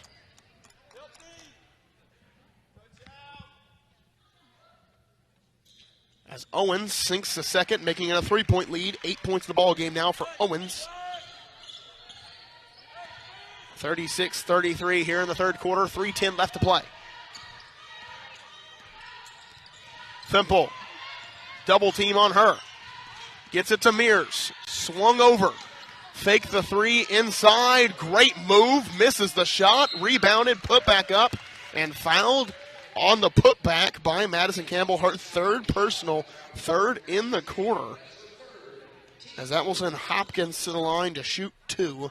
Ione Henry up off the bench for the Wildcats, as well as Gracie Davenport. As Hopkins sinks the first.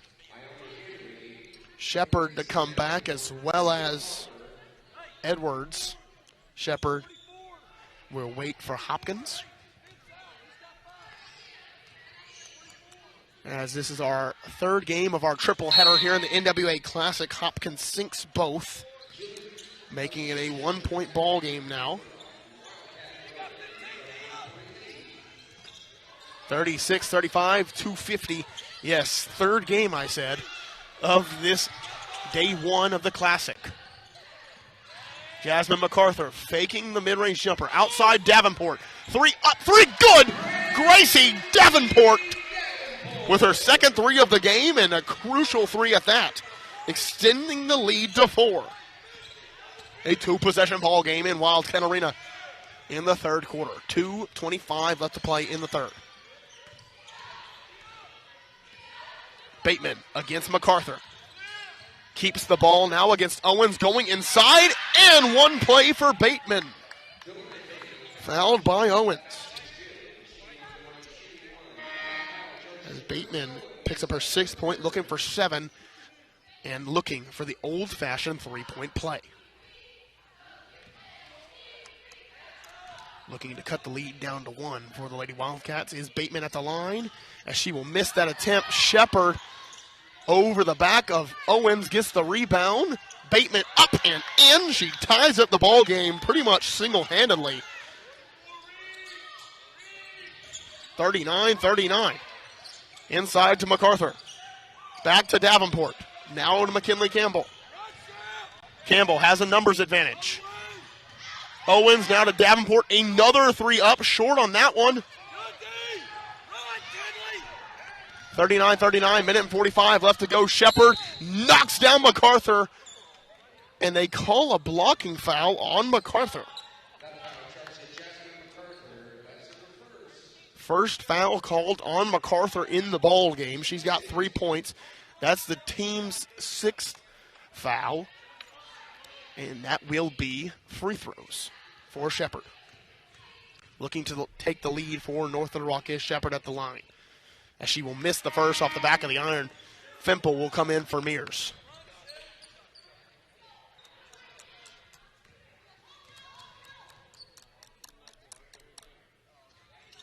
And Shepard sinks it, takes the 1-point lead. Davenport with the ball, gets it to McKinley Campbell. Trying to break the press, she does. MacArthur, pull-up three. Doesn't get it. Owens with the rebound on offense. And stolen away.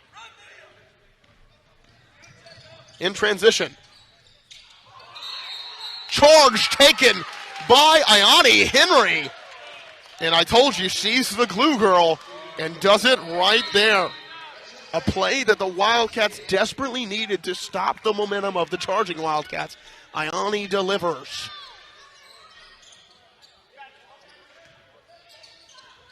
Press break now for the Lady Wildcats. They're double teaming off catches. As Fimple with the steal off the Davenport pass, and she'll finish the layup, extending the lead to 3. Over to Haney, and she will lose it, and that's out of bounds. 42-39, a minute and 7 left to play here in the third quarter.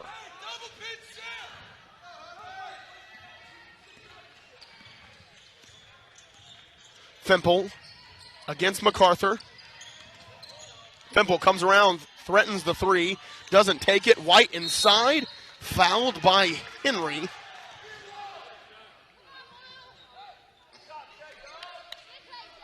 Henry's second personal, and White will go to the line to shoot 2. She's got 6 in the ball game.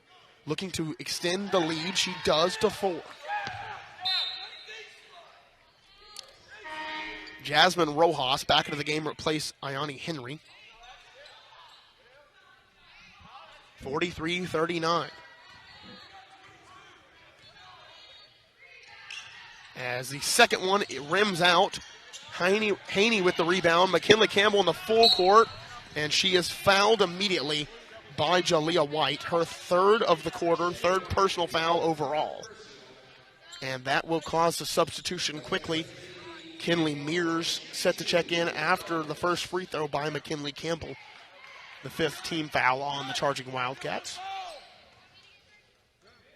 Campbell on the line, shooting 2. She misses the first. Down by 4 are the Lady Wildcats. White will come out. Mears back in.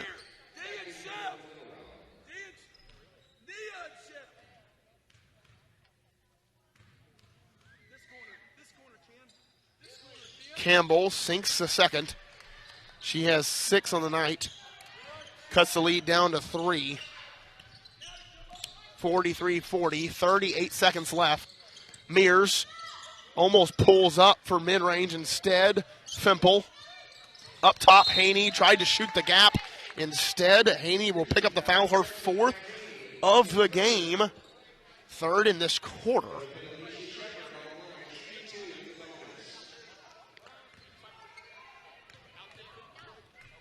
Eight team fouls on the Wildcats in this quarter alone. As Shepard picks up her 5th point on the free throw, extends the lead back to 4 for the charging Wildcats.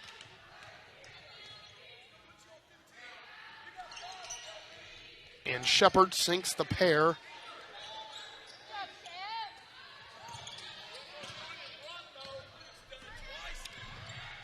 Haney. Now to McKinley Campbell.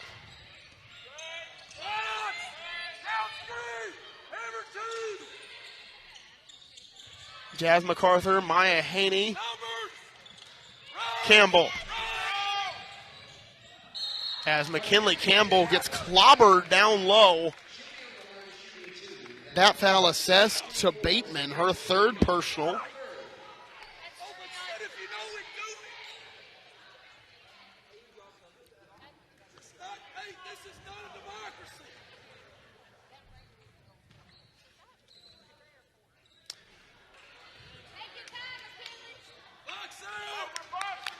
As McKinley Campbell misses the first, the score will remain the same, 45-40. The Charging Wildcats up by 5, 8 seconds left to go in the third quarter. As McKinley Campbell looks to sink the second, and she does so, cutting the lead down to 4 for the Charging Wildcats. Into the corner, Bateman. Driving baseline, missing the shot. Mears tries to tip it back in, and she won't. 45-41 into the third quarter. Charging Wildcats up by 4 going into the fourth. We've definitely got ourselves an interesting fourth quarter and really a nail-biter, barn burner, whatever you want to call it, fourth quarter coming up. Don't go anywhere. Springdale Athletic Foundation Television will be right back. Accidents are never planned. But no matter how small, every emergency that involves a child is a big deal. It's everything. That's why we're here. Arkansas Children's Northwest offers the only pediatric emergency room in Northwest Arkansas with fast access, pediatric experts, and kid-sized care. Peace of mind when you need it most.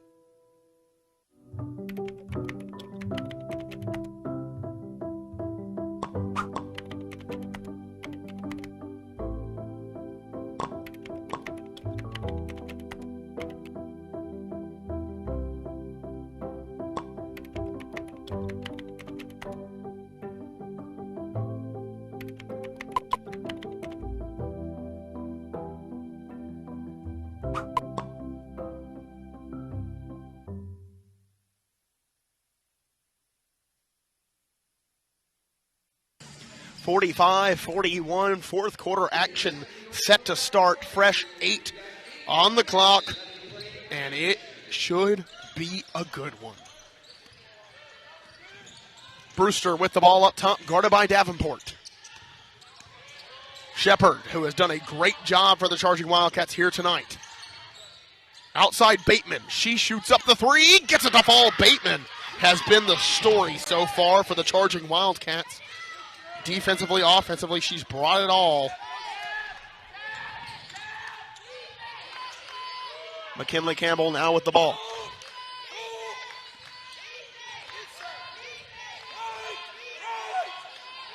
MacArthur.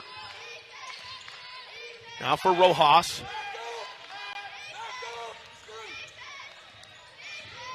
Rojas has the matchup. Maya Haney misses the three. Rojas gets the offensive rebound, and she's got 3 swarming her. The jump ball will go to the Lady Wildcats. 48-41, 7-point lead for the Charging Wildcats with 7:08 left to play in the fourth. McKinley Campbell gets it inside. No, she does not. Tipped out by Shepard. About 1 second off of both shot clock and game clock on that play.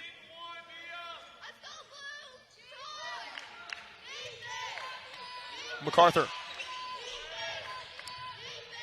Davenport in the corner. MacArthur receiving the screen from Rojas. Campbell. 15 left on the shot clock. Campbell up top. Now MacArthur. She lines up the three. Going to be short. MacArthur has had an off night from the three-point territory. Inside. Going for 2. Doesn't get it.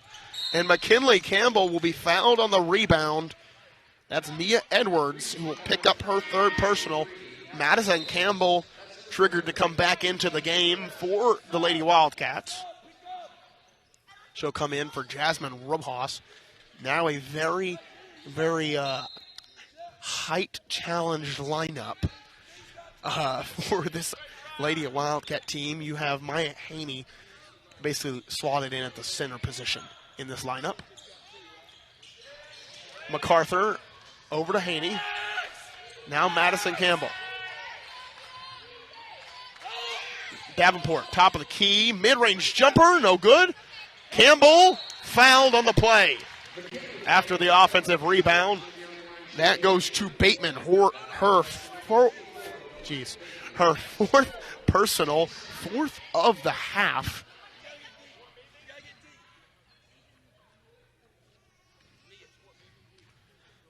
Kinley Campbell looking to cut the lead down. She will with the first free throw.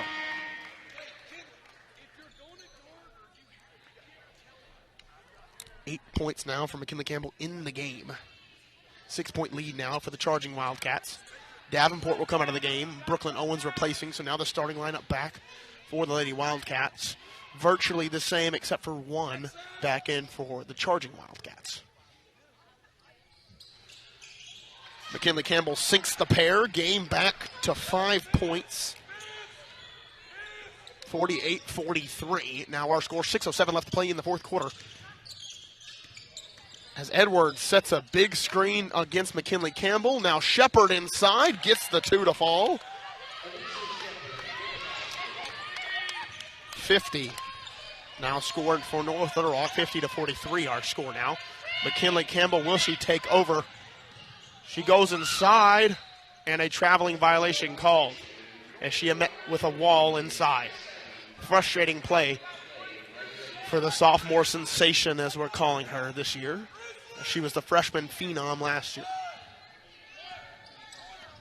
Yes, I know phenom is spelled with a P, but sounds the same. As Katie Fempel now with the ball goes off the screen of Shepard. Gives it up to Edwards. Guarded by Madison Campbell. Trying to keep her dribble alive. Madison Campbell trying to get a 5-second count called. Now to the corner to Shepard. Gets inside. Another two for Alicia Shepard.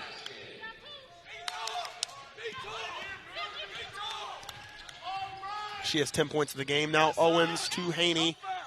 Haney fouled in the back by Hopkins.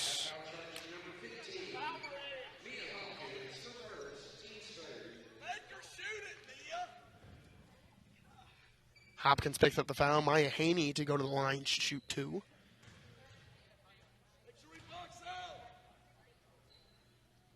As Maya Haney hits the back of the iron. Free throw number one, no good.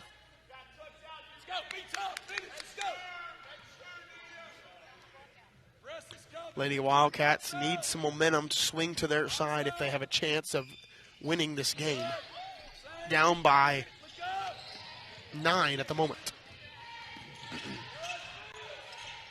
Katie Fempel with the ball. Katie Fempel with 13 in the ball game. Attempts the three, does not get it. Madison Campbell, 2-on-2 situation. Now a 2-on-3. Over to MacArthur. She'll launch up the three. Doesn't get it to fall. And McKinley Campbell will recover it. Mid-range jumper up and good. And if you want a chance of getting back in this game, you've got to get McKinley Campbell going. And that's a start. 45-52, 7-point lead now for the charging Wildcats. Fempel up, no good. And a rebound to Owens. Pushing in transition is Owens. Over to Madison Campbell for two. Gets it to fall. Madison Campbell now with 13 in the ball game. And the Wildcats have the momentum. Can they keep it? 47-52. 5-point lead for the charging Wildcats. Katie Fempel now with the ball. Gives it up, Edwards. Edwards inside. Out to Mears. Traveling violation called on Mears. And you put some plays together, you put a stop, you put a score, and you've got yourself a ball game. And you put a timeout with it, you've got yourself even more of one. As a timeout called by the charging Wildcats, that will be a full timeout. We'll take a full timeout with them and hear from a few of our sponsors that make this all possible here at the Springdale Athletic Foundation. Try the 3-and-3 meal at Slim Chickens. 3 hand-breaded chicken tenders paired with 3 perfectly fried wings, shaken in your choice of house flavors. Served with fries, Texas toast, and a medium drink. Slim Chickens. Fresh, delicious chicken. Goodbye, guessing. Hello, confidence. so long, stress. Hello, security. Farewell, running to the bank. Hello, banking from anywhere. Get a quick view of your balance, lock lost debit cards, and quickly deposit checks anywhere, anytime with the highly rated Arvest Go mobile app from Arvest Bank. Goodbye, limits. Hello, possibilities. I'm Don Strubing.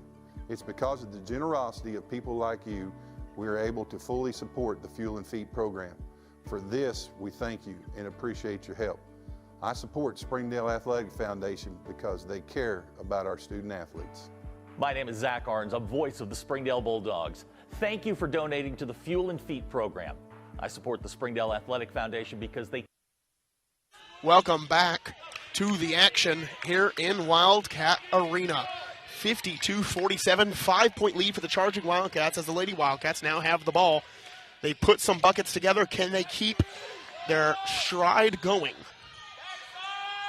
Haney trying to throw it to Owens. She maintains the ball.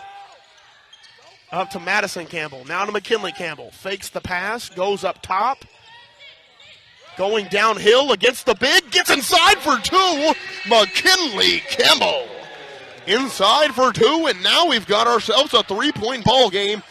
The fight of the Wildcats. And Maya Haney with the steal. McKinley Campbell. Spin move. Fake it. Madison Campbell. Three. Up. Good. Madison Campbell. Inside for two, or outside for three, I should say. And oh my, Wildcat fans, any fans of basketball, we have a tied ball game. 52-52 off the defense of the Lady Wildcats. And yes, if you heard a voice crack, you are correct. I am not in season form yet with my voice. As that foul is called on Jasmine MacArthur.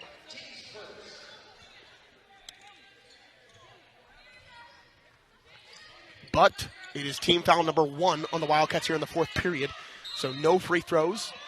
And the Charging Wildcats have the inbounce to Mia Hopkins, and she'll get the easy 2 off of the lob play. 54-52. McKinley Campbell with the ball. The Charging Wildcats answer a good run by the Lady Wildcats, but can the Cats keep it going? Jasmine MacArthur fakes the 3. Got Fimple up in the air, though. Has the step on her.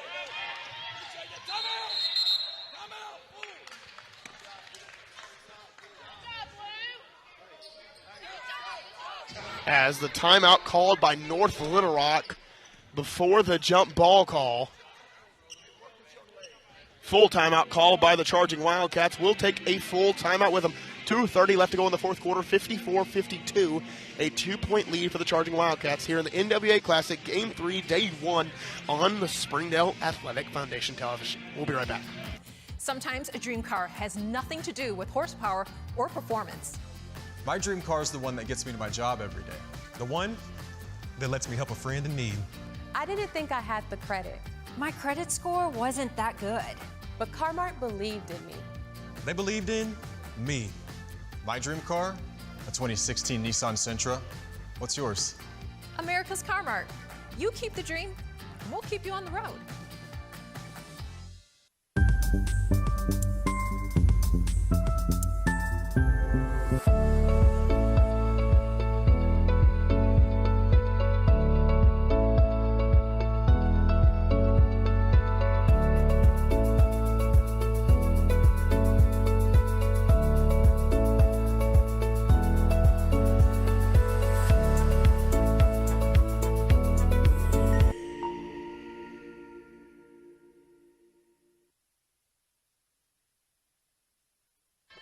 Welcome back. The Charging Wildcats up by 2, 54-52, 2:30 left to go in the fourth quarter.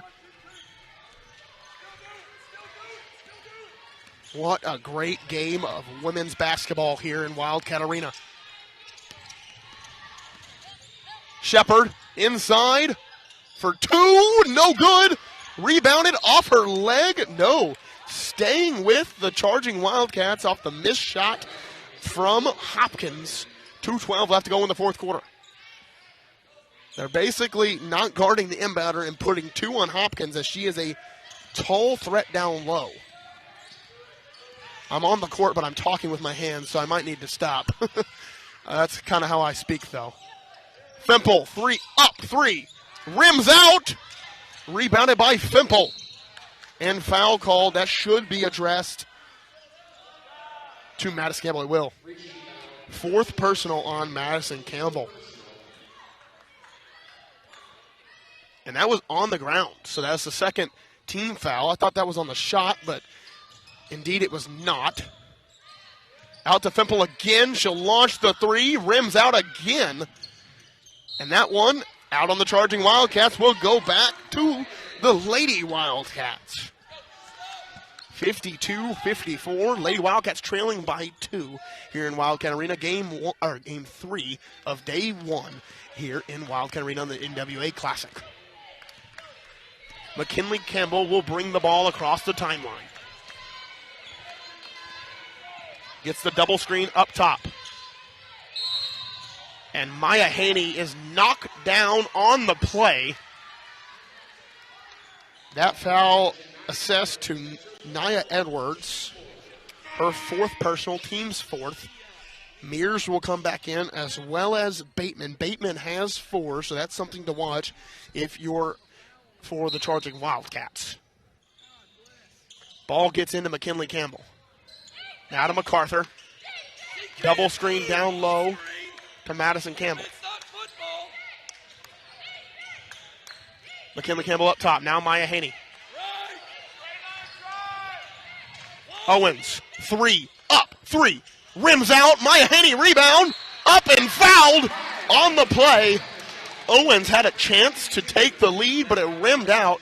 That's Jalea White with her 4th personal.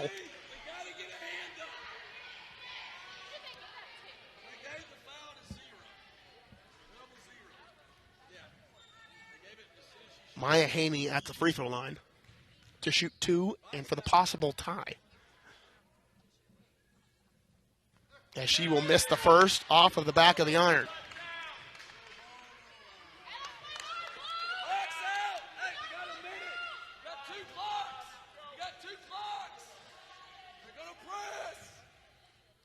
Minute and 15 left to go in the fourth quarter. Haney sinks it. Down by 1 are the Lady Wildcats. And the Lady Wildcats have, that's Madison Campbell's 5th. That is huge. That is Madison Campbell out of the ball game now. And she is leading scorer with 16, now fouled out, as the score is 53-54. But the Wildcats have 2 fouls to give to go to the bonus. Or 2 fouls to go to get to the bonus, I should say. Trying to play straight up is Coach Jenkins and Lady Wildcats, though. But wouldn't be too mad at a foul as long as it's on the floor. That one not on the floor, but a missed shot. As you will put Delia Bateman on the line, shooting 2. Maya Haney picks up her 4, so foul trouble could be a factor here. 4th team foul, so now everything will be bonus for both teams from here on out. Bateman misses the first free throw. That is massive if you are the Lady Wildcats. This will either be a 1-point or 2-point game. Either way, a bucket will tie or take the lead after this free throw. As that one misses and tipped out to MacArthur. Owens, as MacArthur fell down. Owens in the full court, going downhill. Tipped and off of Owens.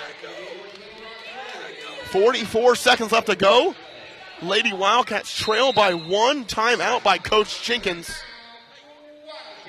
And the Wildcats, that will be a full timeout. As we will be right back after a quick commercial break here on Springdale Athletic Foundation Television. Arkansans appreciate community. We work and raise families, care for our neighbors, and come together in good times and bad. At First Security, that local strength is what we love best about our home state. There is commitment here, and heart, and hope. Thank you to everyone who is standing together, learning from one another, and making Arkansas a place we all love to call home. We're proud to be your community bank.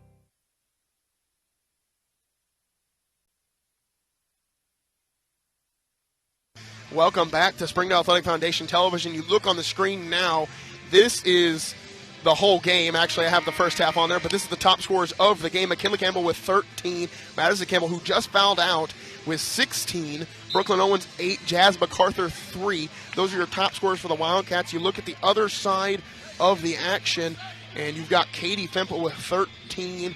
Shepard with 10. She's done a lot more than just score the ball, though. Bateman with 11. And those are kind of the top scorers for both teams in this ball game. The Charging Wildcats up by 1. They're in a stacked line set in the full court against the press of the Lady Wildcats. Trying to get the ball into Fempel. They do. No fouls to give for either team here in the fourth. 38 seconds. Now to Mears. Down low to Bateman. She misses the shot. Up and in, and an and one opportunity. That one assessed to Jasmine MacArthur, her third personal.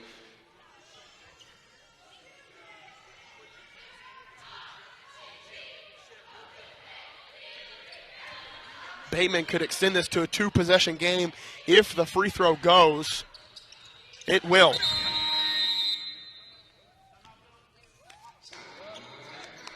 And that timeout called by North Little Rock. They're up by 4 now. That will be a full timeout, and we'll take a full timeout with them. We'll be right back here on Springdale Athletic Foundation Television.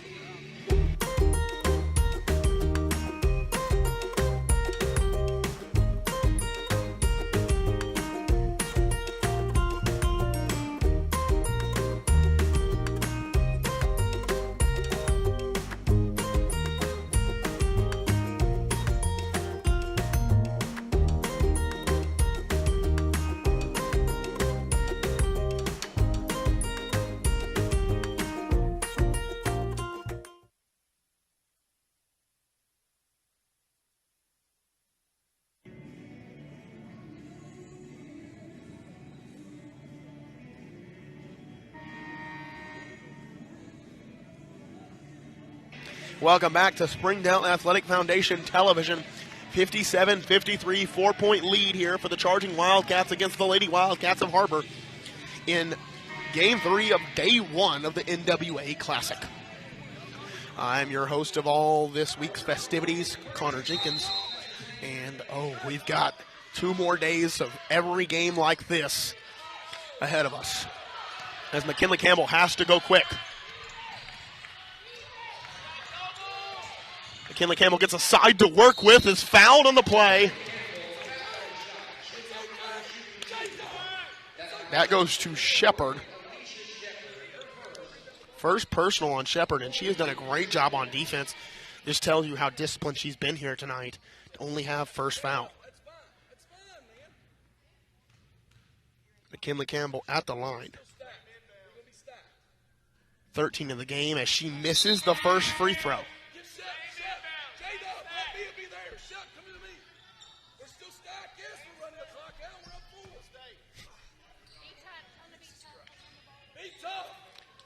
McKinley Campbell with the free throw, trying to cut it down to 1 possession. She does so.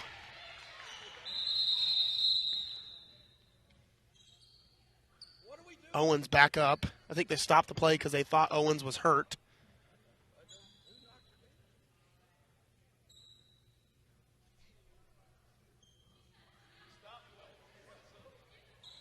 There was a confusion on timeout for Coach Jenkins. She did not take one, so they're not going to call one.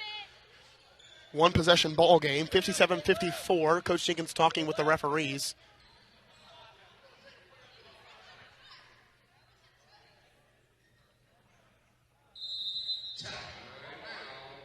They actually do give one to Coach Jenkins. She'll take a 30-second. She's got 1 timeout left. North Little Rock with 0 timeouts left.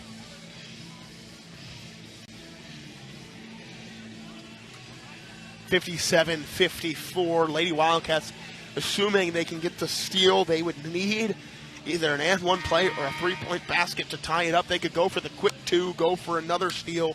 It just depends how they want to go. We've seen earlier on when the Charging Wildcats were up by 9, that within a matter of maybe 20 seconds, the Lady Wildcats had tied it up. This is a very fast-paced offense for both teams. So anything is possible with a 3-point lead in play for either of these teams when it comes to that.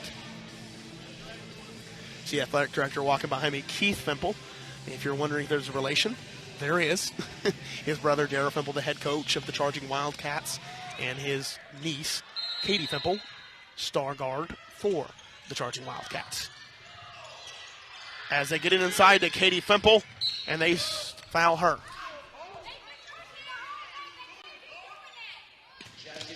Two Lady Wildcats hit the floor, no fouls called. MacArthur picks up her fourth.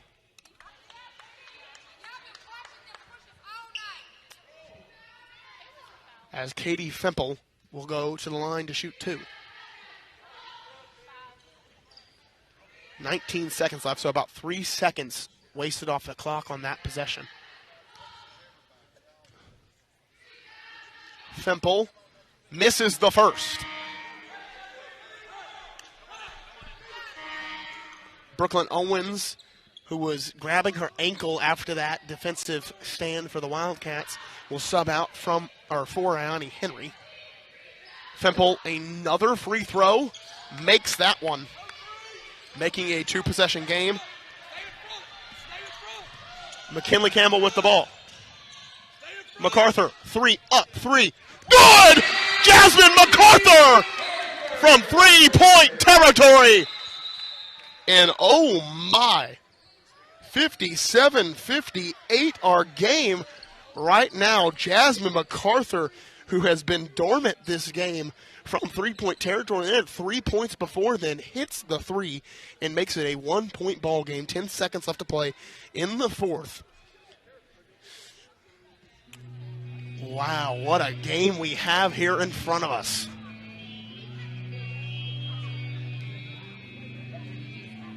As Three Doors Down is on right now by Mr. Park. He's playing Kryptonite.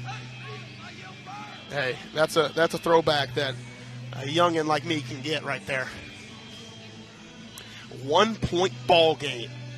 Wildcats have gone to a double overtime game against Mountain Home. They've been in clutch situations where they have had to pull one out.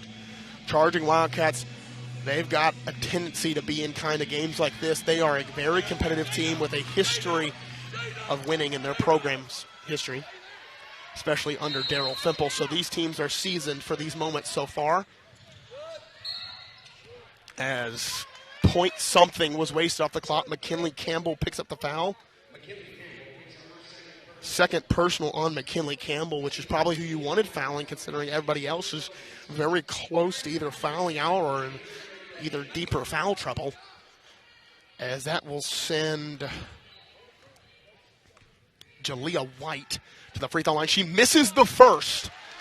58-57. No timeouts either team. I said it was going to be a barn burner. Welcome. As she makes the second.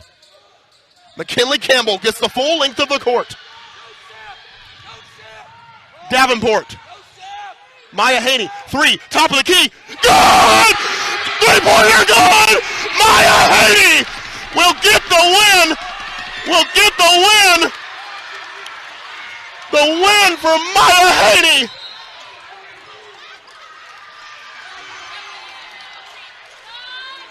They are saying it might be a 2-point basket. They are saying it's a 2-point basket, which would mean it's an overtime game. That was 100%. I can't speak on that one. Are you serious? Hey, we've got replay. We've got a live stream. But if that's the case, 59-59. Maya Haney is not a three-point shooter in the least. But she hits the shot, and that will be overtime. Maya Haney, I'm getting sources who are watching the live stream saying that that was 100% a three-point basket, that her foot was behind the line. I'm obviously not wearing stripes, so that is not my call to make. But, hey, if you wanted a ball game, welcome to Wildcat Arena, where 59-59 is your score, and we've got 4 minutes of overtime. Wow. What a game. What a game.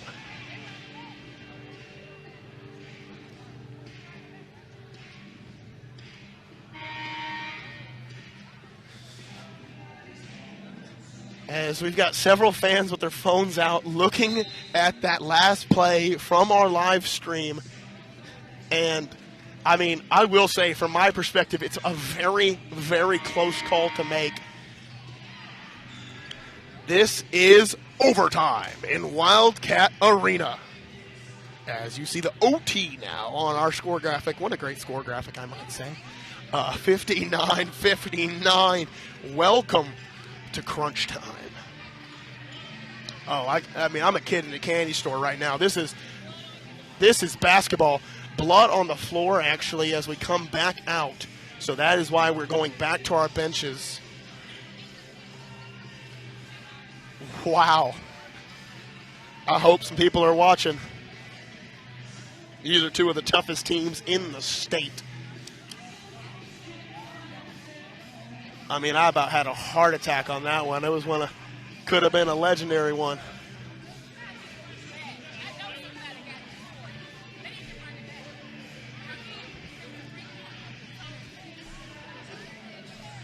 (59-59) overtime here in Wildcat Arena. As Lauren Ward, trainer extraordinaire, has the magical spray getting the blood off the court. If you want a trainer, Lauren Ward, she's not on the market. She is Harbor's, but there's not a better one that I've ever known. She was my trainer when I played, or if you can call that playing, I call it bench sitting. When people ask me what position I played in high school, I say right bench. And that is exactly where I spent most of my minutes. But 4 minutes left to go in overtime. 59-59. What a game.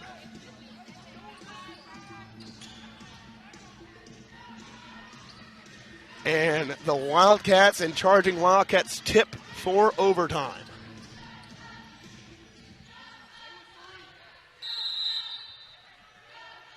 Owens almost wins the tip. She does. And that might be one of the only tips Owens has won all year. She is normally undersized at the tip position. Maya Haney might be feeling it after the game-tying shot. Owens inside, protects the ball, gets the shot, and here we go. Overtime in Wildcat Arena.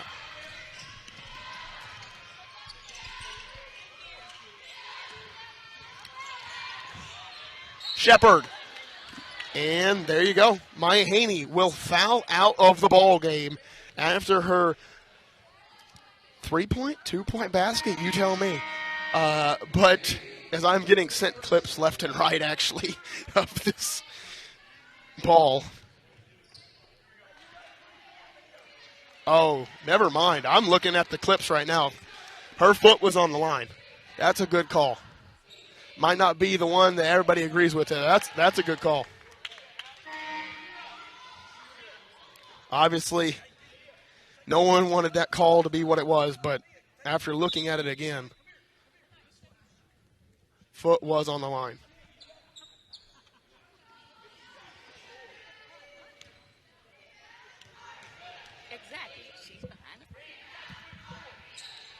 As that one, good. Tied ball game now.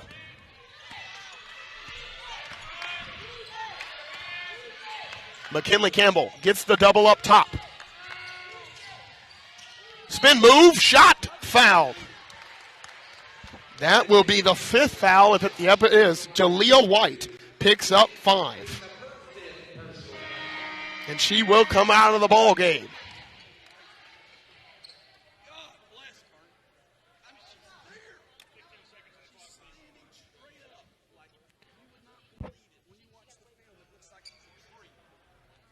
McKinley Campbell at the free throw line. Hopkins will come back in as Jalea White with 8 points fouls out of the game. Two crucial players already. Actually, that's three, because Madison Campbell fouled out in regulation, and now two players have fouled out in this overtime as McKinley Campbell sinks the first one. She's had some troubles here tonight at the free throw line, but she sinks the first, gets her 15th point of the night in the lead for the Wildcats, and the rest of the game doesn't matter. We're in overtime. So she can forget all the percentages beforehand. As she misses the second, Owens with the offensive rebound. Out to MacArthur. All the way back to Campbell. She ISOs to her own side. Never mind, she clears out. Campbell to Owens, who will take over the scoring responsibilities for this Wildcat team late in overtime. Sophomore sensation. She cannot get it to fall. Shepard pushing the other way. Over to Fimple. Fakes the three. Inside for two. And Owens, I think, got a little more skin than ball. At least that's the call. Fourth personal for Brooklyn Owens. Potential third Wildcat could be found in this game. That's Owens and MacArthur with 4. As Fimple at the line, down by one of the charging Wildcats as she ties it up. 62-62. Might have some heart problems after this game. Palpin. As Fimple sinks the pair, 63-62. Now a 1 point lead. MacArthur with the ball. 2:35 left to play in overtime. Davenport fakes the three. Mid-range jumper, fakes that as well. Owens now to Campbell. Campbell, top of the key, three, good! McKinley Campbell at the top of the key says, give me 3. 65-63, and the Wildcats need a good non-foul defensive possession. They almost get one. Instead, Hopkins gets 2. Tied ball game, 65-65. Brooklyn Owens advances. She keeps possession, and she is fouled as Shepard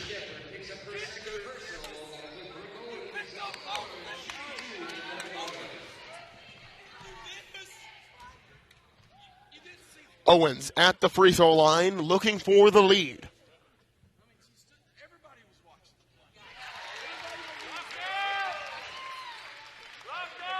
(66-65).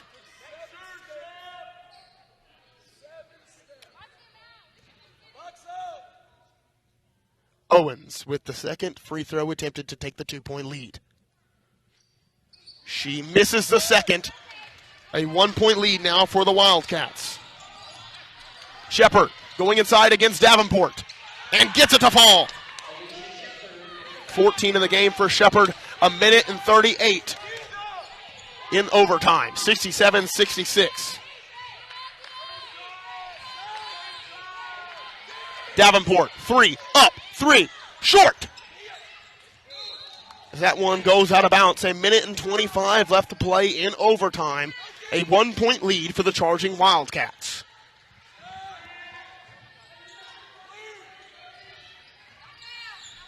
McKinley Campbell guarding the full court against Mears. Mears driving inside. Shepard going inside, spin move, shot, no good. McKinley Campbell released, and so she didn't have any contact. 2-on-1, Gracie Davenport pull up, jump shot, no good. 57 left to go in overtime. Shepard. 10-second violation called on the charging Wildcats. A little delayed of a call, but it goes in favor of the Lady Wildcats. MacArthur gives the ball to Owens, and the Wildcats have their fate in their hands. Down by 1. Brooklyn Owens, sidestep, mid-range, jumper, good! Brooklyn Owens! 13 for her. 68-67, Mears to Shepard.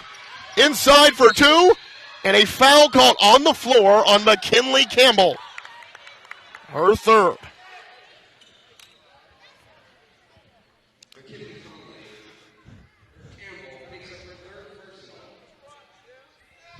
This is a game to remember, folks. I'm going to remember a lot of the pain from this one. 68-67. Shepard sinks the first.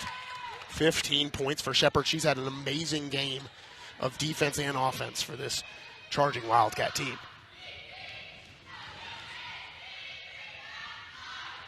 Shepard sinks the second.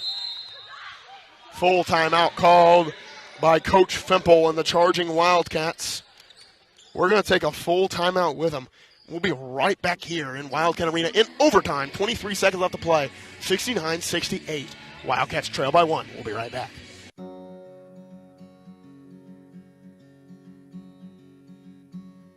Hometown. That word still means something here. It means we're neighbors. We do the right thing. We care about your family. And you deserve the very best every time you walk in the front door. Harps. Hometown fresh.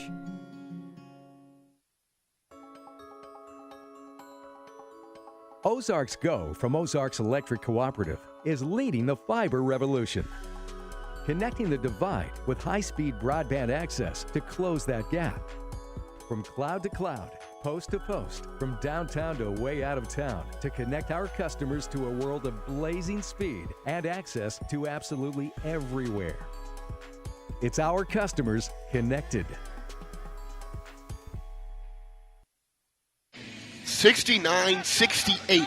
1 point lead for the charging Wildcats in overtime. 23.5 on the overtime clock. Charging Wildcats picking up in the full court.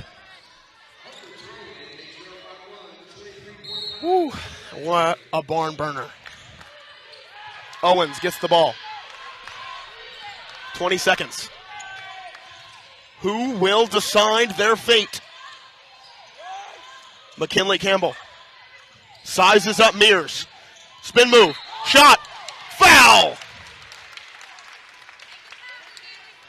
Foul on Mears. Third on Mears. McKinley Campbell will go to the line. Down by 1 with the fate of the game on the line.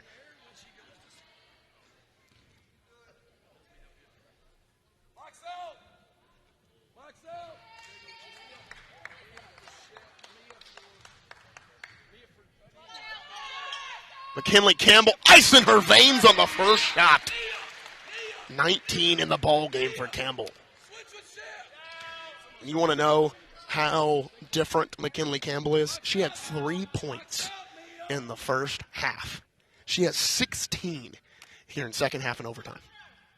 69-69 our score. Looking for the lead. And the lead is good. 70-69 our score. Fempel with the ball. 2-1. Shot. No good. And that's the ball game in overtime.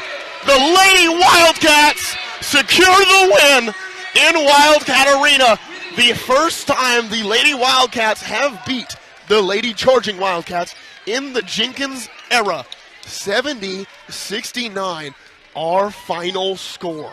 What a great game. The Wildcats win in overtime with a clutch free throw from McKinley Campbell to win the game. And if you really missed any of it, Maya Haney sent us to overtime with what could have possibly been an inch or two difference between the game already with that 3-point shot that ended up being a 2-point shot.